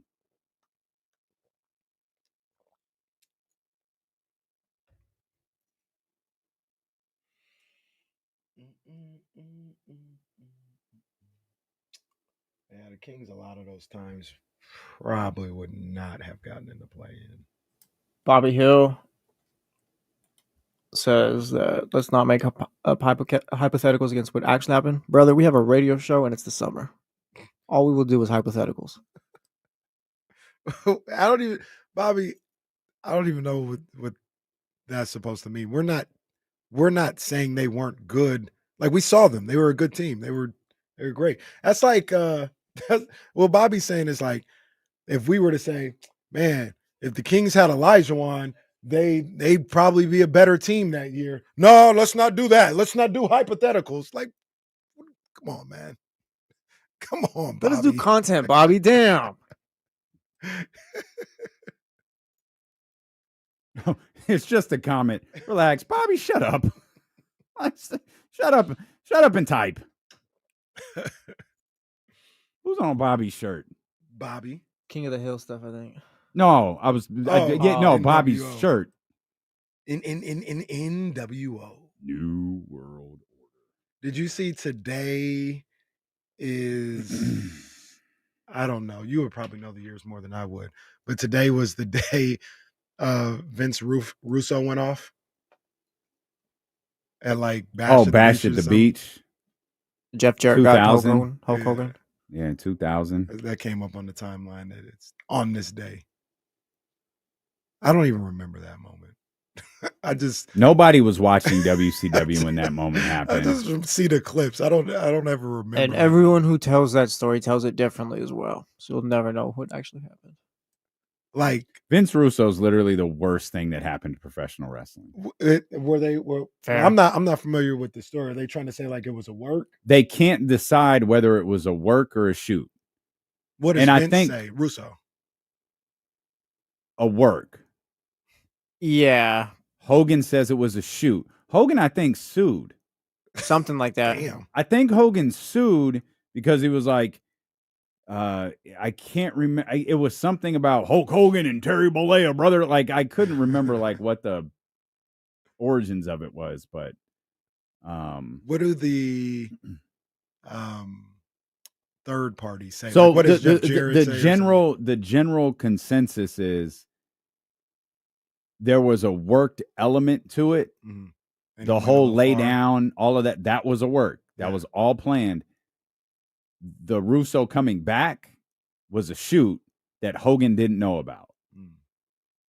So that again, that's putting 87 pieces of a puzzle together and forming that conclusion. The first part was a work. I think everyone was all in on that. And there was a plan for Hogan to go away, come back, do all this other dumb shit that they were doing. And then Russo came back after Hogan had left the building, and that was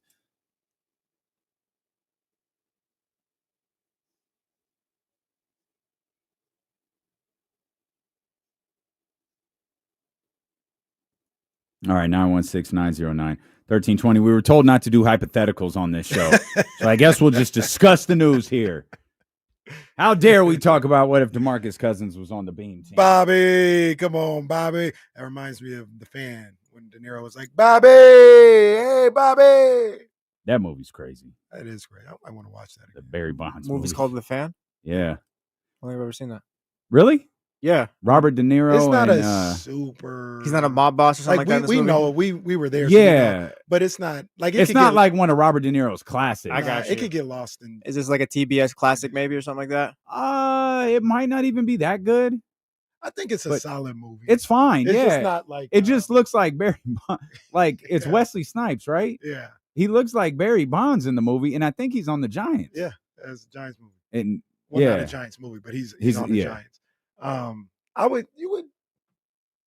fine. Okay. You would watch it and be like, oh, that's cool. There's a couple like the last scene is ridiculous. It's just an unbelievable downpour at a baseball game, and they won't call the game. So right.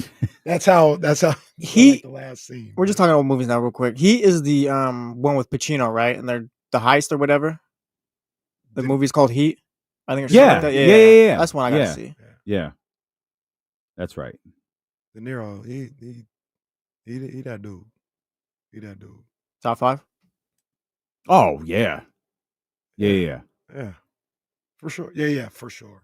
For sure. Top 5. Oh man. Especially when you like go deeper back into his catalog. Like, oh yeah, his catalog runs decades and decades.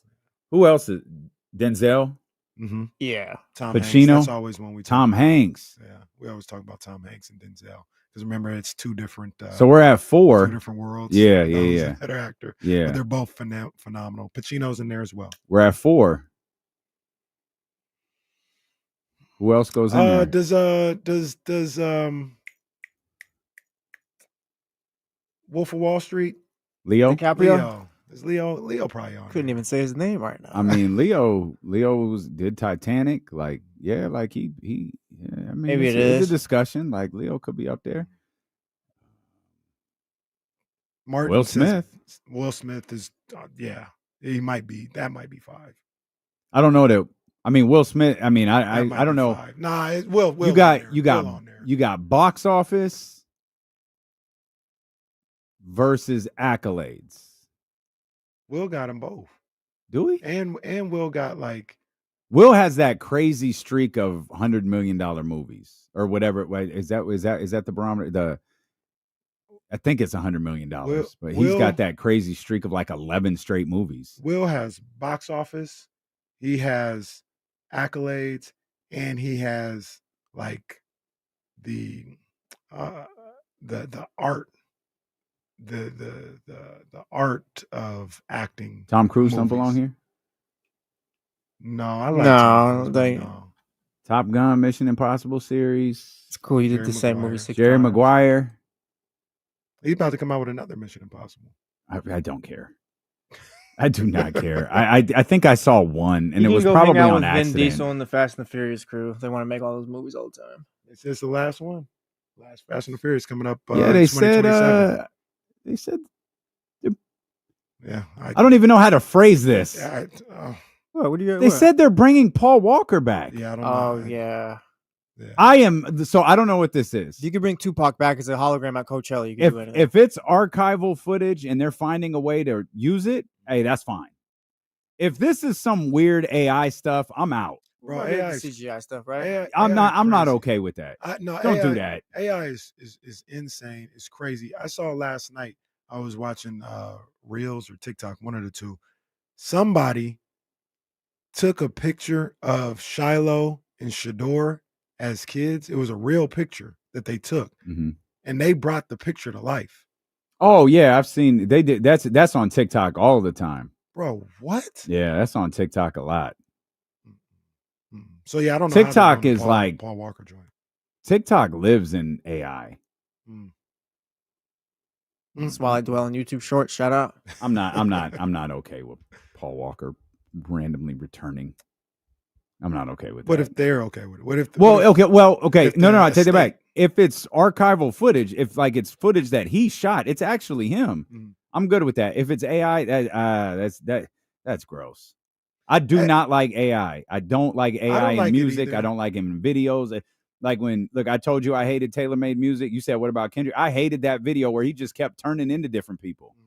Where he turned into OJ. He turned into Kobe. I was like, oh my God. Nipsey. That was awful. Yeah. Is that Jesse? Is this how different is this from like maybe when they use CGI for characters and stuff like that? Well, the person usually with the CGI, the person isn't dead. Yeah, I'm trying to think of the only time like this made. I feel like there was a Star Wars movie where the Princess Leia actress died, but they still had her character or something like that. It was CGI something like that. I think I could be wrong. But I don't know if they do that too. I don't think they've ever done that too often at all. Well, I'm pretty sure this was an AI. It might have been CGI, but they did that with Paul Walker when he initially passed. He was in that movie, and that was sad, very, very sad to see, like at that moment, because I think he did he die filming the movie, or they were filming the movie? They were filming it. Yeah, I think because they had that sad scene at the end of one of them, which that was the I don't know that was real. Like I think that was that's what I'm saying. I think that might have been CGI. Yeah, it was. Yeah, that scene was tough too, because you watch the movie knowing, and then you had the cars parting ways. Like, oh my God, that's tough. That's tough. That and Black Panther 2 were very difficult. I don't think I can ever watch that movie. I don't think I can ever watch that movie again. That was tough. They're saying, as we just go through random Hollywood news, why do I always forget his name? Because he's always just Franklin Saint. They say he might be the new Black Panther. Desmond Idris? Yeah. He might be the new Black Panther. Okay. I think he'd do a good job. Who did they just announce? Is it Denzel? Someone of Being that in that movie? Yeah. Yeah, I think so. Yeah, It's Denzel, right? Pretty sure. Yeah, that's right. That's right. I did hear that. What are you doing? Are you doing the office thing right now? No, it's over the office. What are you doing? No, it really did come to my mind at that point that I remember hearing that. I can never tell. I can't tell if it's a shoot or work. I'm Vince Russo. Well, there it is. Well, you are a big Vince Russo fan. Some people have said you book wrestling like Vince Russo. I am not a big Vince Russo. Casey had it his way. Jay Russo and Logan Paul would be champions right now. Logan Paul does need to be in that. Logan Paul needs a push. Oh man, Logan Paul. WCW is listening right now. He just threw something against the wall. I get something just broke over there at Commerce Circle. He not feeling Logan? No. Logan is fantastic. I don't think WCW feels the WWE though. No, he hates it. Yeah, he hates it. But I'm with him at this point. Hates it. Yeah, he ain't wrong. No, I haven't watched in months. But Can't do Logan, AEW stuff. Logan is really good. Logan is. I'll step back just a little bit. Maybe he's not like officially main event level, but I think he's a lot closer than people give him credit for. Like Logan's really good. Okay. Logan. He's certainly not bad. He's good. Yeah. I think he's good. Feels like Vince Russo is booking this Kings off season. Oh, well, that's a great job by you. Thank you. The problem is it might be a smidge too on point. It might be a smidge bit on point. Sorry, go ahead. James Ham was on the Insiders earlier talking about how that's a funny sentence. Well, yeah, for those that just tuned in, they're just like, what? He joined us from vacation on the Insiders. Got Excuse it. me. Got it. And he was talking about how the goal, not the goal, but the plan might just be like just preparing for 2027 off season for the Kings at least. More contracts off the books. Like maybe you're not trading Levine next year, but like his money's off at that point. He says also, I just realized you said 2027. Yes, and we clarified that. Of course, stuff can happen before then, but that's just kind of when all the money's out, all your flexibility's there. So we've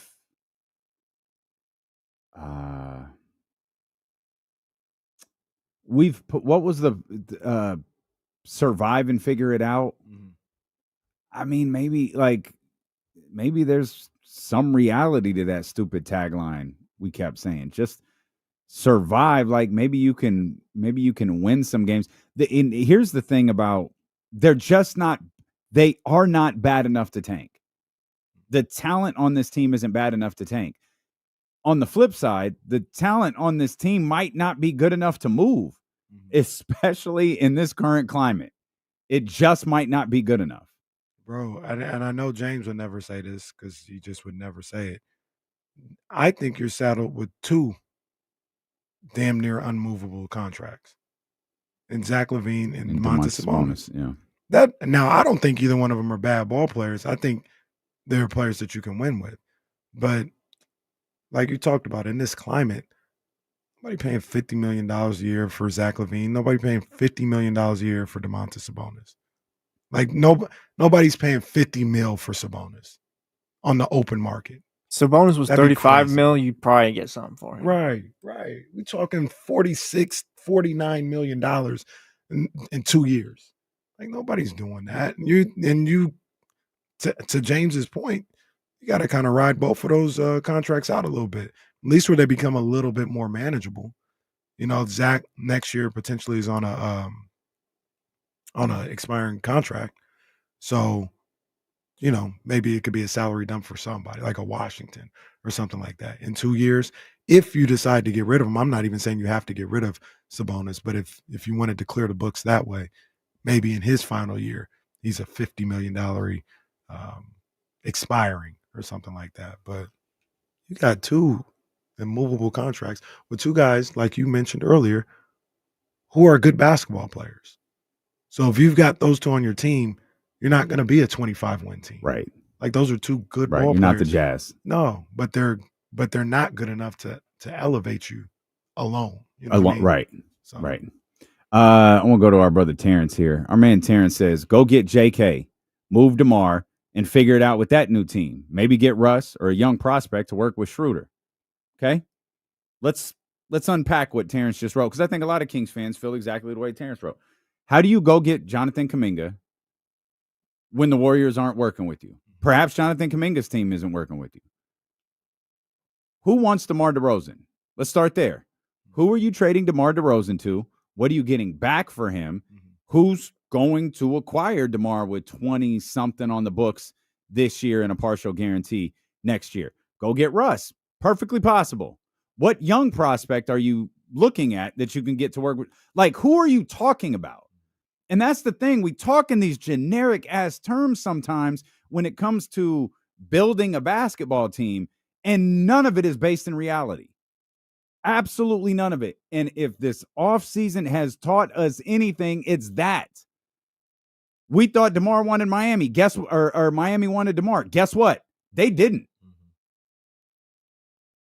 Detroit and Malik didn't want him that bad. They signed Duncan Robinson to a 330-something. You can fictitiously book all of this stuff that you want to. It's just not rooted in reality. Young prospects. What young point guard prospect can you go get to pair with Dennis Schroeder? You talking about a G League guy? Okay. I mean, if that's the plan, that works. Go get you a G League guy. Get you a two-way player that does it. But we open up that stupid ass trade machine and we convince ourselves that that's reality. It's not.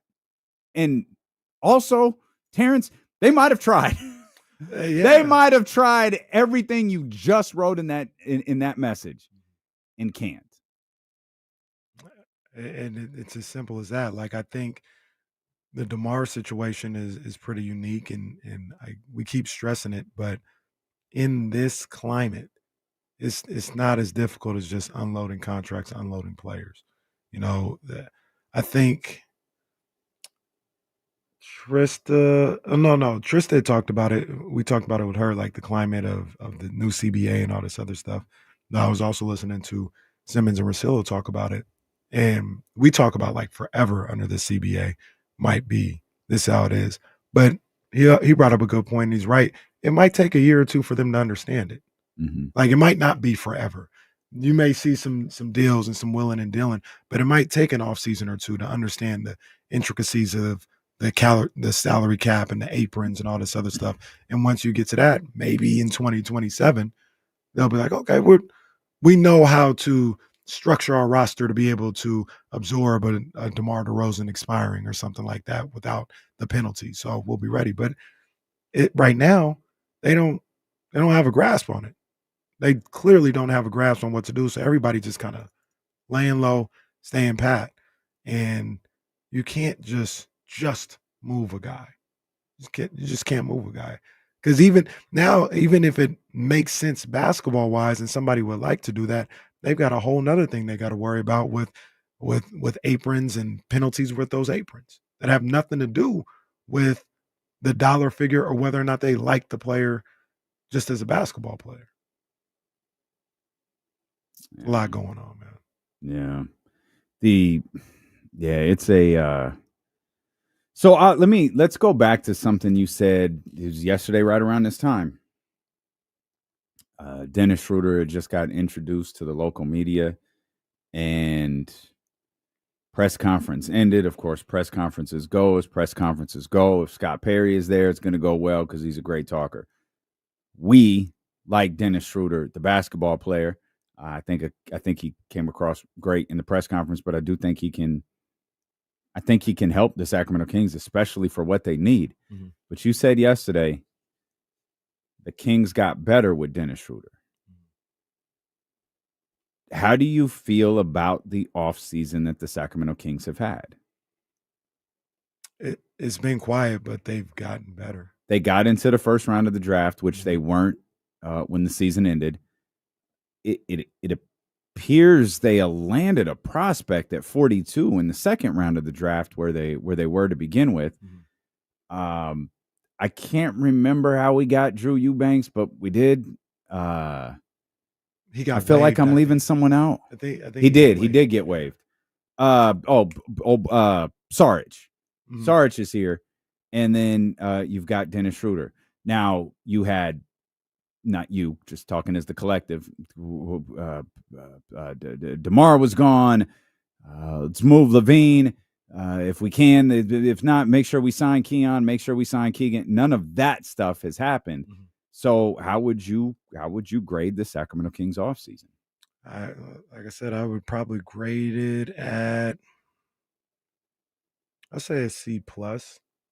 It's a C plus. You got better, but you didn't get demonstratively better. You didn't elevate yourself to another level. So that's where, for me, the A's and B's are reserved for something like that. But you did improve. You did get you a point guard, something that you were looking for the second those guys walked in the door. Say, yo, we need a point guard. Mhm. You were able to get that and fill that need. You were able to get a young player by going into the first round with a draft pick that you didn't even have going into the draft. I give him a C plus. C plus. Okay. Is the D too harsh?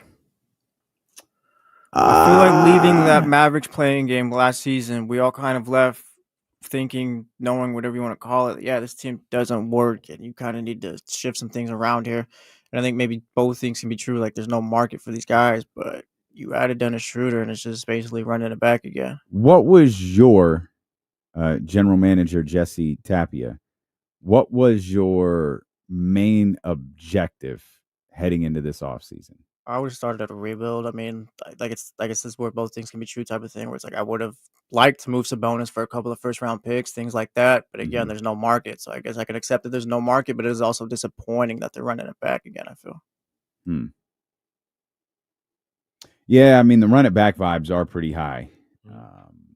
But it's like, yeah, they did get better, sure. Like, yeah, like you have a point guard here finally and all that stuff, but it's like you're still playing to your team, and like James said, like maybe you're just wait until 2027, have some flexibility finally. I don't think a D is too harsh. I'll stop myself from, if we're legit grading this, I'd stop myself from giving them a D only because they did get into the first round. It's clear they had a plan when it came to the draft. They wanted to get into the first round, but they were looking at very specific players. I think the number we heard, I think Matt that reported it to us, there were 3 players they wanted in on. Nick was obviously one of them. There were specific teams that they felt they were confident that they could work with on draft day to try to get in and get a specific player. And I'll commend them for that. They didn't have a first-round draft pick this year, and because Monty gave that away. So they found a way to get in without losing assets moving forward, or at least not without losing extremely valuable assets moving forward. So I'll stop myself from giving them a D with that. I like Dennis Schroeder. I think my bigger concern lies with the fact, while I'm confident you tried, you weren't able to do anything else at that position group. And so you're just stuck with a bunch of guys in your backcourt for the moment. And that kind of lends me closer to a C or C minus. Yeah, that's the with their biggest, weighting that's bringing them up is the draft. They got into the first round of the draft. That's the thing that frustrates me a little bit is you weren't able to take one of those players from that guard spot and turn that into somebody at a position of need, like a wing or maybe another big. And you've just got the log jam there where you don't know what those minutes are going to look like, what roles are going to look like. And if you can't change that, that's a problem going in. I think that's a problem going into the season. I think one of those guys at the very least got to be moved. And if you're not able to do that, that goes as part of your permanent record as a GM or the front office as well, because you've got to rectify that, and you weren't able to. So that is one aspect that has been a little frustrating, that they weren't able to clarify what they want to do with that spot. But other than that, I think they've done some good things. Where's the grid go to if they move Malik Monk? for, I guess, I don't want to say an insignificant piece, but I don't think you're getting a player as good as him in return. Like, the value is low. So, like, just say they move off of Malik Monk. Where are they at then? Me personally, if it's just a random player like a Jake LaRavia, it's kind of like what we've been told is like they're just Malik doesn't work. They're just trying to move off him at this point. If it like I would say Jake LaRavia, like just cool player, but nothing special. Jake LaRavia type. Yeah. It would stay at a C+ for me. It wouldn't change the grade. It wouldn't raise it. It wouldn't lessen it, in my opinion. I give them an A because I'm convinced if they move Malik Monk, they'll sign Russell Westbrook. They get an A+. Kind of crazy ass class is this? They get an A+ if that happens. What kind of curve? I mean, hopefully in any trade, be it DeMar, Malik, Devin, whoever, hopefully that results in something at the 3-4 position, right? And now you're feeling a little bit better about the depth that you have there. You said, oh man, Trey Lyles isn't coming back. Right now, Trey Lyles is one of those guys who's nowhere. There is a long list of restricted free agents and unrestricted free agents. Someone hit us at Dealing with KC on Instagram and said, you know why the Kings didn't have a conversation with Josh Giddey? And it's not that different, I think, than the Jonathan Kuminga situation. Well, it's different in one major way. Josh Giddey's an unrestricted free agent, but I think Chicago wants him. I think Chicago wants to keep Josh Giddey, but they're also like, yeah, what's the market, bro? Like, trying to, Josh Giddey and his agent, they're fighting for every penny that they can get. Meanwhile, and there's probably some semblance of truth to that with Jonathan Kuminga as well. Meanwhile, the Bulls are like, yeah, but you can't get that. And this is a business we're running. And you're trying to get a dollar figure from us that you can't get anywhere else. That's the bitch of being a restricted free agent. You can't. We're bidding against no one. And we're trying to build a competitive basketball team in this conference.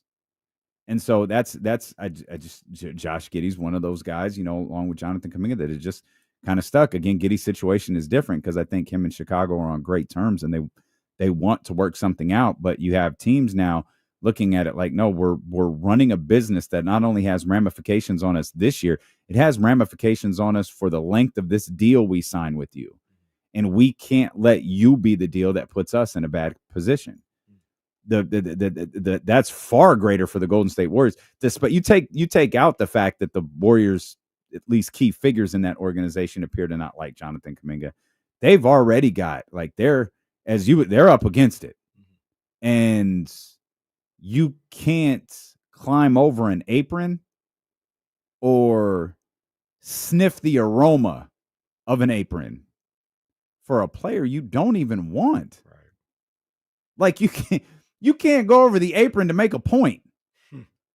That doesn't work. Like, could you go over the salary cap to make a point when it was just, 1-for-1 and, 2-to-1, depending on how many years you were in apron? Yeah, sure. You got a rich owner. What the hell? It doesn't matter. You can't do that anymore.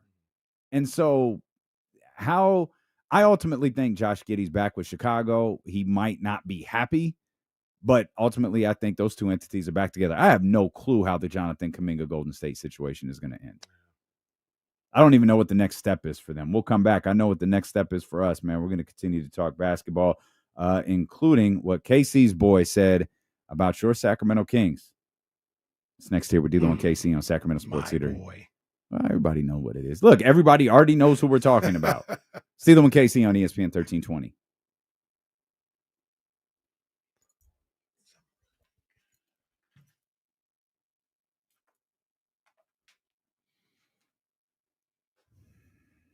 That's right, Rob. It's a terrible time to be a free agent. Awful, awful, awful. Arguably the worst ever. The absolute worst ever.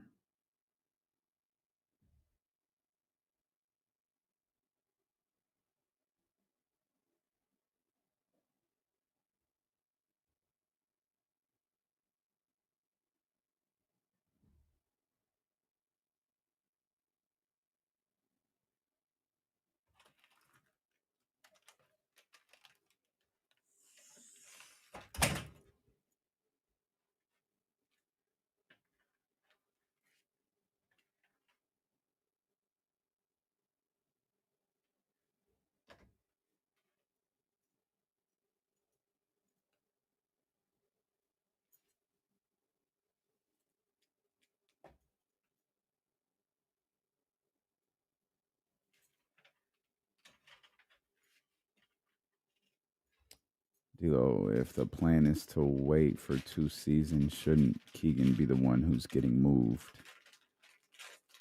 I don't know. Like, I don't think I would do that. I think I understand where you're going, but I also think if you're waiting for 2027, you're talking about tearing the team apart and tanking and getting rid of as many guys as you can and potentially becoming a team that is in fact that bad. I don't know that that's the approach if this 2027 timeline. First of all, I don't believe I just can't believe that can't be their approach. Like Scott Perry's 3 years into his tenure at that time. Like I'm sorry. Hey, you get a job and you're just going to sit on your ass for the first 3 years? Well, the way James was talking about is just that's when they see their flexibility opening up. You'll be off these deals and all of that stuff. You added they could try to do stuff before. Well, that's true. Yeah, that's absolutely accurate. There's nothing inaccurate about that.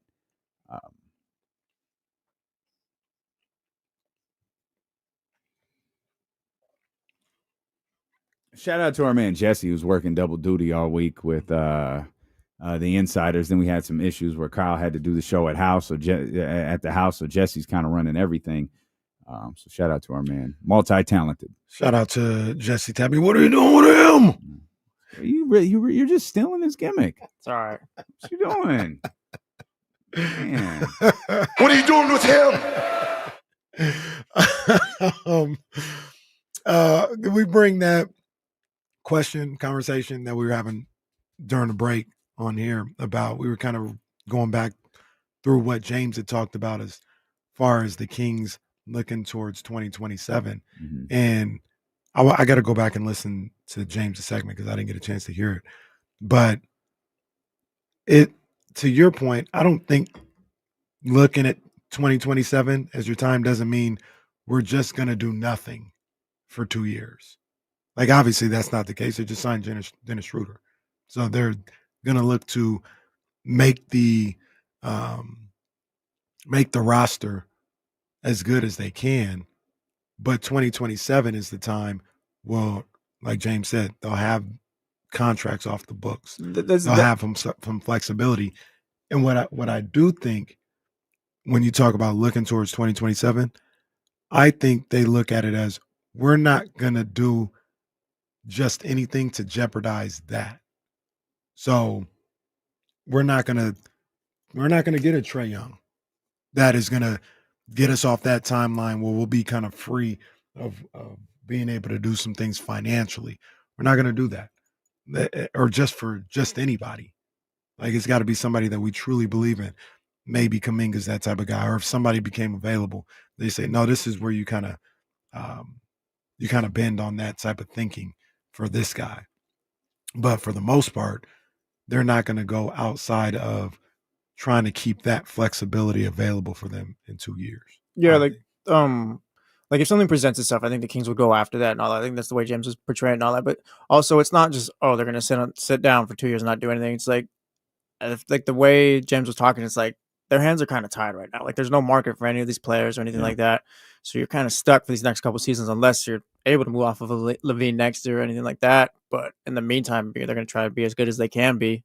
And then, once that flexibility opens up, that's when you start making more moves and stuff like that. So let's use a right now situation to temper people's expectations on moving Zach LaVine in the expiring year of his contract. There's different ramifications that come with this. But you got a player who could probably be traded for right now that will take $53 million off your books next year.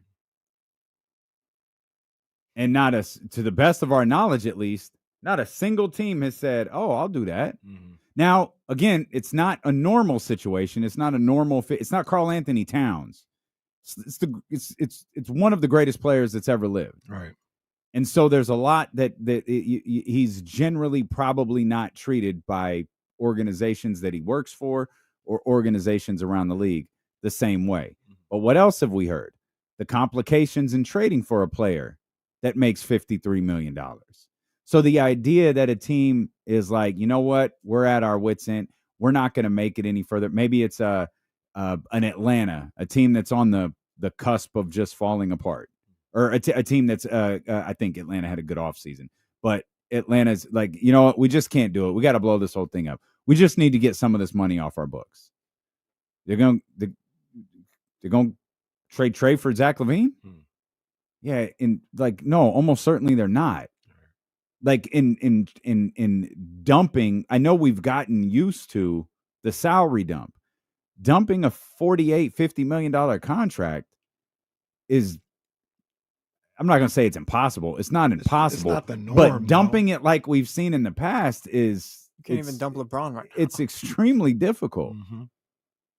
Extremely difficult. I think too, like the thing is also like, yeah, you try to win, but if you miss out on the playoffs, then you're in the lottery and you're able to build that way as well. And has been pointed out, like LaVine for LeBron works. I don't know what the problem is. Yeah, like me and Carl were talking too. Like it's like you can tank this, and that. At some point, like you just have to hit on your draft picks, and that's the most simple thing to say or whatever. I know it's not this hot take or whatever, but when you get pick 16, 23, or top 10, whatever it is, if you miss playoffs or make the play next year, blah blah blah. It's like you just have to hit on picks finally and build that way. That's how the Kings are going to get better. You're not going to get better, I don't think, through 2027 free agency, bringing in these top guys. Like you just have to draft and trade, I think, around there. Yeah. And I it's been well documented. I look at the Zach LaVine situation a little different than most. You're still talking about a player that's a good basketball player that can score at a high level. And you have that on your roster. You've got DeMontis Sabonis on your roster. You've got DeMar DeRozan, and we talk about a bad fit, but is it a bad fit because DeMar's a bad fit, or is it a bad fit because they didn't have a point guard? Everybody says the same thing. Everybody in unison says the same thing about LaVine and DeRozan in Chicago. When they had Lonzo, who was a point guard, he orchestrated everything and everything was fine. Where they messed up is Lonzo gets hurt and those guys are left to their own vices and had to figure out how to coexist without a point guard. Saw some of the same things here when LaVine got here in Sacramento. By getting a point guard, will that help them? Will that make them better? Will the fit be a little better with a point guard like Dennis Schroeder here? Mm-hmm. I don't know, but I think it's a possibility. I think people just writing off that could be the case just isn't. It's that I don't think that's. I think that's short-sighted. You know, that's a possibility. This team, I think, when Fox was traded, went something like 16 and 19, 17 and 19 or something. I literally have it on my computer. But that I keep stressing to people, that was a really bad situation. I got him at 15 and 16. I couldn't remember the exact day he got traded, but 15 and 16, 15 and 17, something like that when Fox got traded. That was a bad situation.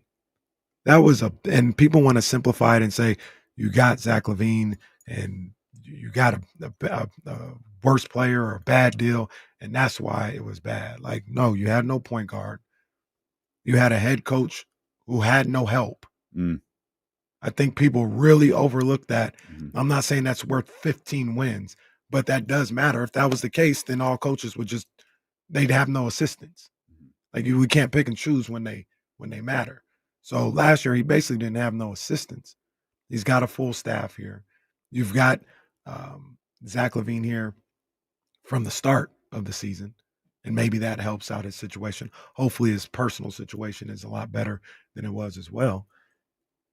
I mean, who knows what that could be?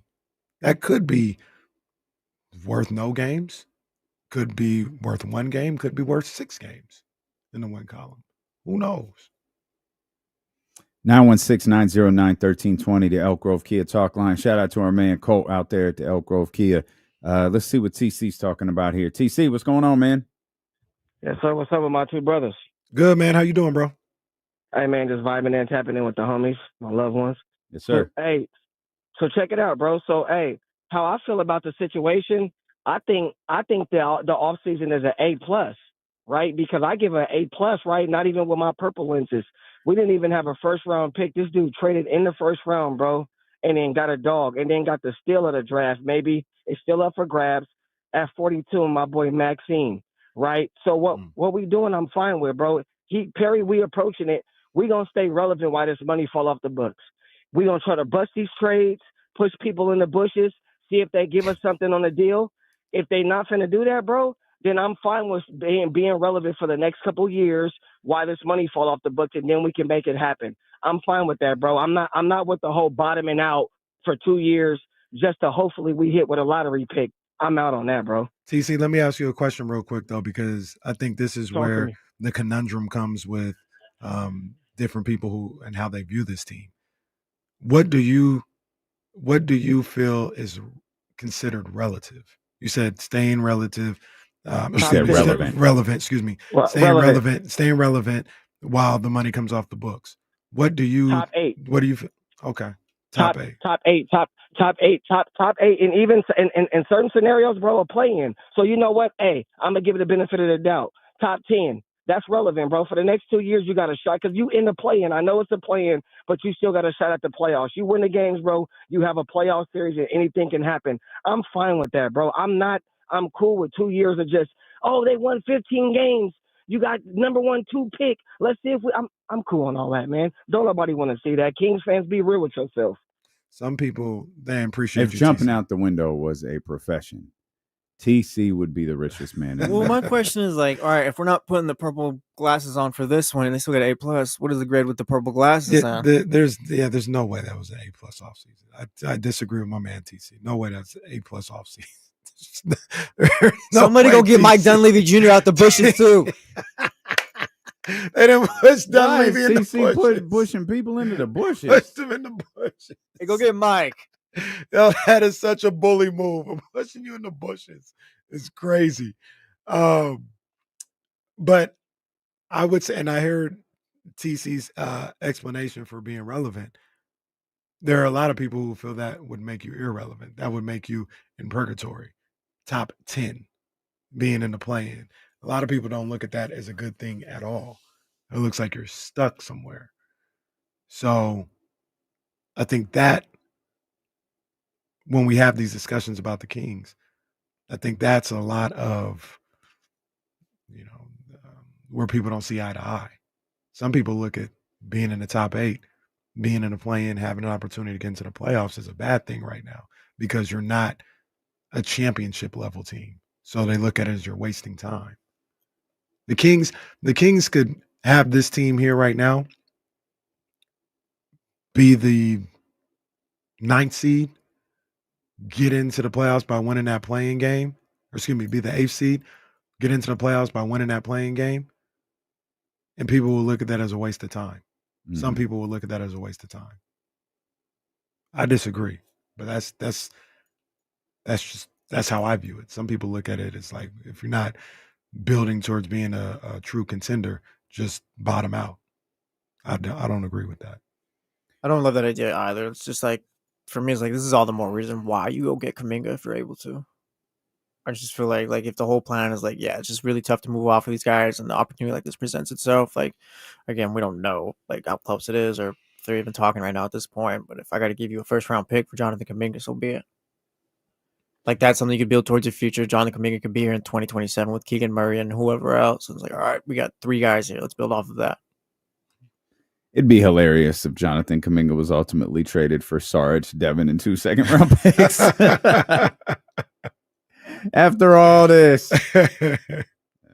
posturing, all of this he said, she said stuff. It just all right, man. It just comes back. Just comes with at least some form of the original deal we heard about. Do you kind of agree with that take that there are people who look at making the playoffs and just being like a 7 or 8 seed as a waste of time? Yes, I agree that there are people that feel that way. But I think there's probably a little bit more to it. I think it people. My bad for interrupt, but people were like I don't want to say, I don't want to overstate it. Mm-hmm. Damn near furious at the thought of them winning this play-in, and what, you'd have the opportunity to get beat up by OKC. What a waste of time. The way I see it, Really? That's where we're at. I don't think any team makes the playoffs on accident. I always figure you can build off of that as well. Like, if you got to the playoffs, it's because you were supposed to be a playoff team that year. And there's ways you can progress after that, too. That part right there. That's where I think people feel like it's a waste of time, because I don't think anyone sees longevity in this team. And I mean, I'm not singing a different song, man. It's the same one-hit wonder I had last year. I thought the Kings could make the playoffs last year. I wanted them to make the playoffs last year. Said last year, I think the Kings can make the playoffs this year. This was before and after the De'Aaron Fox trade. But then what? That's where I think people who get agitated at a play-in performance, one, those are probably the people who want to trade everybody and be the Utah Jazz. Good luck with that. Utah, they're headed in a great direction. But it's like, all right, what are we building towards? Because it doesn't feel like we're building towards a championship. And like once you're at that level, and we'll go top 4 level. Once you're at that conference finals level, you can do little things that either bring you back to that spot or perhaps put you over that spot. Indiana went to the conference finals 2 years in a row, ultimately went to Game 7 of the NBA Finals. The New York Knicks have an interesting task ahead of them. They're essentially running back most of their roster with a new head coach, with the expectations of you're the change that's going to get us where we need to go. Where we need to go is the NBA Finals. Denver pushed Oklahoma City, the eventual NBA champion, to 7 games. Didn't have the depth to keep up with them. Wouldn't have had the depth to keep up with Indiana. Probably wouldn't even had the depth to keep up with New York, and New York didn't have much depth. But they made the adjustments that they had to make to deepen their roster a little bit. Now, can they get back to that same spot in the playoffs? Given that, as you noted earlier, the guys are a little bit older. It's just not the same equation. By the way, for those who still haven't figured that out, Nikola Jokic not signing a deal, it's not news. There is 77 million reasons why he didn't sign that contract. This is the Donovan Mitchell thing all over again. He's going to sign it next year when he can get that final year at $77 million. But once you get to that level, like, you can make smaller adjustments to either get back to that same level or perhaps do what Indiana did and do what Oklahoma City and escalate a little bit. When you're eliminated in the first round or the play-in, that's not a tweak. You probably need some change. So if you're eliminated in the first round of the play-in in multiple years, that's probably a big change needed. And so you got a big change in De'Aaron Fox leaving, but and I don't care who agrees with this or not, it's a wash. De'Aaron for LaVine was a wash in the short term.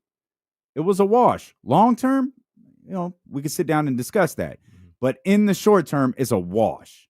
So nothing would have been different in this case. And I just think that fans who are frustrated with the idea of making the playoffs are frustrated because they don't see life after that. So it's like, so we're making the play. We're not better than we were last year. How are we going to be better next year? And we're not building towards anything. So of course, I'm speaking for a lot of people, and I could be wrong. But that's always been my sentiment, because that's how I felt. Yeah, I think you're spot on. Let me run a scenario by you and everybody else that's listening, and tell me what you think. This year, and I'm going to use some names. I'm not saying they're realistic, but just this type of player. This year, the Kings run it back. They make the playoffs. They lose in the first round in 5 games.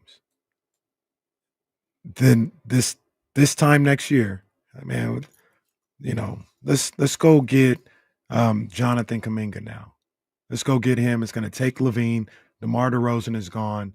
and they're having internal conversations, and we can even play it out for the following year, it's going to make us a worse team. We're probably not going to make the playoffs, but we have young assets now. Does that make people feel better than making the playoffs? You got a direction. You've got a young guys that you're building around now, but you're a worse team. Mm-hmm. So you got the direction. Does that make people feel better than actually having a team that was able to win enough to get into the playoffs? I'll speak for me because I think I have a similar feeling to some of those people. Does it make me feel better? No, but it doesn't make me feel dejected either. Mm-hmm. It's like, okay, I see it. You need some things to work. You want it to go like I can see it. I don't have to squint too much to see it, but I see it. Like, yeah, come March, it's gonna suck.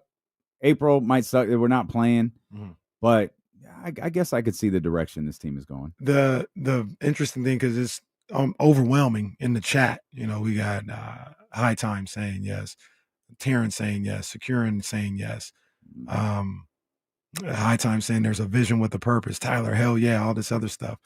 This is the debate that Tyler desperately wants to blow this basketball team apart. This is the debate that we have that I don't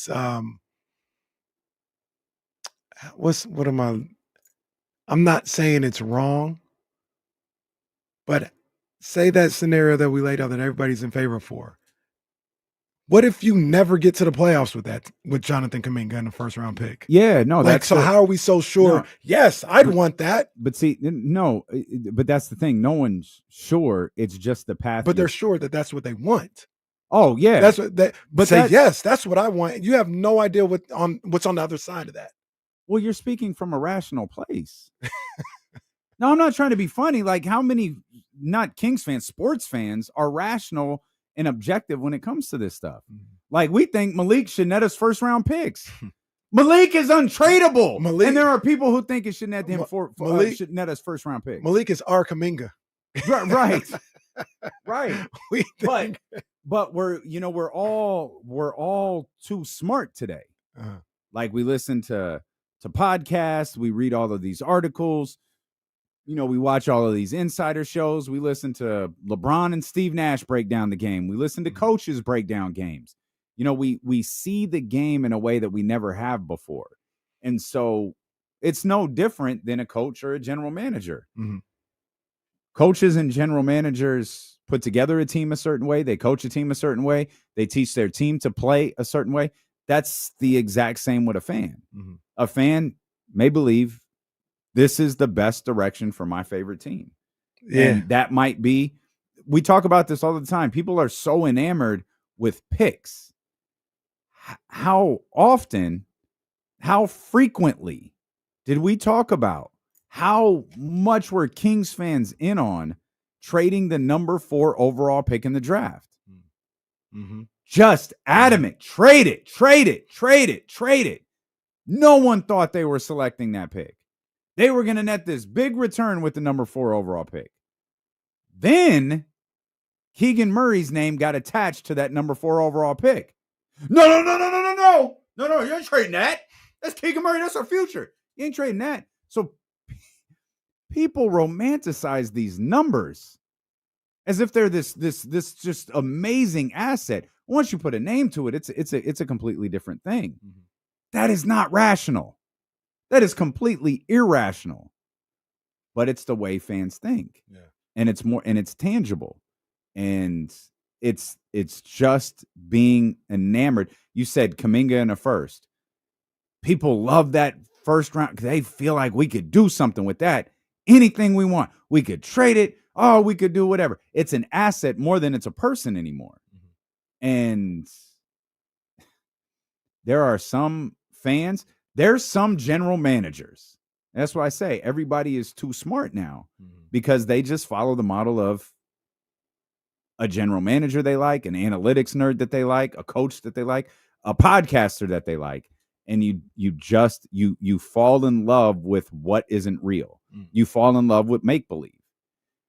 The the caveat to that as it pertains to the Kings is the make-believe isn't going against the current making the playoffs or losing in a playoff series. Mhm. It's going against the end of that team that lost in 5 games in the playoffs. Right? Like, because no matter what, those guys' contract are ending. Mhm. So you have to do something. But what is it going to be? And I felt like I knew. I think we've felt like the most of the roster was going to look similar with a few changes. Mhm. No major, not the changes people thought, but like some small changes. I don't even think the small changes are happening. You couldn't have told me that there weren't wholesale changes next year. Now we just might run it back again. Yeah. I was feeling like we might see a very similar basketball team next year. Wow. And to what we just talked about, I mean, that's just I I think that's I can't wrap my mind around being excited or hopeful for a situation like I laid out. Like I understand. Securin talks about we're never getting into the playoffs with this team. I don't know if you listened to the scenario I just said, but I just said this team makes the playoffs and gets eliminated in the first round, and you willingly say, let's move on from Zach LaVine to bring in this rookie in this first rounder. Will probably be worse, but is this a more hopeful situation? It could be exactly how you team build. You could also, and I think people get stuck in this whole vortex of, say, the team that's here right now gets to the playoffs, loses in the first round, and we get locked into, well, that's just as good as they're ever going to be. Like, you could actually add to that team and get better. You don't have to move on from the players that got you to the playoffs and bring in people who will make you worse for you to improve as a team. You can keep Sabonis, Levine, Schroeder here, add to them with draft picks. Like you said, got to hit your drafts with a certain free agent here, a crafty trade or something like that, and elevate your team that way. That also has potential to get you where you want to go as well. But people only look at it as if you have draft capital and a 22-year-old, like that's the only way you can have a direction. And I just say that's not the only way you can have a direction. Like, you can have a team that's a first round team, 1, maybe 2 years in a row, and improve that team. That's an option as well. But Yes, you're right. There is another direction that you can take, and we'll tell you what that is when D'Lo and Casey return here on Sacramento Sports Leader, ESPN 1320.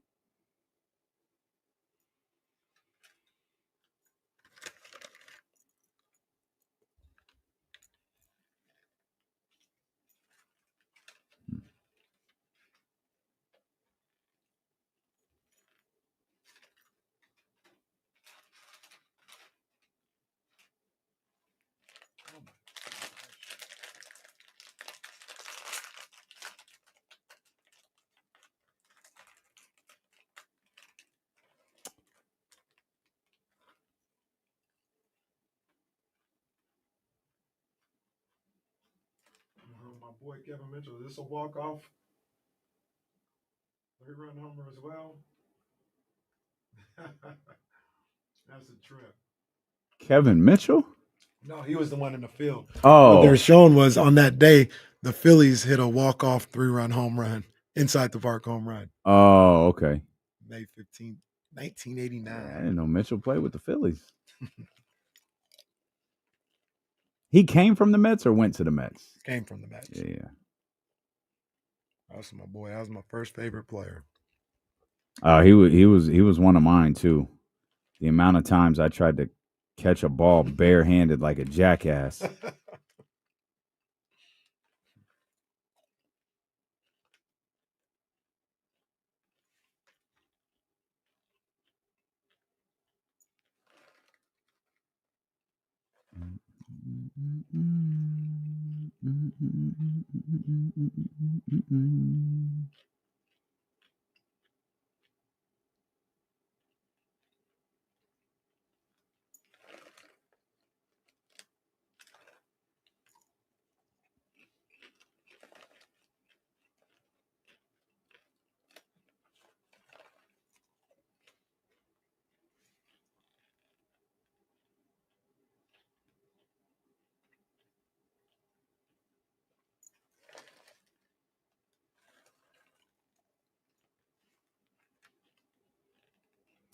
VJ, the Kings can consider signing Dame if they want to. He's not going to come here. Like, that man can pretty much go play anywhere he wants to. My guess is he's going to pick somewhere else.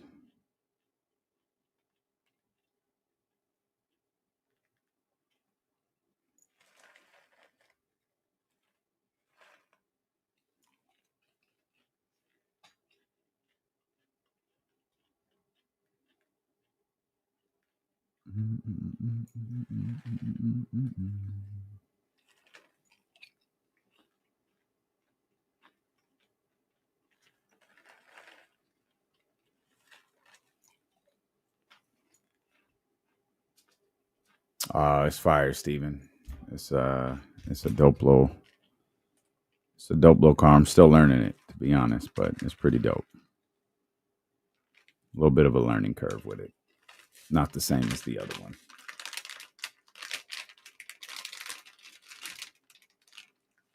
Popcorn, Chris. Skinny pop. To be exact. That's a dope little bobblehead. If I was a Warriors fan, I would be excited for a Steph Curry bobblehead at a Giants game. That's a cool concept. Yeah, that'd be dope.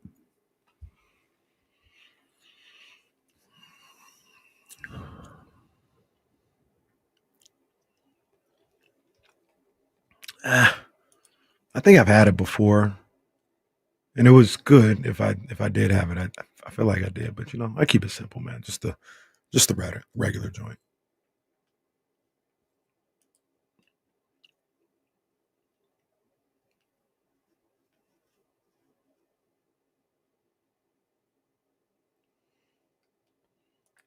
Barrett, I do think they have a chance.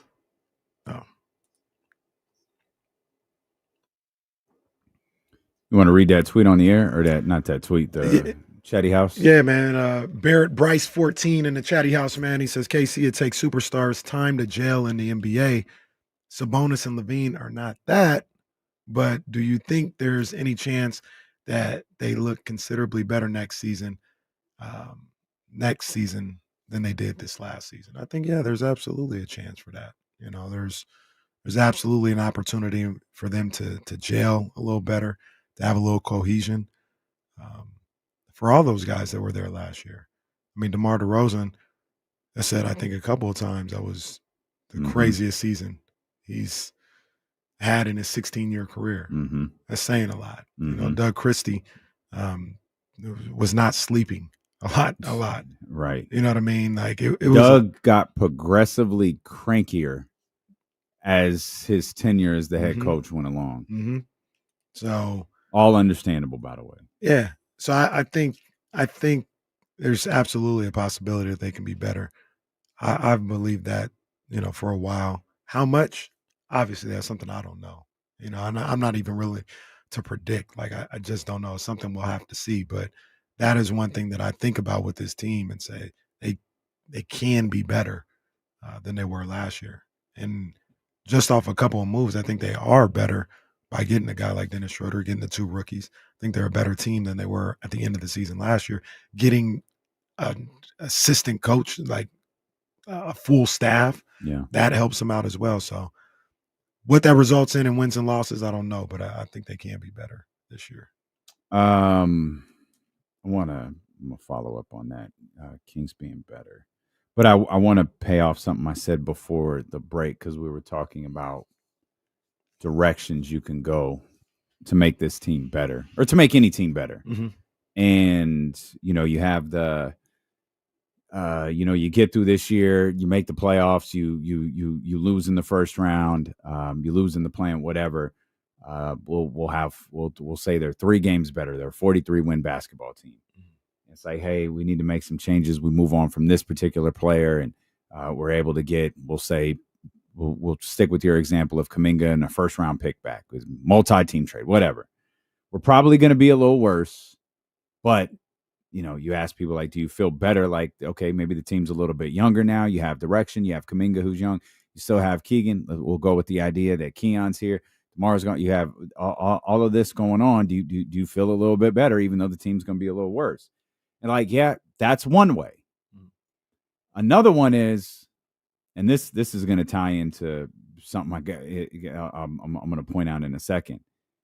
We don't know what's going to happen during the course of a basketball season. We didn't know this was going to be the year. We didn't know in October that we were going to trade De'Aaron Fox by January or February or whatever it was. We didn't know that. We didn't know the year we traded DeMarcus Cousins. We were trading DeMarcus Cousins when that season started. We thought he was going to sign a $200 million extension, and he was going to be the guy moving forward. We didn't know Tyrese Halliburton was going to be traded. The point I'm trying to make is you don't know what's going to happen throughout the course of an NBA season. You don't know what type of injuries are going to happen. You don't know what type of direction. Like, what if the Tatum injury had happened at the beginning of the year instead of at the end of the year? What would Boston have done? What if the Dame injury had happened? What if the Tyrese injury had happened? All at the beginning of the year instead at the very end of the year. What direction would those teams have taken? Remember, Indiana stunk. Tyrese was hurt. He had the hamstring injury. What if he comes back from the hamstring injury and tears his Achilles? This team's under 500. What do they do? There's going to be circumstances to every year. There's going to be circumstances that we don't predict every single year. Maybe with the general manager that seems to have a little more cachet around the league than our previous front office did, maybe that's when the Kings can pounce on something. And maybe the idea of resetting is far-fetched right now. Maybe the idea of a pick one, DeMar, Levine, Malik trade, Domas, maybe that's not realistic right now. But in 3 months, when something we don't expect to happen happens and a team's outlook changes, well, then maybe it is. Yeah. Then maybe changes can be made. Yeah. And then maybe directions can be chosen. Right. And those aren't, as smart as we all are as basketball fans, those are things you can't predict. Which leads into the idea Kings fans are adamant you can't run this team back out there. They're going to be worse because the West is loaded. Every year, some conference is loaded. Every year, you reel off. They told us, let's not rewrite history. They told us last year that the San Antonio Spurs were making the playoffs. Oh, Wemby year 2. Now, maybe this year, you're a little more on track with that line of thinking. But let's talk about last year. Man, with a year in it, boy, Phoenix. Watch out for Phoenix. And they got a point guard now. Watch out. Trey Jones. Mason Plumlee's there. That's a big-time move. They got their point guard now. We overhyped the Pelicans. That was me saying that, too. The Pelicans. Like, every year, none of those teams made the playoffs. Not one of them. We do this every single year. We overhype and inflate a conference because we don't feel good about what our specific basketball team did. In this case, it's the Kings and the West. All right. Luka gets hurt. Don't want that to happen. Luka gets hurt, misses half the season. Then what? Is that Laker team good without him? Hell, go back. Something happens to Jokic. That Denver Nuggets team, they good without him. Like, there's I'm sorry, are we all just getting back on the Minnesota bandwagon? Like, stuff can happen every year to where it's like, yeah, this isn't as good as we thought.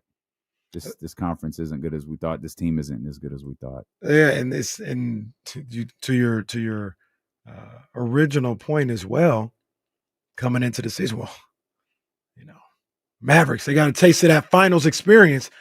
I think they're going to get back. Luka want to get back. Mm-hmm. Luka not even on the team by March. Right. Yeah. Who saw that coming? Nobody saw that coming. So, yeah, man, like it's one of those things where, we have fun talking about it. We talk about some things and we have thoughts about it, like talk about it in any sport. I don't think the Carolina Panthers are going to be very good. I don't know that. This is what I think. You know what I mean?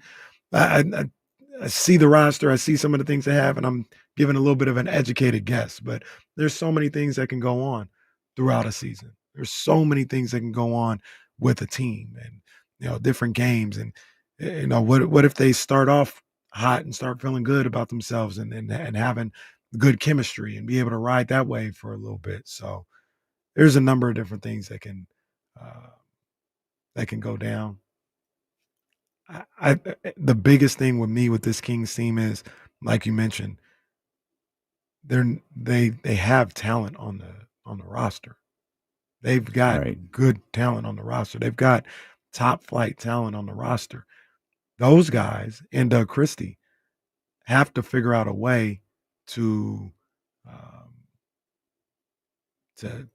play on the same page, play as a cohesive unit. If they can't figure that out, then it'll be more of the same from last year. It's this kind of bumbling team that is never really consistent from night to night. But what if they do figure out how to play like a cohesive unit? What if Dennis Schroeder, as a point guard, is just what the doctor ordered for DeMar DeRozan, just what the doctor ordered for Zach LaVine? We don't know that. I think we think he's a good player. He has a possibility to do that. So I think all the things they had, in a lot of ways, the season from hell last year, and they were able to win 40 games. I think if they don't have a season from hell behind the scenes and roster-wise and personnel-wise, I think it's possible they can win more than 40 games, 40 or more. Yeah, I'm kind of with you in that regard. Yeah, I'm kind of with you there. I agree with the season from hell. It was one thing after another, and it felt like just when they were recovering from the Mike Brown stuff and the disaster start to the season, the De'Aaron stuff started. Mm-hmm. And all while the De'Aaron stuff is going on, you still have the ramifications of the Mike Brown staff that's around. Again, not taking shots at any of those guys, but those aren't Doug's guys. And it really felt clear at the end of the year. Like you said this a couple of times, like it was Doug Christie. Mm-hmm. And his probably closest confidant got hurt. Yeah. In Barbosa. And to your point, I'm not Luke Louts. I like Luke Louts a lot. I think he's going to be a really good coach. Wes Wilcox, I don't have any real connection with, so I don't feel that way about him. But those are two guys inside the walls of the Golden One Center who were actively seeking and negotiating jobs with other teams and left you in the middle of the season. What you think they were knee deep in their scout for the for the next team every night? Yeah. No, they're talking to their agent and their people about how I can get out of here. You can get out of here probably in 2 weeks. Not just that. I mean, the types of interviews you have to do for those jobs require like you're preparing for that, not preparing for the you're Utah not going Jazz. into H&R Block. Yeah, Right. like you've got to prepare. You've got to know conferences. You've got to know players. Yeah, the preparation for a college basketball interview it's phenomenal. So, and two guys left for college, counting the front office. Yeah, that's what I'm saying. The middle of the season, in the middle of you fighting for your lives and trying to get into this playoff spot, like two integral parts of this organization just left. They left you. And they physically left. That's not even counting the people who mentally and emotionally were already checked out. So if you don't have that going on, like I keep saying, maybe that equates to more wins, potentially. Phone line's open for you if you want to talk, man. 916-909-1320. It's the Elk Grove Kia talk line. KC's been listening to his boy, Bill Simmons and Ryan Russillo. And they had the Sacramento Kings ranked as the second worst situation in the NBA. I'm assuming, and I'm going to ask you to provide a little bit. Real quick, I wrote that wrong. Second worst situation in the Western Conference. They split up the conferences and ranked them that way. Okay. But they're bottom 5 in the NBA. Okay. Well, that changes my question then. Well, tell me your question. Well, I assumed Utah was the worst, but no. Phoenix was probably the worst. That's fair. Phoenix and Brooklyn were number one Phoenix, and they didn't agree on the other one. Bill said Chicago was the worst in the East. Okay. Can you provide some context to this? Because worst situation doesn't mean the worst team. Yeah, it's like kind of your assets, your roster, your assets moving forward, draft picks, things like that. So you look at somebody like Phoenix, and not only is their roster looking bad, they don't own their own picks. They're a second apron team right now. Like they're fine. All three of those components, the way I look at it, roster, assets, cap situation, they're an F in all three. Like their roster's awful. They don't have any draft picks moving forward. In their cap situation, they're a second apron team. Like that's what you're kind of looking for. So you look at somebody like Utah, so to speak.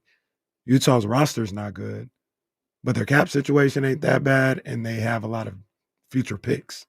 You know what I mean? So they're in the bottom half, but that may not be why they're the worst. You know what I mean? Because you could look at Lauri Markkanen and hell, Ace Bailey, if you wanted to combine that with somebody and go trade for somebody. Phoenix can't even do that. And then you look at Sacramento. Sacramento, they don't really have that either. It's kind of hard to argue against them being one of the worst roster situations in the league because your cap situation is teetering a little bit. You don't really have tradable pieces when you talk about Zach LaVine. I say DeMar DeRozan. I also say Domantas Sabonis. And the roster, while talented, nobody really understands what the roster is or where it's going. It's directionless in a lot of people's mind. So them being looked at as one of the worst situation, they map this out for like over the next 5 years. Like, you know, your roster situation, your team flexibility over the next 5 years or so. Hell, James said they got to wait till like 27 to start thinking about doing stuff. Or potentially that may be their mindset. So I think it's a fair assessment of the Kings and their situation. If you're comparing it to other situations around the league, yeah, they're probably in the bottom 5, bottom 10 of the entire league. They had Brooklyn in there. They had Washington. They had New Orleans. Obviously Phoenix, Utah, Chicago. Chicago's an interesting one because it's like, what is Chicago doing? They don't even really have a lot of picks. Hit you with the Jordan shrug. They don't have a lot of assets. I mean, that's the question you can ask about Sacramento. Mm-hmm. And it's fair. Like, I don't know. I don't know what Chicago is doing. Yeah. So it's no idea. Do you, if I said, let's combine the whole league? I mean, because obviously you're bottom 5. If you're 2 in the West, and you could just say at least 2 others in the East, would you say the Kings have a bottom 5 roster team building situation in the NBA? Phoenix is pretty damn bad, man. Phoenix is the worst to me. Phoenix is bad. Phoenix no hope. Man, this is tough because Phoenix, obviously, because it's so bad, you know, their like situations, their caps, their money. I don't like. Again, bad situation versus bad team. Is Charlotte where's Charlotte in this conversation? So Charlotte's probably there. I don't know where Utah but you've got a Brandon Miller, you've got a LaMelo that you can. But what's Brandon Miller? He's a good young player. He is. He's a good young player, and it's going into his 3rd year. I think Keegan's a good young player. Yeah, I think Brandon Miller's way better than Keegan as a prospect and as a young player. I think they're on different tiers. Different tiers? Yeah. Wow. Yeah. Okay. New Orleans? New Orleans is shaky. Now they have players. By the way, the answer is probably yes. Now I'm like looking at these teams like, New Orleans. Philly at least got Maxey. Philly got Maxey. I don't know what you do with those other two. Yeah. You got VJ. Yeah. New Orleans, I think Russillo said it kind of perfectly because he didn't like Utah's roster. He look at the Jazz roster. It's like they don't really have no real assets, but they got a lot of picks and future picks and things of that nature. And he looked at New Orleans. He's like, they don't really have a lot of picks, but they got a lot of assets on the roster. Like you can move Zion, Troy Murphy,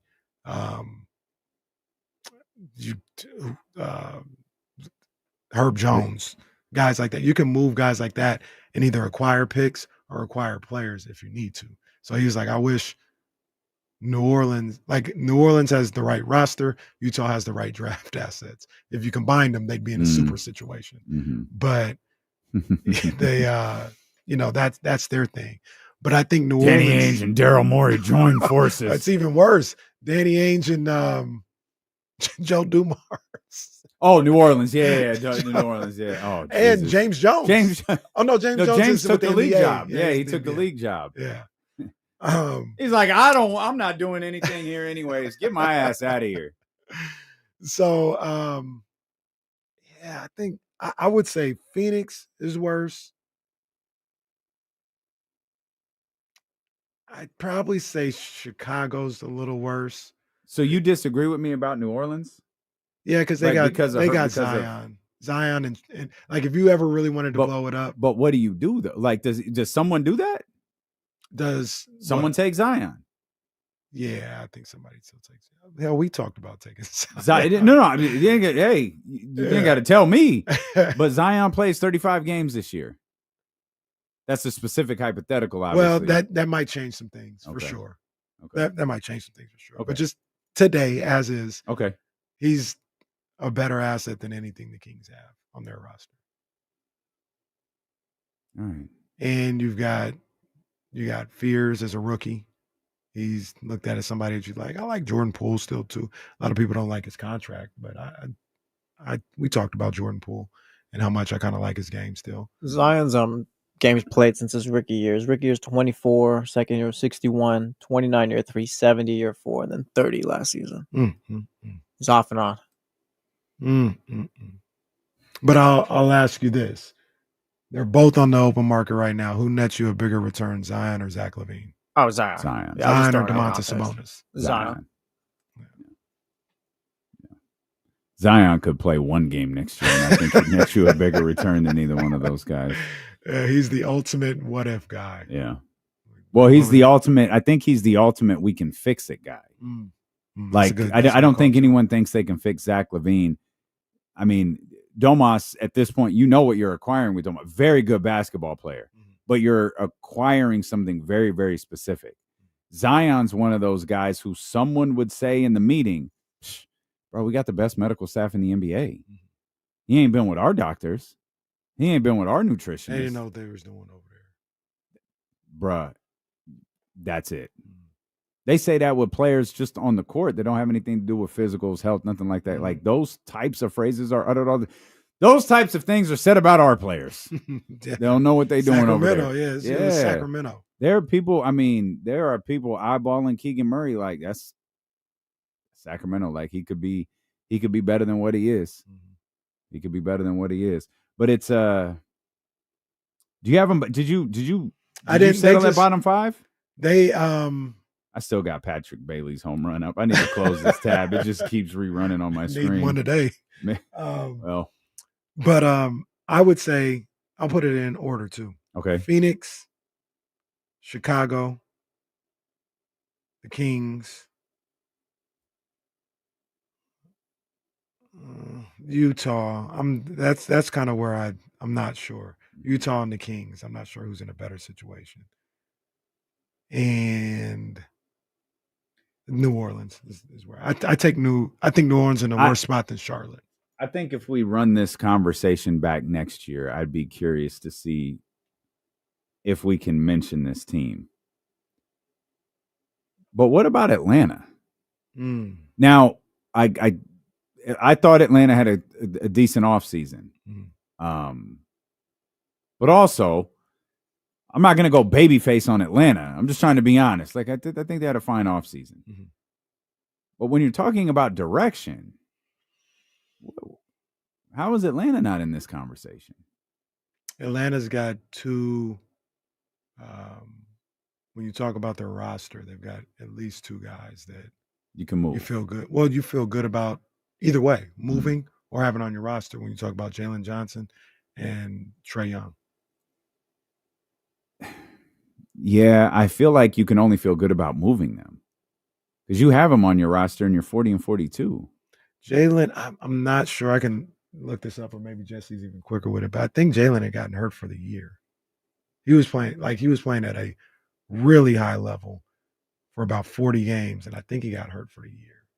So maybe you're selling yourself. Your memory with injuries is sketchy. It's he the was only 19 points per game, 19 points per game, cooking. 10 rebounds, 5 assists in 40 games. Do we have game? He played 40 games for real? 36, excuse me. That's 36. close enough. Yeah, Count it. No, Count it. no. I rounded Count up. it. No. If it's above See, 5, you round up. See, Jesse, look, Jesse was helping you out. Jesse helping you out. We might have to get a game in, by the way. Current score 11-4 over in the Pocket Watching League, all while Abe is shining up his championship belt he won last Abe year. is Yeah, he's never even been around. That was a fun bit that one night, but this dude's Brock Lesnar. He don't even show up. No, Go, Abe. Brock. Well, let's call him someone else. Yeah, I was gonna say, hey, I love Abe, but yeah, I was maybe the wrong one. He may. He's the Rock. He's the Abe, Rock. Yeah, He's the Abe. Rock.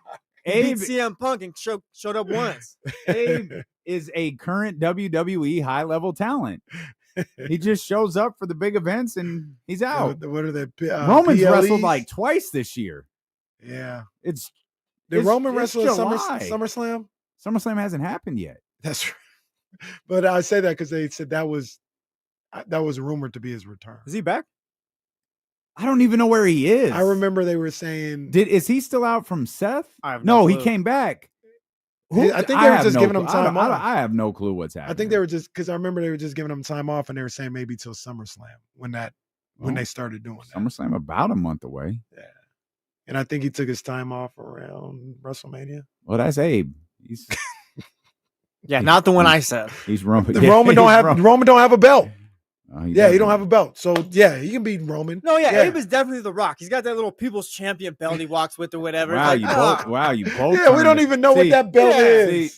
See, Jesse turned on Abe because he knows he's about to win pocket watching. That's facts, The angling is crazy. Oh man, Roman's 40. Mm. Roman's 40 now. He's been on top a long time. Yes. All right. Roman era. We'll come back. We might bring back Bump It or Dump It. Beware, Hey. though. We learned yesterday some of these Bump It or Dump It stories are like 4 months Well, old. We got some things we got to clear out first. Also, Bump It or Dump inventory's It, got to the be Kings play cleared the- out. Bump it or dump it. The Kings play the Mavs tonight to play in. Who's gonna win? We'll come back, man. A favorite has emerged in the potential Bradley Beal sweepstakes. Of course, it's in the Western Conference. What's that mean for your Kings? If anything, we'll talk about it on Sacramento Sports Leader, ESPN 1320. Oh, man. It's not looking good for your boys so far. Well, let me get this popping. Hold on. You guys give me 2 seconds. Give me 2 seconds. We're going to get here. We're going to get here. Because I want to make sure I got everything right.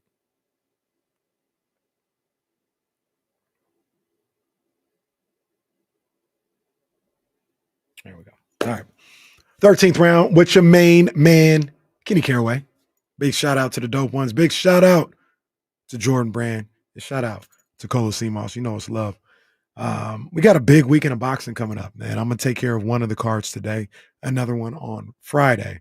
But we'll deal with the one on Saturday first, as the headliner is Edgar Berlanga fighting a guy named Shiraz. I'm not familiar with the dude, but in a 12-round middleweight bout. I don't know why that's the headliner. It shouldn't be. The headliner of this card on the Zone in New York, and I think they're going to be at Arthur Ashe Stadium. They're going to be outdoors in New York, out in Queens. That should be pretty dope. But the headliner for this card should be Shakur Stevenson going up against William Zepeda for Stevenson's WBC lightweight title. This is a really good fight. This is a really, really good test for Shakur. Zepeda is legit. He is a real contender, a real threat to win this fight. I think Shakur handles business. I think he wins. I think it's going to be my prediction would be Shakur by decision. I'll even say split decision, but I think he gets the win. This should be the headliner, though, for sure. This is a heck of a fight with two young fighters getting after it, entering the prime of their career. So I like that fight. Edgar Berlanga, once again, I know it's in New York. Look, Shakur's from Jersey. He could have had that as his hometown as well, fighting in Queens. But Edgar Berlanga being a headliner here is almost criminal. I don't know why he's the main event. It should be Shakur and Zepeda. But I do believe that that's going to be the fight of the night when you talk about Shakur and Zepeda. Once again, I got Shakur winning that one. Edgar Berlanga, sure, he's going to win. That's sure. I guess. Whatever. He's one of the bigger disappointments by some in recent memory in boxing because they remember ESPN was trying to, and Top Rank was trying to tout the first round knockout streak while he was fighting cab drivers and all this other stuff. And when he started fighting them real boxers, his lack of boxing skill started to get exposed. So, yeah, he's fighting on Saturday. I'll be watching. I'll be checking it out. But Shakur and Zepeda, that's the one. That's the 13th round.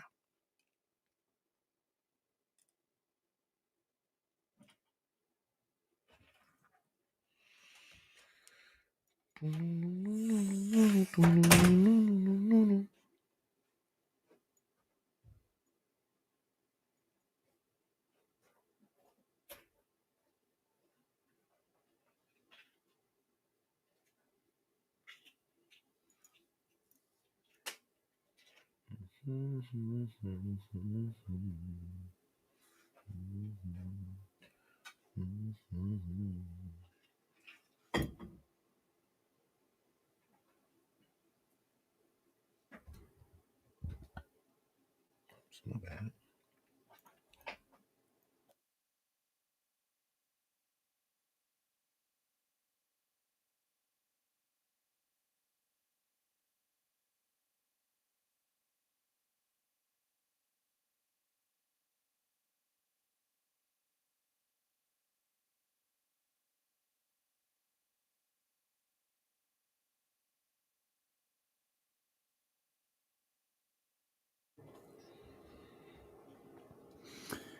All right, the Clippers have emerged as the favorites to sign Bradley Beal whenever his buyout with the Phoenix Suns hits, and I can't wait to see these numbers. Oh my God. I cannot wait to see these numbers. But I think he's gonna get. He's good. He's gonna be. I think he's gonna be just fine. They might. He might be so fine. They got to sign a non-disclosure. Like, hey, we're agreeing to the buyout. We're going to have to not talk about this publicly. Here's your $111 million. I never want to see you again. I did read that I think he has to give up some money for the buyout. Oh, do for you? it to work. Oh, really? Yeah. Oh, I didn't know that. I don't know if there's a specific amount or it's up to or something like that. But I think for the buyout to work, he's got to give up some of the money.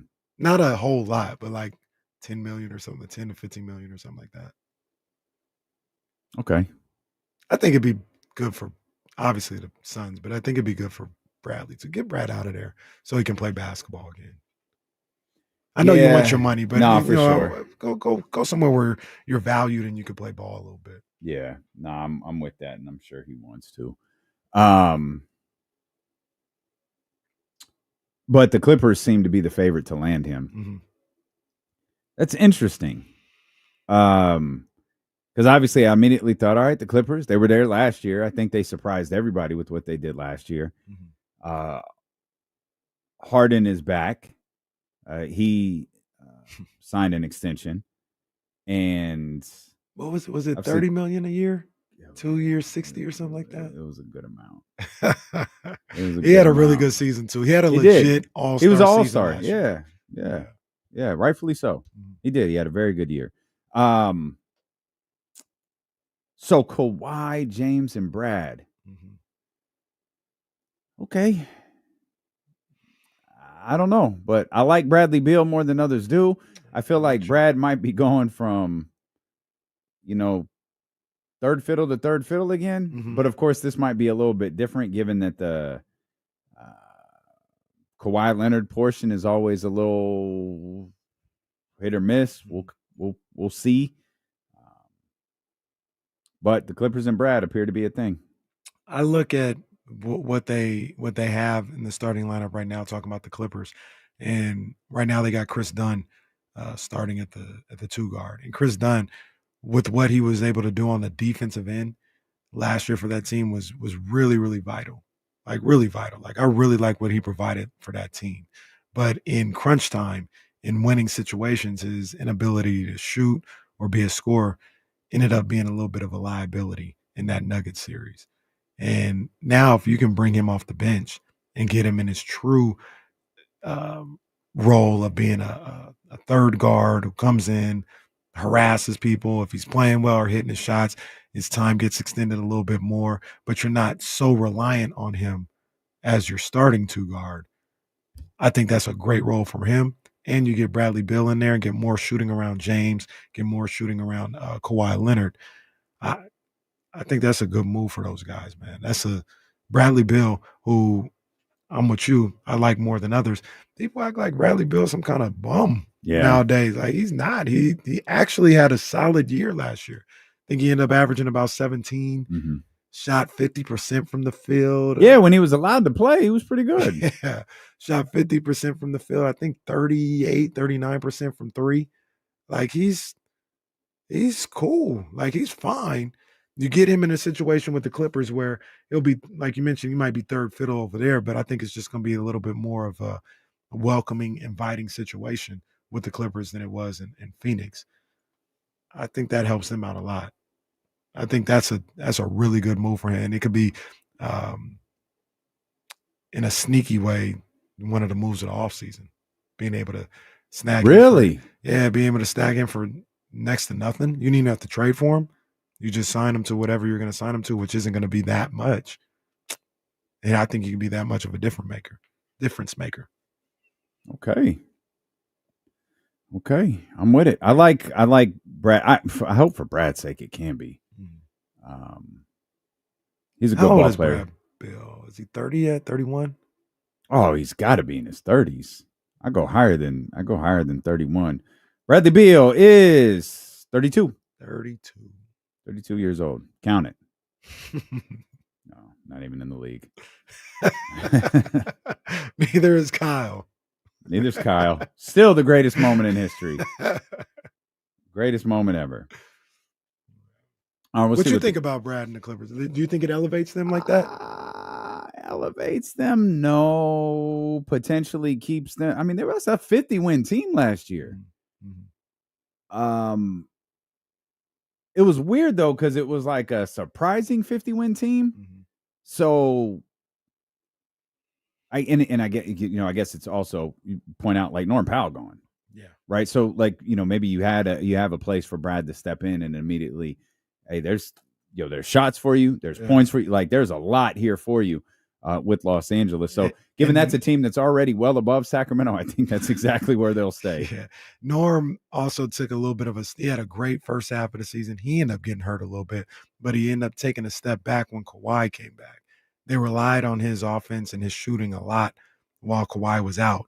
And then Kawhi comes back and Norman Powell had to go back into that role a little bit of a sixth man or, a third guard or something like that. So I think if Kawhi is there, that's the role Bradley Beal plays.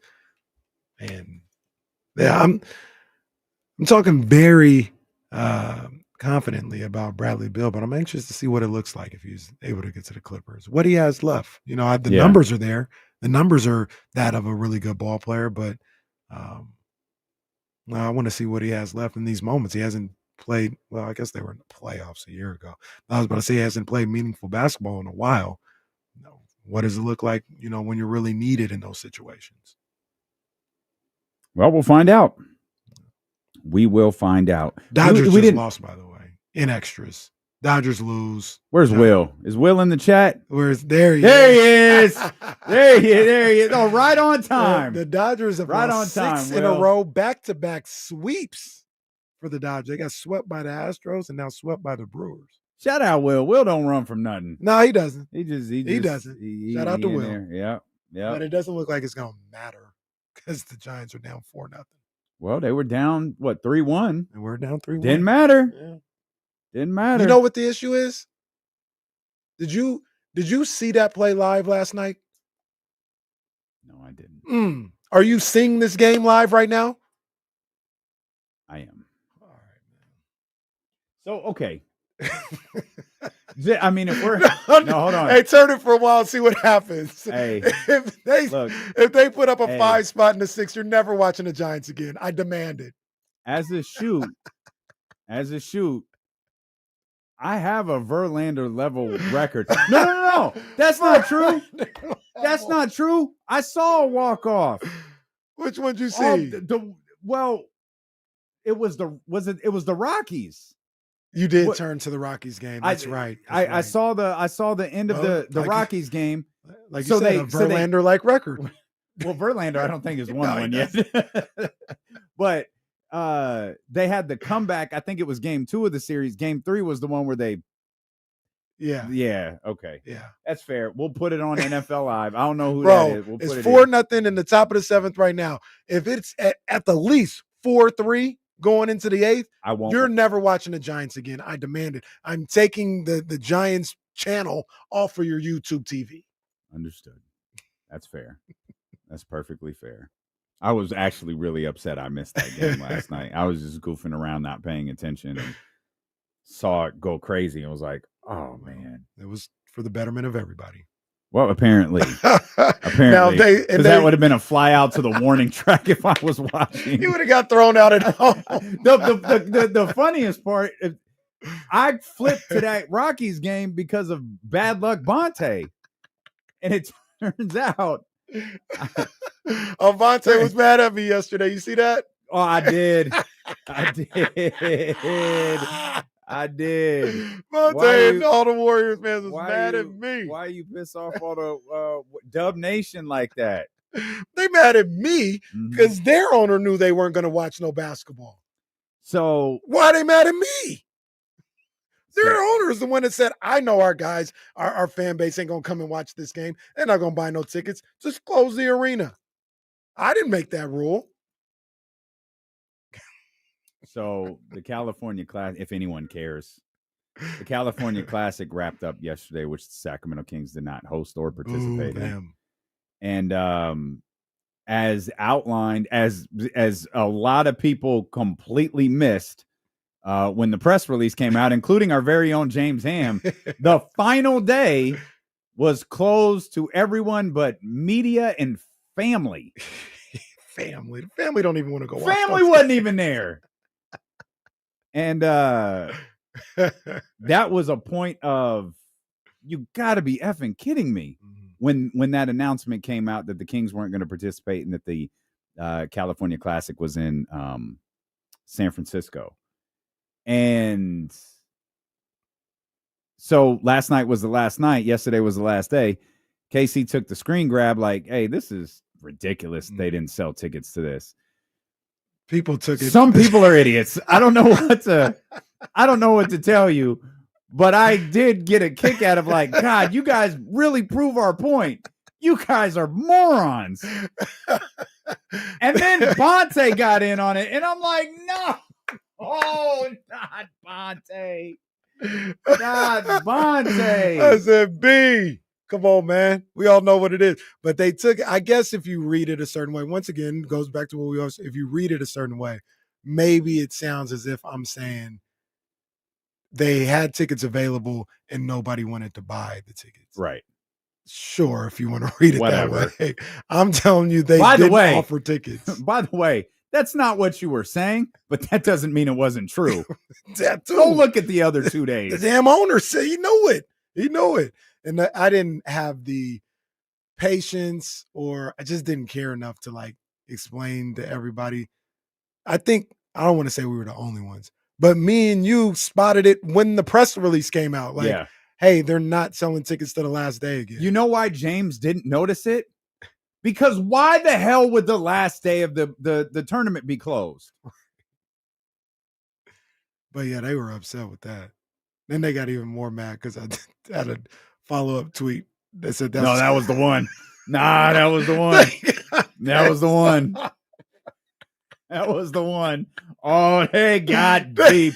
They got deep in their feelings over that one. They were upset. KC quote tweeted the same video and said, "This is what the Chase Center will look like when Steph retires." Nobody in the building. They were furious. I was like, I was like, I did the heel turn. You know how the tag team partner stands at the end and he's holding the tag rope, reaching out to tag his partner, and then right when Casey dives for the tag, he just turns around and walks away. That was me. That was me. I was like, "Woo!" I'm just gonna close the app. But what really the way I was Shawn Michaels coming down the aisle when they threw the beer on him. I just said, Shawn Michaels in Canada. Shawn Michaels in Canada. KC in San Francisco. Same thing. The funny thing is, I love the city of San Francisco. They always be talking crazy. Like, I love the Giants. I love the Niners. Don't love the Warriors, but hey, I love the city. It's good. They just be getting upset. What's up? This is a safe space. Yeah. I think Seattle's better. Oh. Hey. Now, those two cities mirror each other in my mind. I've never been to Seattle. They remind similar. me of each other. Yeah, very similar.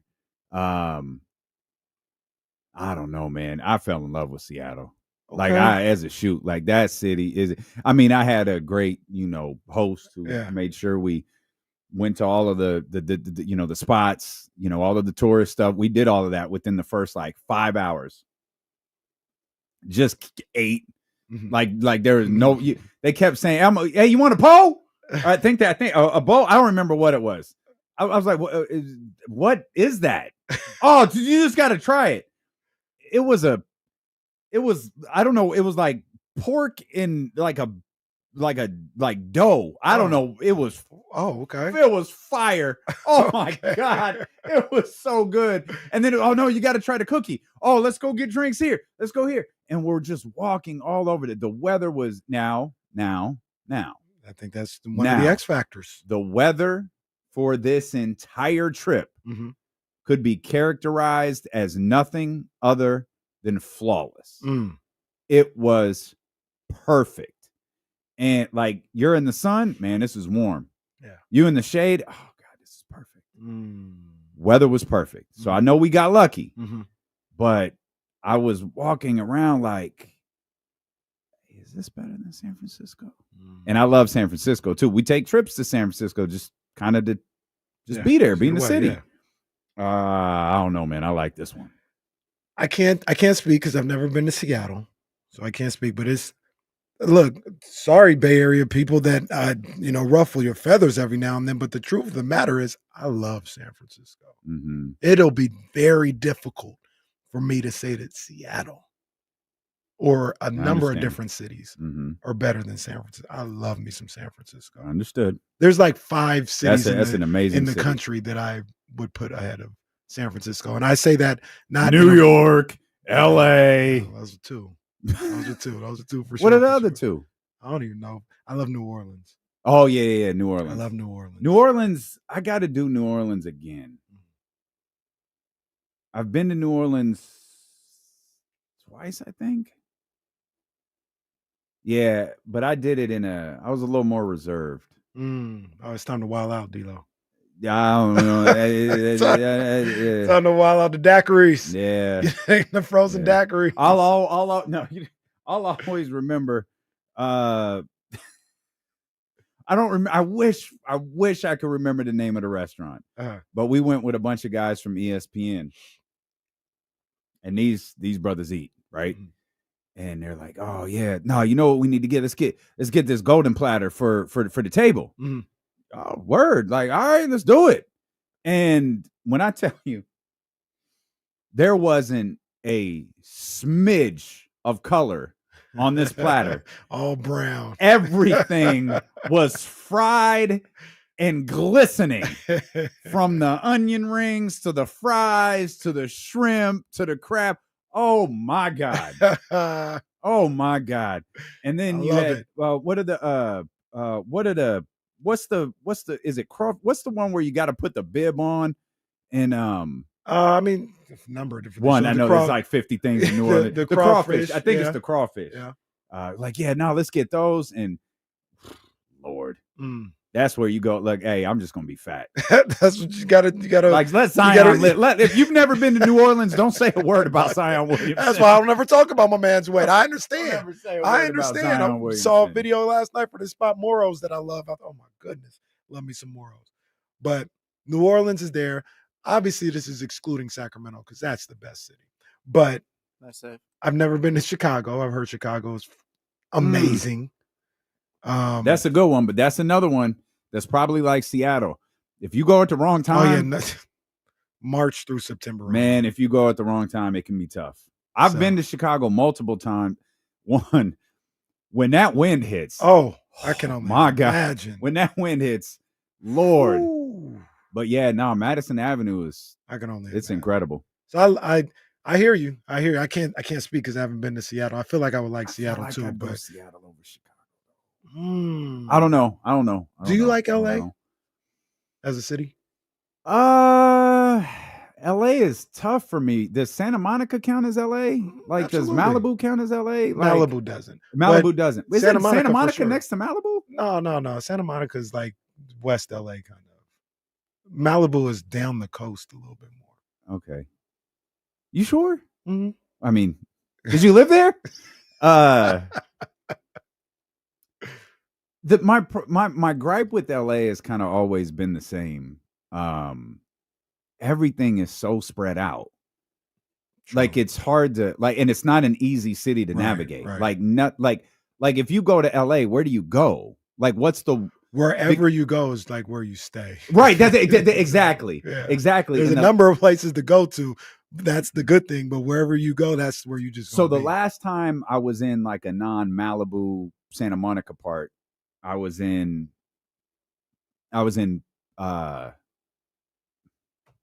Beverly Hills. Now wait. I've never even stepped foot in that place before. Like I've never even. I thought he was gonna say something like like Downey or something like kind of urban. He's like Beverly. I think the nicest city I've ever been to is like San Diego. Well, that's up there too. Not Beverly Hills though. What do they got? They call it Rodeo Drive, I think. Is that where you on That's Rodeo? where he stayed. Yeah, you're on he Rodeo stayed Drive? on Rodeo Drive. Well, see what I'm saying? Damn it, Damien. Well, not on my dime. To be fair, it wasn't on my dime. It was on the dime of the Boston Celtics. Well, shout out to the model Celtics. franchise. Yeah, put that together. Enough, yeah. Put that together yourself. Yeah, because them. Danny Ainge, hey, them. Well, he was there at the time. Them NBA hotels hit different. It's so different. Walked into this hotel. Swear to God, the first person I saw was John Cena. Oh, snap. How have you never told this story before? Snap. I don't know how to bring that part up. We were talking about LA. I was visiting, actually, it wasn't the Celtics. It was the Wizards. It was when she was the color analyst for the Wizards. Yeah, because I remember we saw, what's the old boy's name? Kelly Oubre. Okay. And Oubre walks by. Boy. Well, you won't believe this. That's exactly what she said. We walk by him, and he's got his headphones on, and he sees her, and he's just like, "Hey," and we walk by, and we get just further enough away, and she just goes, "That's a wild boy, right there." That's a wild boy right there. But. Once you're where would I have gone from there? It's like you said it perfectly. Once you're somewhere, that's just where you are. When I go to, I used to visit Malibu regularly, and I always felt like Santa Monica was pretty close. Maybe it wasn't, but that would be the only place I go to is Santa Monica. I would never go to LA. If you were in Malibu, that would be your first step into LA is Santa Monica. So that's probably why you didn't go past it. Yeah, that was it. It's not like, oh, we're gonna go to the Hollywood. That's like an hour away. I ain't doing that. Bro. And it just feels like everything there is so spread out. Do I like it? Yeah, I like it. But, man, the next trip we want to do, we were talking about this because my thing, when we wrap up a trip, like, what's our next one? Mm-hmm. Give us something to look forward to. I gotta go back to New York. Got to. And I want to go, like, around Christmas. I want, hey, babe, pack a jacket. Pack a jacket, beanie, scarf. Like, I'm bringing New York Undercover back. Jesse kind of mentioned a little bit. I mentioned it. I wouldn't say this is better than San Francisco, but it's San Diego. You know we love San Diego. Yeah. Oh my goodness. I want to go to Petco. I've been around I've never been to a game there. I walked around the area in the stadium, and it just looks. I could imagine it for a game. It's probably just fantastic. Casey, we should go hit up Beverly Hills one time. I can't. Come on, Jesse. We can drive through. No. Just drive through. We're gonna get out the car. We won't even park. Can't even afford to park. We could drive through. Someone. First of all, you're a turncoat. What are you talking about? What are you doing with him? For someone who has been to the Cartier store multiple times. Wait a minute. Wow. Now he's lashing out. Now he's lashing out. For someone who's been to the Cartier store multiple times, don't come for me. Beverly Hills is a cool spot. You know, one of the things I used to, I think I've said this before, I used to Uber when I was living in LA. That's how I kind of just saw a lot of these places.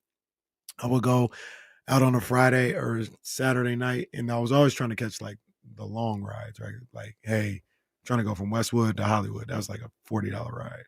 So I'd always start in Westwood, and it would take me to Beverly Hills. It would take me around Westwood. It would take me to Santa Monica.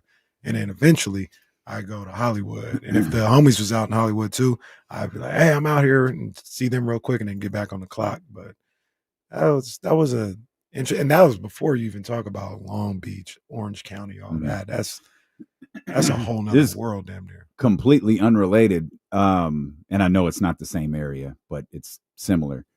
I got a text this morning. We're going to Disneyland. We got a broadcast, or not we.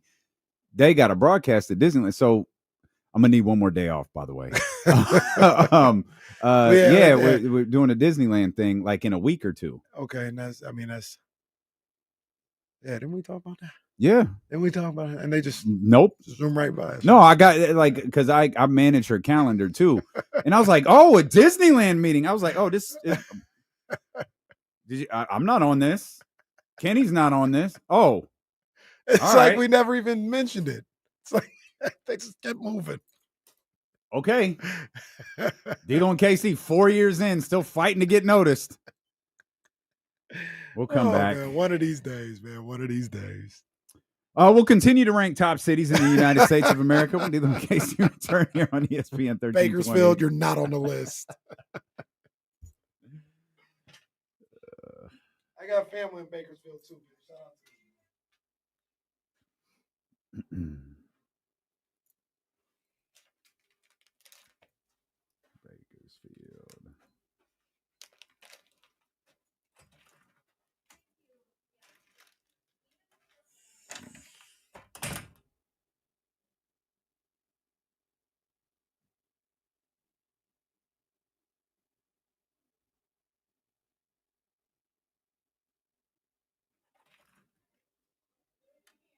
Casey told me someone's asking about me. Yeah, the pocket watching champion of the world. They're trying to tell. There's some people around here talking like you're not the true champion. What? That's right. Who are they saying the champion is? Well, I don't know that we have clearly defined. So I've always said KC was Yokozuna at WrestleMania 9, challenged Hulk Hogan, and Hulk Hogan walked in and took the title. But then there's some people calling you Roman Reigns because you haven't been around to defend the title. Oh. They might have called you Brock Lesnar, but I was like, hey, we got to come up with a different comp. I don't want to be Brock until he's cleared of all the charges. for my man. They clear Brock of all the charges. I don't want to be Brock. What's up, man? You good? Yeah. Yeah. Yeah. I'm trying to get dude wipes. Oh, there you go. For you guys too. There you go. That'd be a great get. Dude wipes for ESPN. It's perfect. Nobody paying attention to us, man. I'm gonna lump you guys in with this. Let's do it. Everything we do, you guys should do. Like Yeah, it's same. It's all the same shit. Yeah, You're off the air. No, we're on the stream. You're I fine. know, but Yeah. It's all the same stuff. Yeah. No, I'm with But you. I will defend my title if anyone wants it. We might call you in here in the next week or so. I'm ready. All right, we'll give you a heads up. Thanks, Abe. That's a man right there. That's a good dude, man. We got a good group here. I say that a lot. We got a good group of people here. Talk. It kind of started with Complex. That's a good call. Well, Complex kind of changed the vibe here. It did. It also started with the outing of a couple. Yeah. Well, a couple higher ups. Yeah.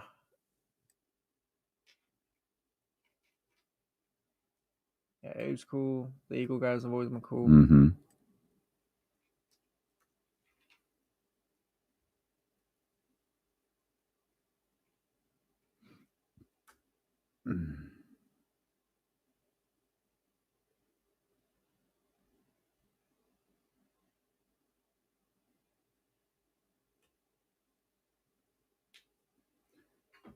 Boy, Kyle going through it.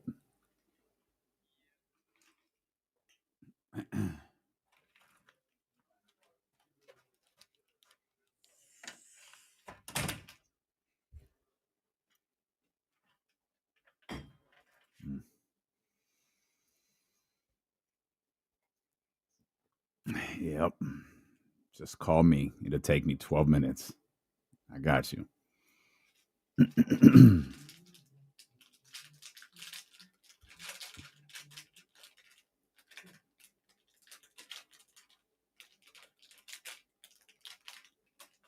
What you in there, Casey? It's a chocolate bar. Like candy, like a Snickers? Where can I get that chocolate bar? In the Fortress of Snickers. And it's going to say chocolate bar on there? What is it going to say so I know? Kirkland's signature. Well, they got muffins in there too, though. It's going to say nut bar, okay? Nut bar.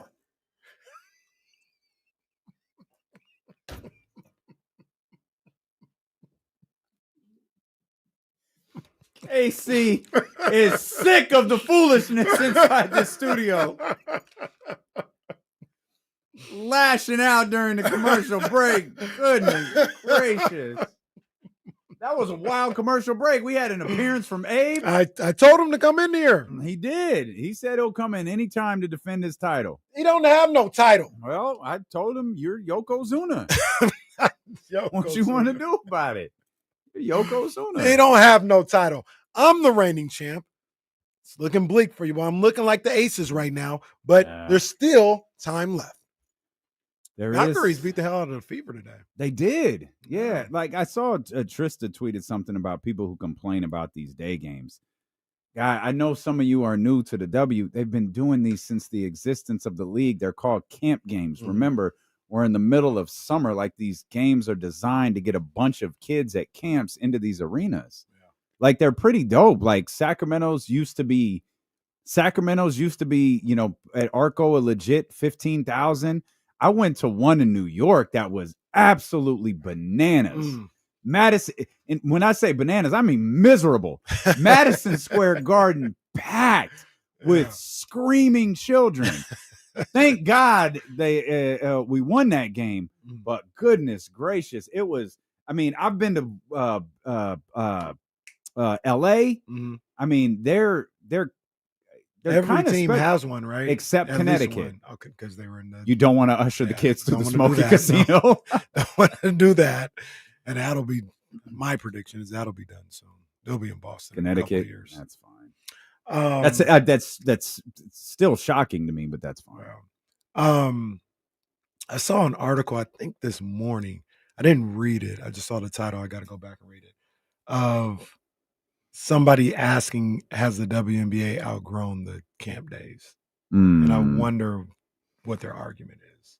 Yeah, I mean, maybe when you talk about the volume of tickets sold on a game-to-game basis, you know, maybe with the idea with camp games, you're getting 15,000 in there, and maybe that's the only time you're getting 15,000 in there. You're regularly getting maybe 9. But don't leave don't abandon the people that help you get there. Like, I mean, and that aspect. That's a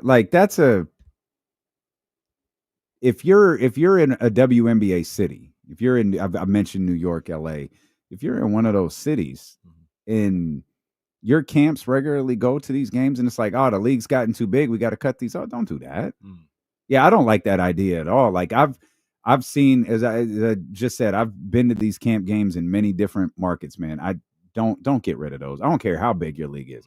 You can sacrifice one game. Let these kids have. We don't know.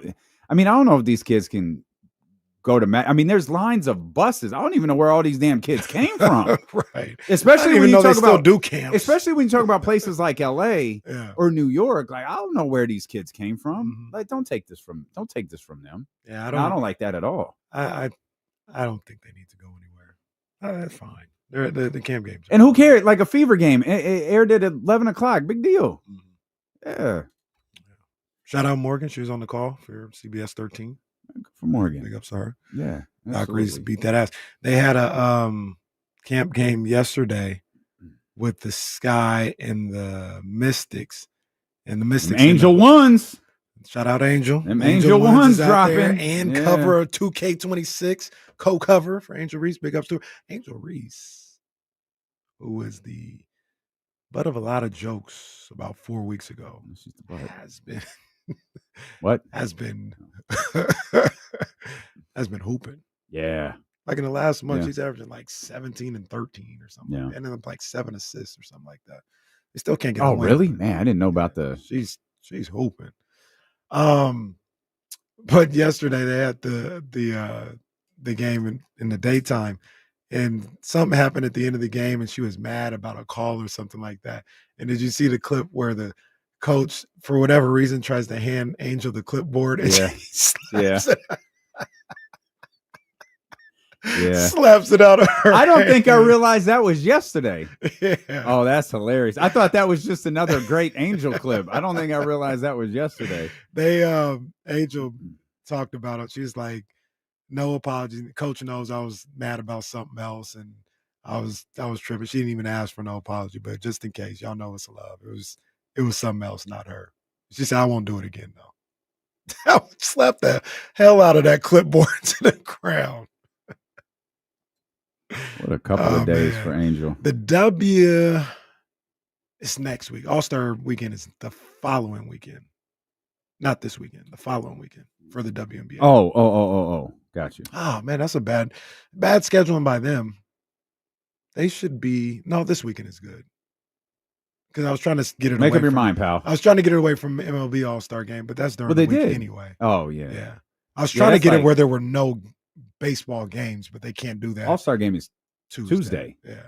Major League Baseball plays on the weekend before and after, so. And it's in Indiana, WNBA All-Star game. Of course it is.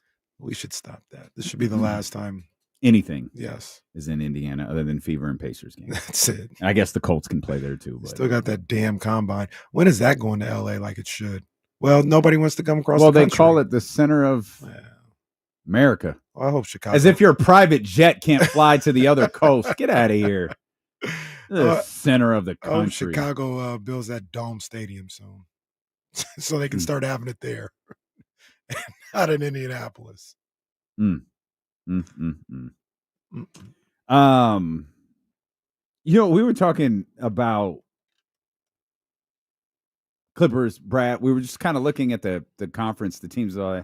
See, Anthony Davis had surgery on that was crazy. A detached retina. Yeah. Now, they say he'll be fine for camp and all that. Like, how did that happen in the offseason? Did they say when it happened?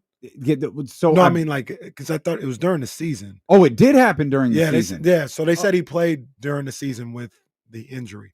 I don't know if it was diagnosed specifically as a detached retina, or I'm not sure, but I remember seeing he played some of the season with it. Oof. And I misunderstood that. I thought it happened in the offseason. I'm trying to figure out when it happened during the season. That's what I don't know. Who now I my OKC stories are getting mixed. So we have the Chet extension, which we'll get to in a second.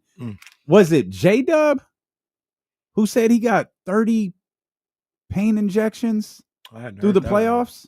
Damn, I hadn't heard that one. Yeah, he said he said it. It wasn't like a report, He was like, "Yeah, I think he sprained his right wrist. He did have a wrist injury, and he was like, "Yeah, I got 28 to 29 pain injections through the playoffs because I'm not missing it now."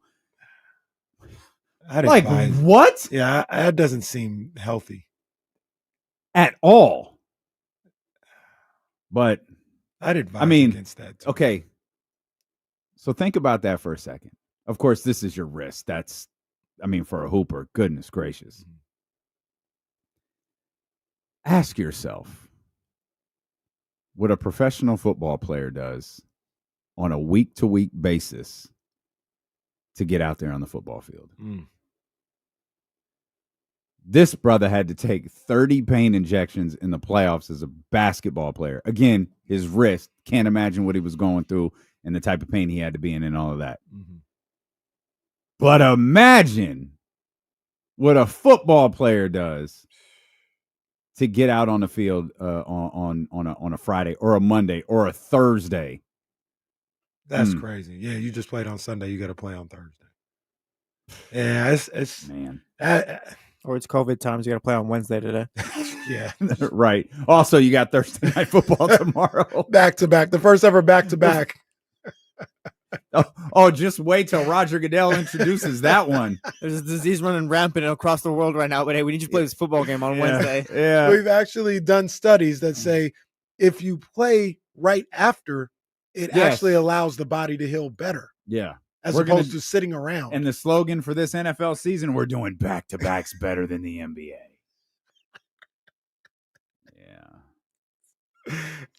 Yeah, you laugh now. You laugh now. That is crazy. A back-to-back. You laugh now. Just wait. Just That's wait. Crazy NFL back-to-back. There's no evidence. There's no evidence this causes more harm to our players. Oh my goodness. I hadn't heard that that J-Dub story. That's crazy. I don't know if he was on a podcast or what it was. It came across my my Hoops Hype feed this morning, and I just baffled. Like, goodness gracious. Michael Porter Jr. was getting injections in his shoulder just to make sure that could work too this postseason. No, he should have gotten more because it didn't exactly wrong. work. Yeah. Hey man, he was doing all that and they shipped him out. That's crazy. Hey, no, you're right. We get our jokes off. This game is cold. Oh yeah, you remember, like he couldn't even move his shoulder or whatever, his arms. Like, they administered the shots. They weren't like they just knew about it. Yeah. No, we'll give you the shots. Hey, who's the guy in Brooklyn? Is it who's the G? Oh, Bobby Marks. Sean Marks. Sean. When we're done with the season, what we talked about is good, right? That man was sitting on the bench. You want some Gatorade? No, but go ahead and throw that needle in my shoulder. Man, that's cold crazy. game, man. That's how Tyrod Taylor got taken out. Cold game. No, they tried to kill Tyrod Taylor. That's what I mean. Yeah, they said, "Hey, take this needle straight to the chest." Yeah, they put the needle in his chest. All right, start Justin Herbert now. That was it after that. Bro, what? Hey, to be clear, we're laughing. This is not funny. It's not this at all. Not funny at all. What? Gracious. I think Tyrod is a New York Giant right now. No, Tyrod he was at one point. He's somewhere. He was a New York Giant. Where is he at right now? Okay, I think I'm gonna say Tyrod is I'm gonna say a Cincinnati Bengal. Jesse? I'm looking. You already looked? Yeah, I'm looking. Oh, okay. He's a Jet. Yeah, he's a Jet. Oh, he's a New York Jet. Damn it. So if you had just said he's in New York, you would have been right. But yeah, he's a Jet. How many teams not like KC. Wasn't there a controversy about his name? Didn't he say my name isn't Tyrod, it's Tyrod? Yeah, Tyrod, not Tyrod. And it's like, why are you correcting this 8 years into your career? Exactly. How many teams has Tyrod Taylor played for? Tyrod has played for 9. Is that official or are you guessing? I'm guessing. I'm gonna say 11. Oh my God. Felt like he's on a different team every year. I got him in Baltimore, Buffalo, of course, Cleveland, because everybody has to play quarterback for the Browns. the Chargers, the Texans, the Giants, and the Jets. Oh, Count got that. him No, at 7. count that. no, Count that. That's 12. no. Got him at 7.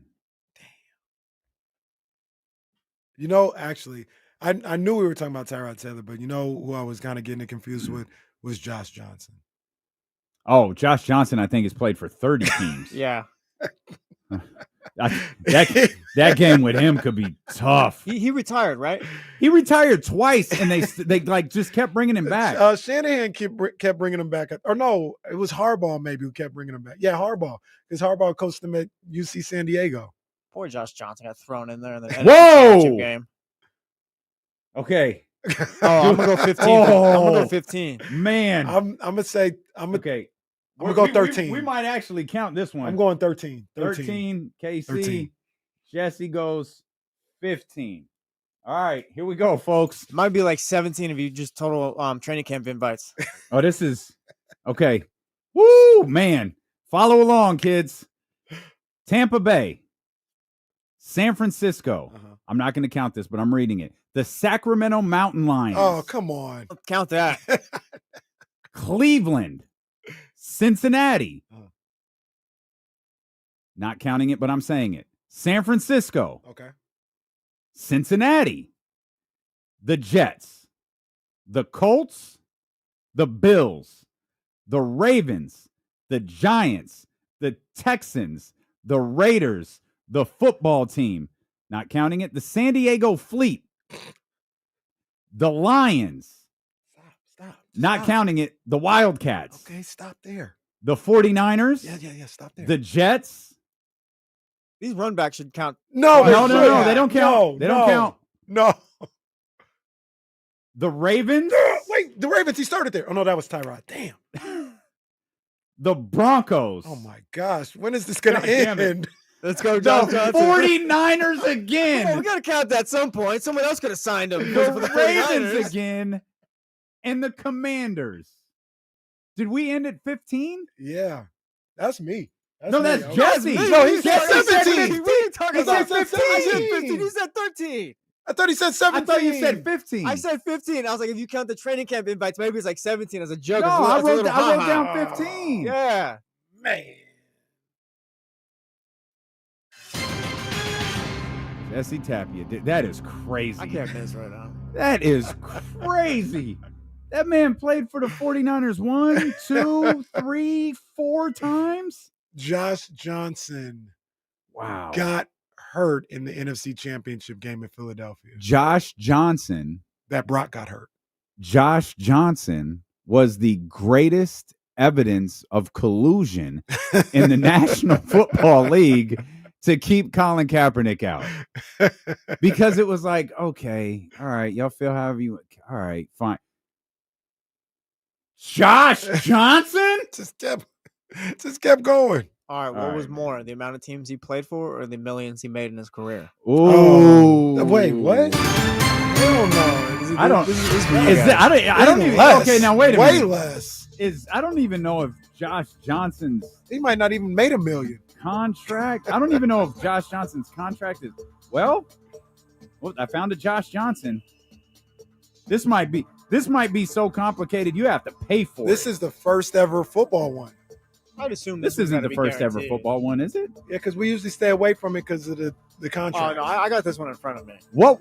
Oh, you have it? Yeah, I was asking you. Oh, guys. No, wait a minute. What the hell? No, what's going on here? Oh, What's he going on here? no. He honorably said, "I going got on? it in front of me." I asked you guys a question. No, wait a minute. How long has this been going on? The hell? I said, hey, D'Lo and Casey, what do you think is more, millions or the teams Hey, you what the play for? hell? No, well, how long has this been going on? You guys see this? Chatty House, you see this? This is Radio, like- you this is- heard this is you like heard this. Alex Rodriguez trying to blame Derek Jeter for taking steroids or something. I'm like, come on, pal. Can I just casually mention something that wasn't pointed out? Josh Johnson's on a roster now. Oh, I thought he retired. Josh Johnson is on a roster now. Wow. What was your question a second ago? Was he playing more teams or more millions? Yes. Yeah. I said more teams. He's making like $500,000. He's in the NFL right now? He is. And I'll include his salary next year. $750. 15 teams. His pension's going to be looking nice.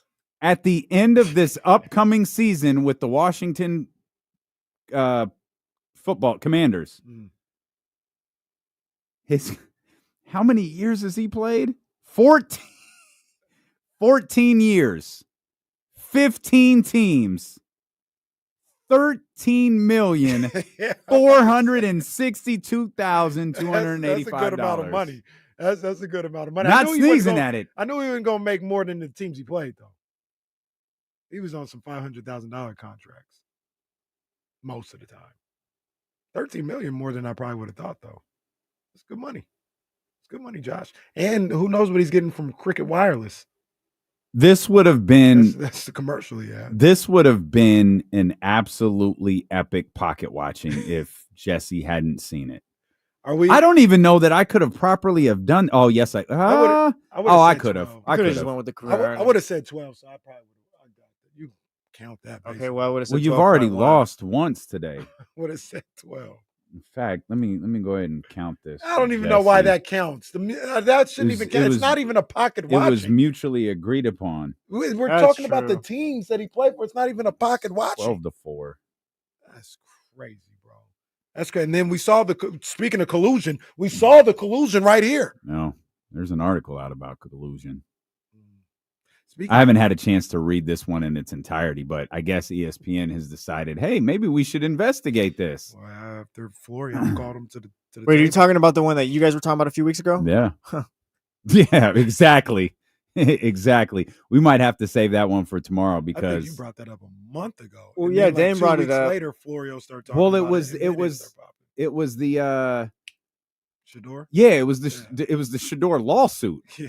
Which, hey, shout out to whoever that guy was. He has to be a lawyer because he was the one who said, "Hey, I want full discovery on this." And that's when Florio and Pablo Torre really dove into this. And then all of a sudden it started to become a thing that they were talking about. They got their hands on the report, and that podcast came out like 2 weeks ago. 2 weeks ago. And ESPN just dropped its first article. Sources, NFLPA, NFL agreed to keep collusion findings secret. Stop it. Man. They were trying to go at Pablo Torre too when they were talking about that. They absolutely were. They absolutely were. We need to have a in-depth discussion on that. We'll hold that off till tomorrow. Because I want to read the ESPN article in its entirety and not try to read it here during the commercial break. Real quick, you talk about Josh Johnson signing with the Washington Commanders. Did you see? It's in like the Washington Times, and I think it's an opinion piece, so it's not like a report. But whoever the writer was making the argument they should go back to the Redskins. And I didn't see that article. I've heard that you lived in the area, so maybe you heard a little bit more. But I've heard a number of different times, like the Native American community in that DMV area was like, yeah, we've never had a problem with it. It was actually kind of a source of pride, and we wanted them to keep the Redskins name, but public pressure and the public perception of it all kind of forced them out of it. I don't think they'll ever go back. Well, you see the jerseys they dropped today? I did, yeah, I did. I think that's where I saw they dropped, I guess, throwbacks now, but just jerseys. They're pretty much jerseys from that era now. It's the same thing. Yeah, it's the same jersey. The logo. They've got the W logo now. It's supposed to. I see. It's an old one, but yeah, that was interesting. There was a lot of, I remember when it happened, and then in some of the years since, a lot of Native American tribes have said they should have never messed with the name. I don't think it's ever going to change, but interesting. Yeah, I mean that. I don't know. I will err on the side of that's not for me. Yeah. If that's how they feel, then that their voices should be the ones that are listened to. In this regard, I will sit back, shut up, and probably just continue to call them the football team. That's what they should go back to. Forget the Commanders. Football team is what you should go back to. Keep calling them the football team and keep it moving. Yeah, I don't know. I still forget that they're the Guardians. Yeah. I forget. I see that like regularly. Like I had to point out at the game up the Seattle game I was at. I knew this, but for some reason seeing it at a ballpark was a little jarring. My brother, he's a Giants fan. Giants, baseball Giants? Yeah. San Francisco Giants. But he loves baseball. He got season tickets to the Mariners, the whole thing. And I noticed, I was like, hey, look at the scoreboard. And it was, New York and St. Louis, Baltimore and whatever. And then all the way at the end, there was SF Giants Athletics. And I pointed that out to him, and they kind of look like, yeah, they won't call them Sacramento. They're not Oakland, and they're not yet Las Vegas. So it was, again, I knew it was there. Yeah. We've seen it a million times, but seeing it on that scoreboard at the game, I just looked at it almost I got an attitude about it.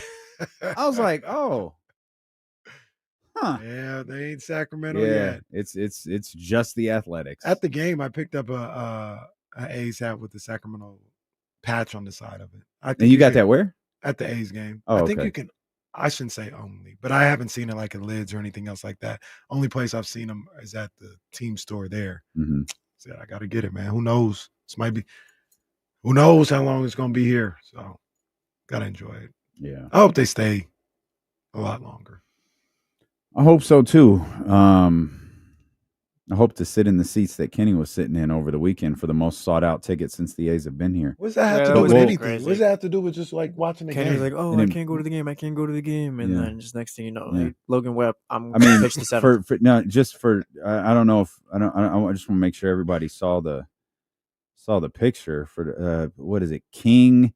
There he is. Well, so all right. No, I was at the game. I was watching the game. No, look at the boy. It looked like you about to play in it. What are you talking about? I Like just took a picture. The game was over. Look at all them drinks next to him too, That man. was not mine either. Man, boy, ate well, drink well. Man, must be nice. We'll come back, man. You want to know why it feels like teams are so tight with their wallets? Turns out that players lost a bunch of money this year. Man. Oh man. I've never seen millions. I've never seen a story like this before. We'll explain with D'Lo with Casey return. Manny, hang tight. Manny, we see you. 916-909-1320. We'll get to you right after the break here on Sacramento Sports Leader, ESPN 1320. Louisville Sluggers.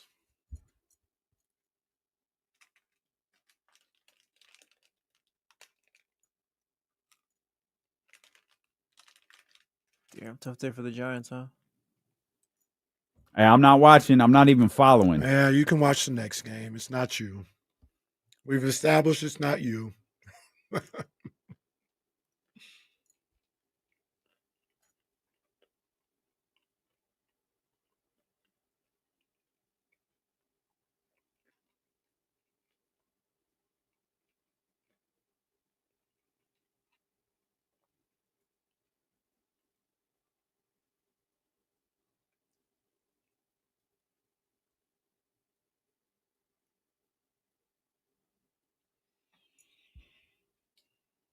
All-Star game is next week for the MLB?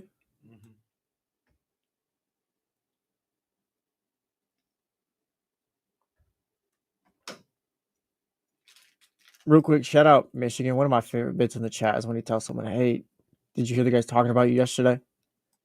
He'll say it to a random listener. Sometimes they buy it, and I feel so bad. He did it earlier too. And what is Michigan talking about? Your insides are dead. What the hell?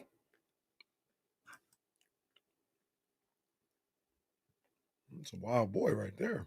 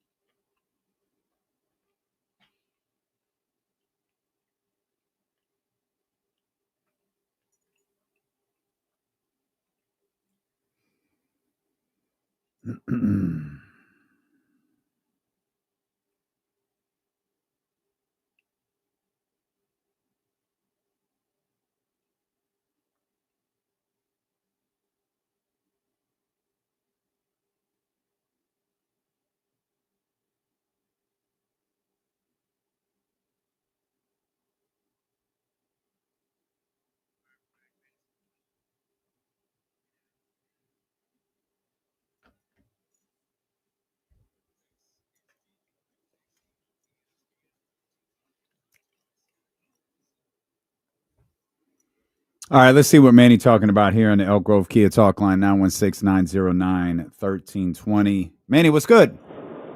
Hey, I did want to, before I promote the show tonight, but I did want to get y'all thoughts on that signing by Chet. Like, I saw some people, there was a little bit argument online about people think they overpaid, but you're going to pay your top three guys, I think, in my eyes. So regardless, you were going to give them that contract, and that's just part of what the NBA is at this point. So even if they had some concerns about injuries or, you know, him being able to be on the court, you're going to sign the dude.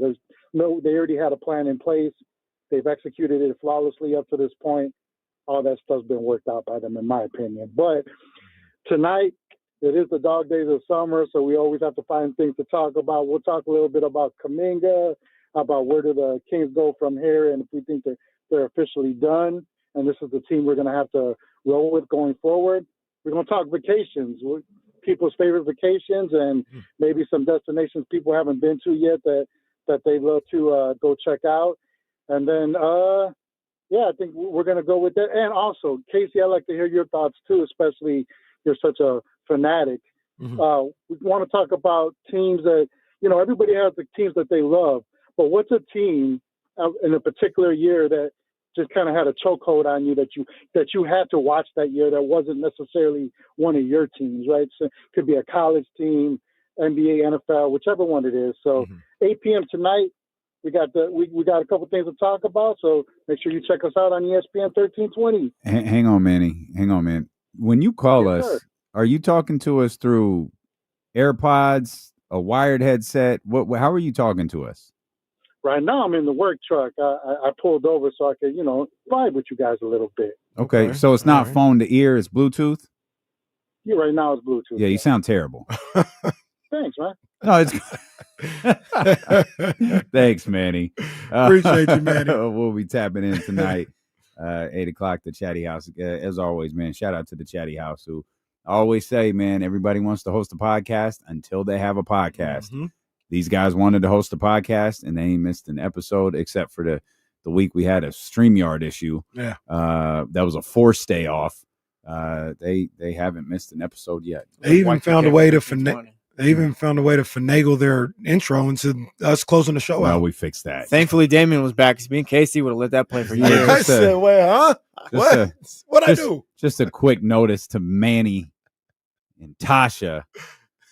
When y'all make an adjustment for the Chatty House, it makes an adjustment for the entire network. So what we need to do is build you guys your own setting. So we'll work on that. But tap into the Chatty House tonight beginning at 8 o'clock over on the YouTube channel at ESPN 1320. And if you're not a subscriber yet, become one. We're on the road to 9,000.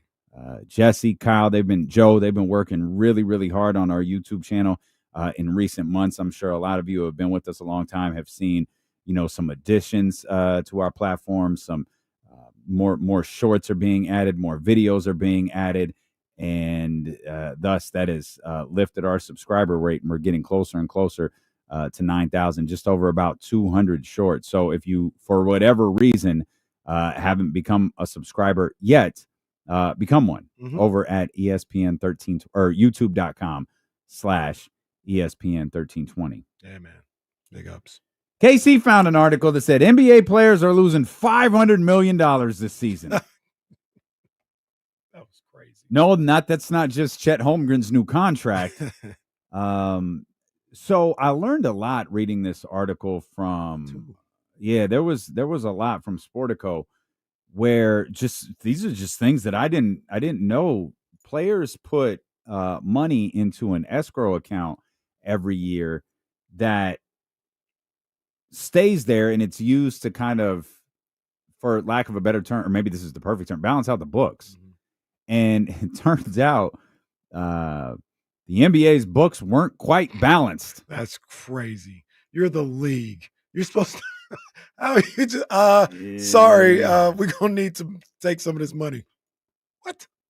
Basketball related income for this past season was at $10.25 billion. And it's a key number for players as it determines how much of their salary that they'll get from last season. Well, it turns out that's not quite what they expected. And the total was about $480 million that they're missing from this. And Steph, who is, and it's based on the amount that you make. So the amount Steph loses isn't the same amount that percentage Keon Ellis loses, right? Yeah. Steph, who is the highest paid player last year at $55.8 million, he's going to lose $5.1 million. That's crazy. Now, obviously, Steph, he can still have wine with his steak dinner. Like, he's not, he doesn't have to tighten the strings on this one. But it is crazy to think like, oh no, he just lost $5 million. Man. Then you could argue it's $5 million he never had. Right. But yeah, $5 million. So that was one of the things, because I was talking to my wife about this story, and just to get a better understanding, because she's unbelievably intelligent. And we were just kind of breaking it down, and it was almost like, because they have the escrow accounts and all this other stuff, it's almost like if you're Steph Curry and you say, I signed a contract, just round numbers, say I signed a contract that makes me that pays me $55 million a year.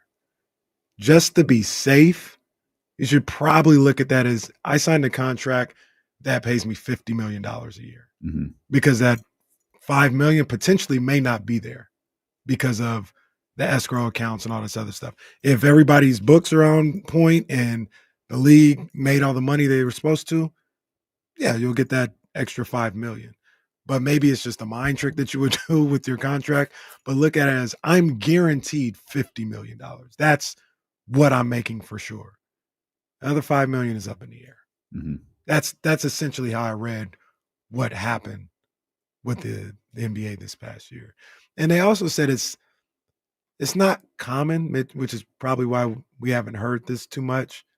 I don't know what happened this year, but it just worked out where they came up a little short, and they had to go into that escrow account that the league and the players both agreed on having during this latest CBA. Or actually, they've had it, I want to say they said since the strike in '99 they created this system, and yeah, they had to dip into that escrow account this season. This is so. It's a little weird. Yeah. Given one that again, and I don't know how common this is. I don't think I've ever paid attention to this before. But you also have the cap not going up the full 10%. You have it going up 7%. And every time we do these projections about who's going to be the first $100 million a year player, who's going to be the closest in 5 years, who's going to be the closest in 10 years, and all of this stuff, it's all based on the cap increasing 10% every year, because every year the cap increases by 10%. That's the max in which it can increase. It seems rarely does it increase at a lower percentage than the max. So the fact that we have them digging into this escrow account and the cap going up 3% shorter than we expected, it's like, they really not spending money. That's why Jonathan Kuminga's not getting money. Hey, that's why Josh Giddey is standing around like Fresh Prince on the final episode, looking around like, what is going on here? Money is tight. The thing that I wondered, how did this happen, was when you talk about and once again, I learned it from this situation. When they talk about the cap going up, and this is what it is.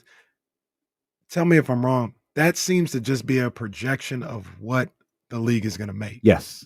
So if the cap right now, they said for this upcoming 2025-2026 season, I can't remember, but let's say the cap is going to go up by $7 million. Mm-hmm.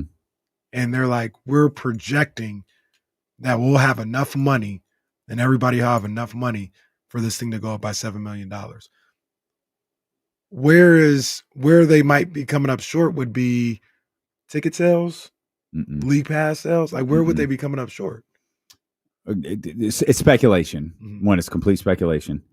Sportico notes the local media environment. It's essentially James Ham's fault.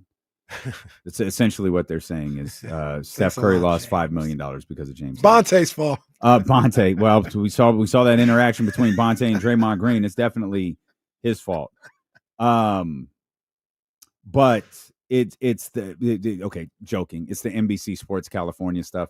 It's all of the uncertainty with these regional sports networks, and this is Adam Silver said this year, like, we're stuck in this I don't remember the exact term that he used, but it was something like this caveman version of media rights in local markets. Well, there's a reason he's saying that. He's obviously watching these receipts come in like, guys, we ain't gonna make it. And this is where people are going to get a little uncomfortable. Not me. Sportico notes that because there were multiple small market teams amongst the last one standing in the playoffs, that could have put a dent in overall revenue for like postseason receipts. So a ticket at the Garden, for example, Boston, New York is going to be higher than a ticket in Indiana. A ticket in Los Angeles or Chicago is going to cost more than a ticket in Oklahoma City. And so that all potentially, according to the people who follow this stuff, these are not my opinions, according to the people who follow this stuff, that likely plays a culprit in this, with the local media issues being the biggest one. And I point out the local media issues, one, because they did, and two, because Adam Silver did. And Adam Silver brought this up in the middle of the season. And now if we were unsure about, man, why are they so desperate to get rid of NBC Sports California? Why are they so desperate to get rid of regional sports networks? Here's why. It cost the players $480 million. And so that's what I was wondering. The revenue from the tickets in the postseason makes perfect sense, as much as some people might not like it. But the regional sports deals, so the question that I had after reading this is, are those literally year to year? Because I would think the Kings, for example, my thought was they have let's just say a 5-year deal with NBC Sports, California, whatever. 5-year deal, $25 million in total. They're going to pay us a base salary. If I'm the Kings, they're paying us a base salary of $5 million a year. I would think that wouldn't fluctuate from year to year. Right? Like at the very least, I'm getting 5. Well, like the way it's written and the way it sounds is the Kings thought they were getting 5, and then NBC came back and said, you're getting 2 this year. That's how it writes. Sure. Yeah, sure. Unless the company went bankrupt. Unless in your scenario, unless in your scenario, NBC Sports California goes bankrupt. Then, like, I don't know. Well, I think it was about there were, and I don't know that this was in the NBA. I don't know this was Phoenix. I feel like this might have been tied like the Diamondbacks or something. It was like you went bankrupt. How do you still have the rights to air anything? Right. Yeah. Like if you can't live up, so I'm not. Valleys did that with a lot of those, and maybe the Suns were one of those teams that happened with. But there were, there's teams that not teams, networks that went a certain direction, and let's try the local, like that channel 10, channel 13, channel 3. Let's try that. Maybe that dollar figure was lower. Because in this situation, you're thinking of every single penny in your penny pension here. With this, why the Kings couldn't offer Keon the contract is because NBC Sports California. Thanks a lot, Morgan Reagan. Yep, damn Morgan. Deuce and Mo contract was too high. Keon can't get paid, and Steph Curry lost $5 million. That's what I'm telling everybody. Steph Curry lost $5 million because of Deuce and Mo. Thanks a lot, and Bonte. Yeah, Bonte. Bonte's the main culprit. Definitely. We see Bonte's shoes. Yeah, I saw the shirt he had at Baby Chez's birthday party. Come on, man. That money came from somewhere. Yeah, got it from the same place you get yours. Oh, stop it. Where you get yours? What are you talking Wearing about? Wearing a T-shirt. Bag you got today. That's a different bag than yesterday, but same brand. It is not. You're making stuff up. Why do you lie to people every day? Like, it's the truth. Just no one's going to trust move us. So they can see. Every day, move so they can see what the bag is. You can see that Baker Family Wine right behind me. If you missed the start of the show, shout out to Baker Family Wine. Welcome to the family, yes, Dusty indeed. Baker. Yes, sir. Yes, indeed. So if I'm the league, if I'm Adam Silver, is it possible that I go to these players and say, hey, we had to take out an escrow account. You lost X amount of million of dollars. One of the ways where we can make up this money and that we the studies show that we've lost a little bit of money. We ain't getting the same ad revenue or demand for these all-star games that you guys keep mailing in. If this was more of a premium event in the eyes of people that buy commercials and buy advertisement, maybe we wouldn't have one of these issues. I'm not saying that's what they should do. I'm asking, do you think that might be a conversation? So I could be wrong. This is why anytime someone says the league wanted a game 7, doesn't make sense, is because that dollar figure has already been established. Like the TV rights are done. They've been sold. The All-Star game rights are done and have been sold.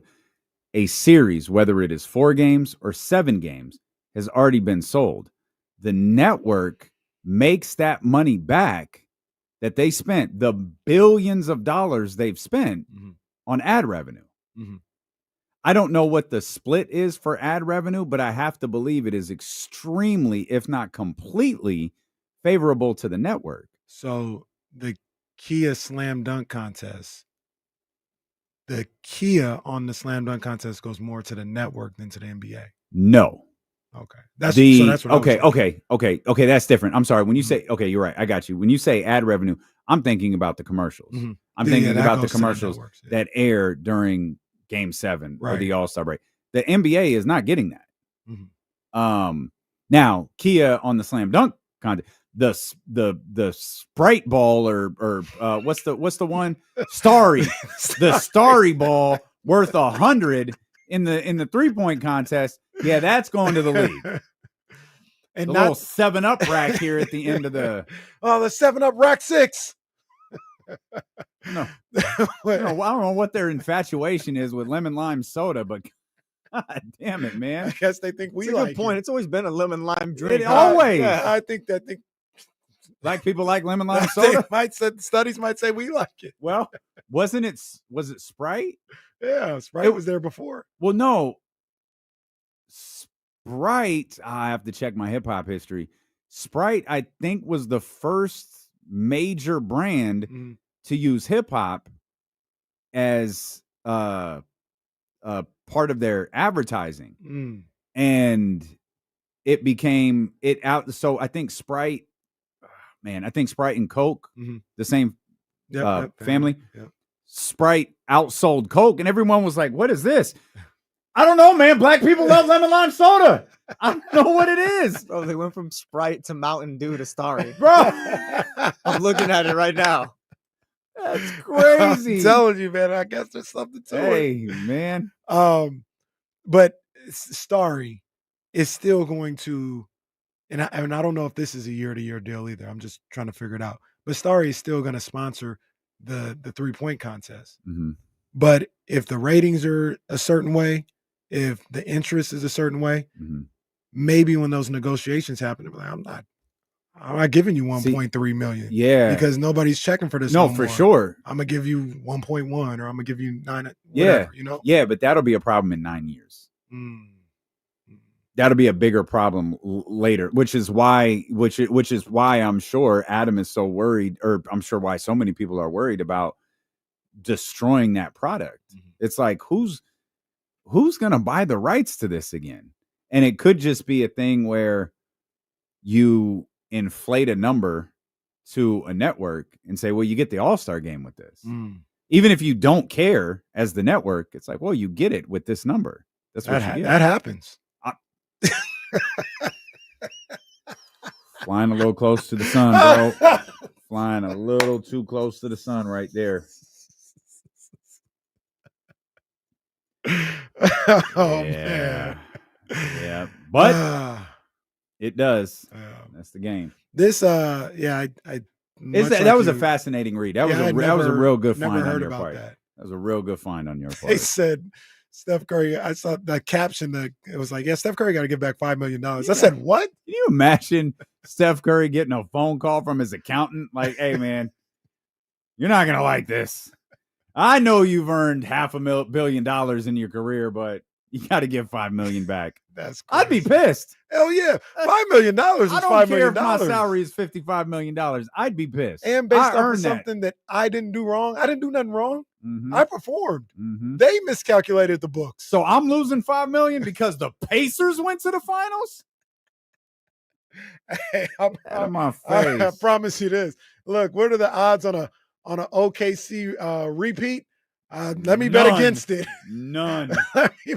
Adam saw that, said Knicks Lakers next year. Adam hit him with Adam and Steph Curry hit him with the Batista, like thumbs down. You know what small market would not have that issue? Sacramento. Isn't Sacramento like top 5 ticket sale? Average ticket sale price or something? For now. Yeah, but for now, but if I think they're proven, certified, verified. If they got in the playoffs, it wouldn't be like OKC in Indiana. Yeah. That game 1 first round was. Yeah, we looked at that. Ticket. Yeah. Oh, yeah. Well, we looked at the OKC buy-in. I was like, oh, this isn't so bad. Of course, we looked at it after, I think it was a Knicks buy-in where Kamara was like, hey, it's only $1,500 to get into a game. Come on, like, it's Kamara, if you're listening. Oh, you're not, because it's 6:30 where you're at. I'm never paying $1,500 to get into a basketball game. I'm certainly not paying $1,500 to get into a New York Knicks playoff game. And called and acted like it was no big deal. He said, no, it's a good deal, guys. I'm actually glad for the game before everything else he'd want to do that night. I'm actually happy Kamara hasn't come back here. Where would we go if Kamara was here? Where would we go? Home? Look, a night with that dude would just be Too much. What's the most expensive night he could have here? We'd go to the kitchen, but you have to have reservations. I ain't going. Nah, you fool me. You can't get fooled again. I'm not doing that again. We'd go to Q and he'd like it. Yeah, like, yeah. Oh, look, Q is that. So if we need that, you can get the private dining experience with Chef Q. He has that. He has you could get that. You could reserve it and you're going to pay for it. But as we know, Kamara will pay for it. Yeah, he ain't tripping. Gonna have to cover us too. We'd go to Baker Family Wines. Oh yeah, that'd be a good look. Yeah, it'd be a great look. I don't know. It'd be a pretty and that's pretty it. cheap night For him. There's not much he could do there that's expensive. It'd be perfect for him. Look, hey man, you came to California and saved some money. That's it. It'd be like DeMarcus. Like, I was going to California. I thought I was going to be spending $1,500 for an hour. Poor DeMarcus Cousins thought he was flying into Sacramento, was looking for the ocean. Hey, that's what he said too. He said, "Where the water? Where's the ocean?" Like, because all of California is next to the ocean. It's just one. It's just one thin strip of state that runs along the coast. Sorry, Boogie. It was fun reliving in DeMarcus's getting ridiculous moment. That rat that was I tried to get that should be a technical foul, and then flip the script right after. Oh, that shouldn't have been a technical foul. That rat. You should have known right then and there about that, dude. Oh, absolutely. Absolutely. Do I still have that drop? Here it is. Shut your bitch ass up. Should have been a technical. You're gonna roll her sleeves up to her neck. Yeah, you're gonna choke, dude. All right, man. Roll them higher. I didn't even remember that moment when he just snitched on DeMarcus. And then when it looked like it wasn't gonna happen, he tried to switch up. Wasn't that Doug on the when Doug was like, "Yeah, I don't think so, bro." Oh, I thought that was Jerry. Maybe was that Doug? I don't remember. Oh, I thought it was Jerry. It might have been. I thought that might have been before Doug. Then I saw Garrett Temple, and I didn't remember Garrett and DeMarcus playing together. Yeah. My Garrett year is off. They moving to go to win in 15? 16? I was at the first game, so it had to have been 6. It had to have been 16 because I was at the last game at Arco and the first game at Golden One. That's rich. And no, I was there as a media member, sir. I tried to get both. I couldn't do it. Were you on the way back from Beverly Hills that time? Probably. No, you guys are jackasses. Probably. Look, I'm so poor. We're jackasses because we've never been to Beverly Hills? I'm so poor. I was at the second to last game at Arco. They played the Memphis Grizzlies. And I was at the second game at Golden One. They played the Timberwolves. I'm so poor that I just got to go to regular season games, not even special ones like Damien. And I sat up in the rafters. You know, I didn't have to put up with this at 11:40. I got into both of those games. That's a lie. I got into the first game at Golden One as a media member. I was doing the show with Jason. The guy who ran this station at the time was an absolute idiot. He was like, "Hey, go do the we'll do the whole day we'll be at the Golden One Center." Yeah. In theory, hey, I get what you're saying. Also, it's the first day in a brand new arena. What do you think is happening inside that arena? A bunch of tests from 12 to 3. You've got sound checks. You got speaker checks. You have the Sacramento Kings dance team working out 2 feet from us with their music blaring.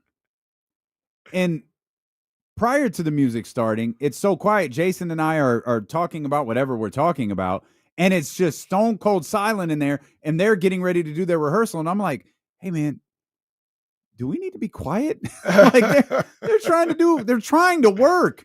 Where were you guys like courtside on that one? Yeah. So we're down where we're just like down Scott at that Moak table. And everybody Yeah, we're just sitting down there, and they're just trying to work. And we're sitting here with, trying to do a sports show while they're dancing to the Black Eyed Peas or whatever it was. Hector said, then national anthem practice. That's a shoot. That all happened.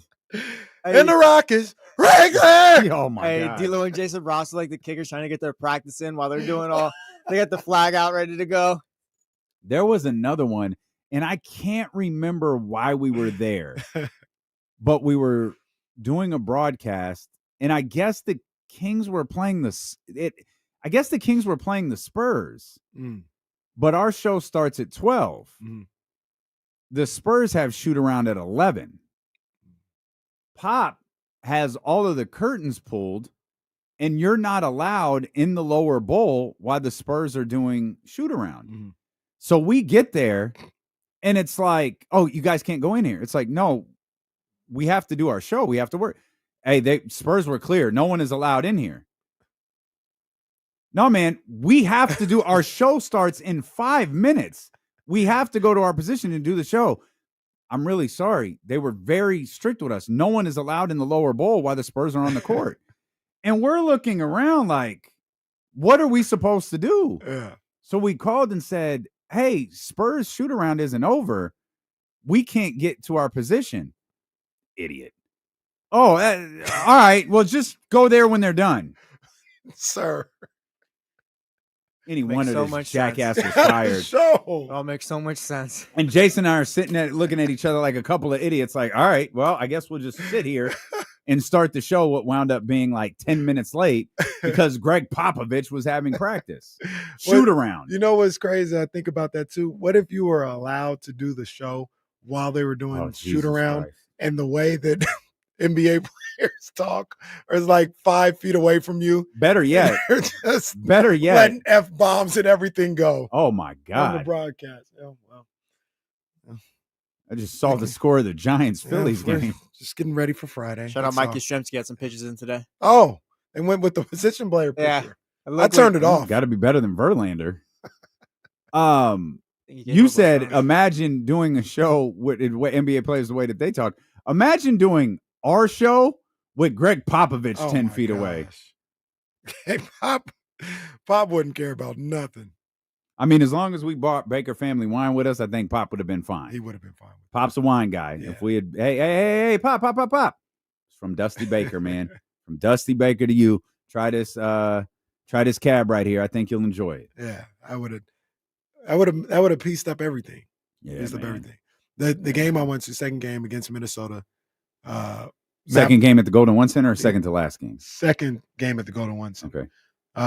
You know who hit a lot of big time shots? I'm gonna try and find this. I remember who the last game at Arco was against. And for obvious, it was Oklahoma City. I don't remember who the first game at Golden One was against. It was, you'll remember when I say it. It was against the Spurs. You remember what happened there? Damn, I don't even know if we should bring this up, but I wonder if this was the same day. It was against the Spurs. I wonder if this was the same day, because I kept thinking, why were we broadcasting on a random game where the Spurs were there? Maybe it was the same day. And then, NBA guru, I'm not going to put that. Kawhi stole the ball, remember? Just pretty much ended the young man's career on back-to-back plays. I don't know why I don't remember that. That's what stands out the most. I remember Dave climbing a ladder. I remember glow sticks. I remember that. I remember the glow sticks like lighting he climbed up. the ladder on that game? Yeah. Dave climbed the ladder. He climbed the ladder when Vivek officially had the team. Yo, the man is Shawn Michaels. He just likes climbing ladders. But if I remember correctly, he climbed the ladder and broke the glow stick and was like, I don't remember what he said. But and then everyone, hold on to your glow stick, and then like they would control how it lit up. I remember that. I did not remember it was against the Spurs, but now I'm thinking this was the same damn game. The game, yeah. So what I was talking about was Kawhi Leonard. I'll just say it. We're talking basketball. Kawhi Leonard stole the ball twice from Ben McLemore, like in the third quarter, and just. Well, that's not what ended his career. No, it's not. No, it's not. Yeah, that's what I remember from the opening game. The second game, that's the one I was at. 12 big time points as the Kings beat the Timberwolves 106-103. from Matt Barnes. Oh, boy. 3 threes from Matt Barnes. He was cooking. Well, I'm sure the play-by-play guy loved calling that. Oh, you know what else I remember about the opening game? They wore those stupid-ass tuxedos that they wore back in, like, 1985. Yeah, for Arco, too. It's like, you guys thought this was a good idea? This is not the look you guys think it is. You look ridiculous. There's a reason that was in 1985. In that Timberwolves Kings game, the most, like, if you just had to say, hey, just guess what this guy would have done in this game, probably would have been pretty close. Okay. I'll say the name. Zach LaVine played in this game. What do you think his stat line was? I'm going to go 28. I'm going to go 20, 4-4. 24, 5 and 3. 21, 5 and 2. Am I on the board? I don't. Well, you said 28. He said. I said 20. Oh, you said 20. I said 20, and then I was going to say Casey, 8 rebounds, and I changed it. He did to say 4. 28, Casey. Oh, that's what bro, you're trash, bro. It is trash. This whole operation is trash. 21, 5 and 2. We'll give that to D'Lo, just to keep him from know. getting another win. Well, that'd be but good. 7 of 14, 3 of 7 from 3. That's 7 like of 14. I feel like that's what Zach LaVine's could done do that every game tomorrow. in his career. Yeah, I mean that's he's not 4 as 4 from the free consistent throw like line. that. He's not as consistent as DeMar. Mhm. DeMar, it feels like you could write him in for a number, Mhm. unless Mike Brown is coaching him. If anyone but Mike Brown is coaching him, Well, sometimes change is good. well, after a month and a half, sometimes you need it. But that's I guess that's why we kind of changed our thought on DeMar. Like, are we sure we're just throwing out 20 points a night, 22 points a night? Hey, look, once again, I saw it. I saw it in real time. I saw what it looks like in real time, and there are hit and miss type nights. But Zach LaVine last year, it was 23.3, 4 rebounds, 4 assists, shot 51% from the field, 44% from beyond the arc, 82% from the free throw line. People talk about him like he's Those were his numbers with the Kings, or on just the on season? the season. And remember, I think his numbers with Chicago and the Kings were like damn near the same. Yeah, the splits. People talk about him like I just don't want this guy on my team no more. Just don't like the way it looks. I guess not. And like I said, I saw it, and there were times when he was just not aggressive enough for me. He was too passive. I don't like that. There are parts of his game that I don't like. Like I want him to be better at, but damn, the production is the production. Like that's you can't be this bum of a player with that type of production. You can't be somebody where it's like, get this guy off my team. Like, no, maybe you don't want to pay him that much, but it's not a get this guy off my team situation. He's been a 20-point per game scorer 5 of the last 6 seasons. In the one season he wasn't, in the 23-24 season, he was 19.5. I don't know, man. His 3-point percentage went up 10 points last year. Jeez. His 3-point percentage went up 3-ish points, 2.5 points over his previous career high, which he only did once back in 2021. He's not a bad basketball player, man. I think I would even venture to say he's actually a good basketball player. Is he great? Is he worth the money? Oh, that's all debatable. Well, that's the thing. That's always the thing, whether people want to admit it or not. You rarely anymore judge a player by if he's good or not. You judge a player by their production. You're more likely to judge a player by what they make versus their production. Like if you're making in the vicinity of a LeBron, a Steph, you better be LeBron or Steph. Zach LaVine's not that. But his contract fit at the time. And that's what it was. And because he's averaging 20-something instead of 30-something, he's trash. Or because again, well, you said the Bulls were one of the worst situations in the league. Mm-hmm. He came from the Bulls. Mm-hmm. Like, so why is that on him? You brought this up earlier. We brought this up a million times. They had a horrible season. The Sacramento Kings had the season from hell. Zach LaVine had probably one of the most personally challenging seasons he could possibly have, in that all of these years of trade rumors finally amounted to him getting traded right after his wife had a baby. Mm-hmm. And I will never fault someone for dealing with life issues at work. Right. I think he's going to be even better next year. I think he's going to be a lot better. I don't know what that means for Sacramento, but I think Zach LaVine is going to be better than he was last year. And he was pretty good last year. So we'll leave on that note because it's probably going to piss everybody off. They desperately want us to say Zach LaVine sucks. Appreciate everybody for tapping in, man. We're going to head over to 102.5 if you want to join us. If not, make sure you tapped in tomorrow with the Insiders with Jesse and Kyle Matson here at 10 a.m. on Sacramento Sports Leader, ESPN 1320. Vamos Knicks. They're on my screen right now.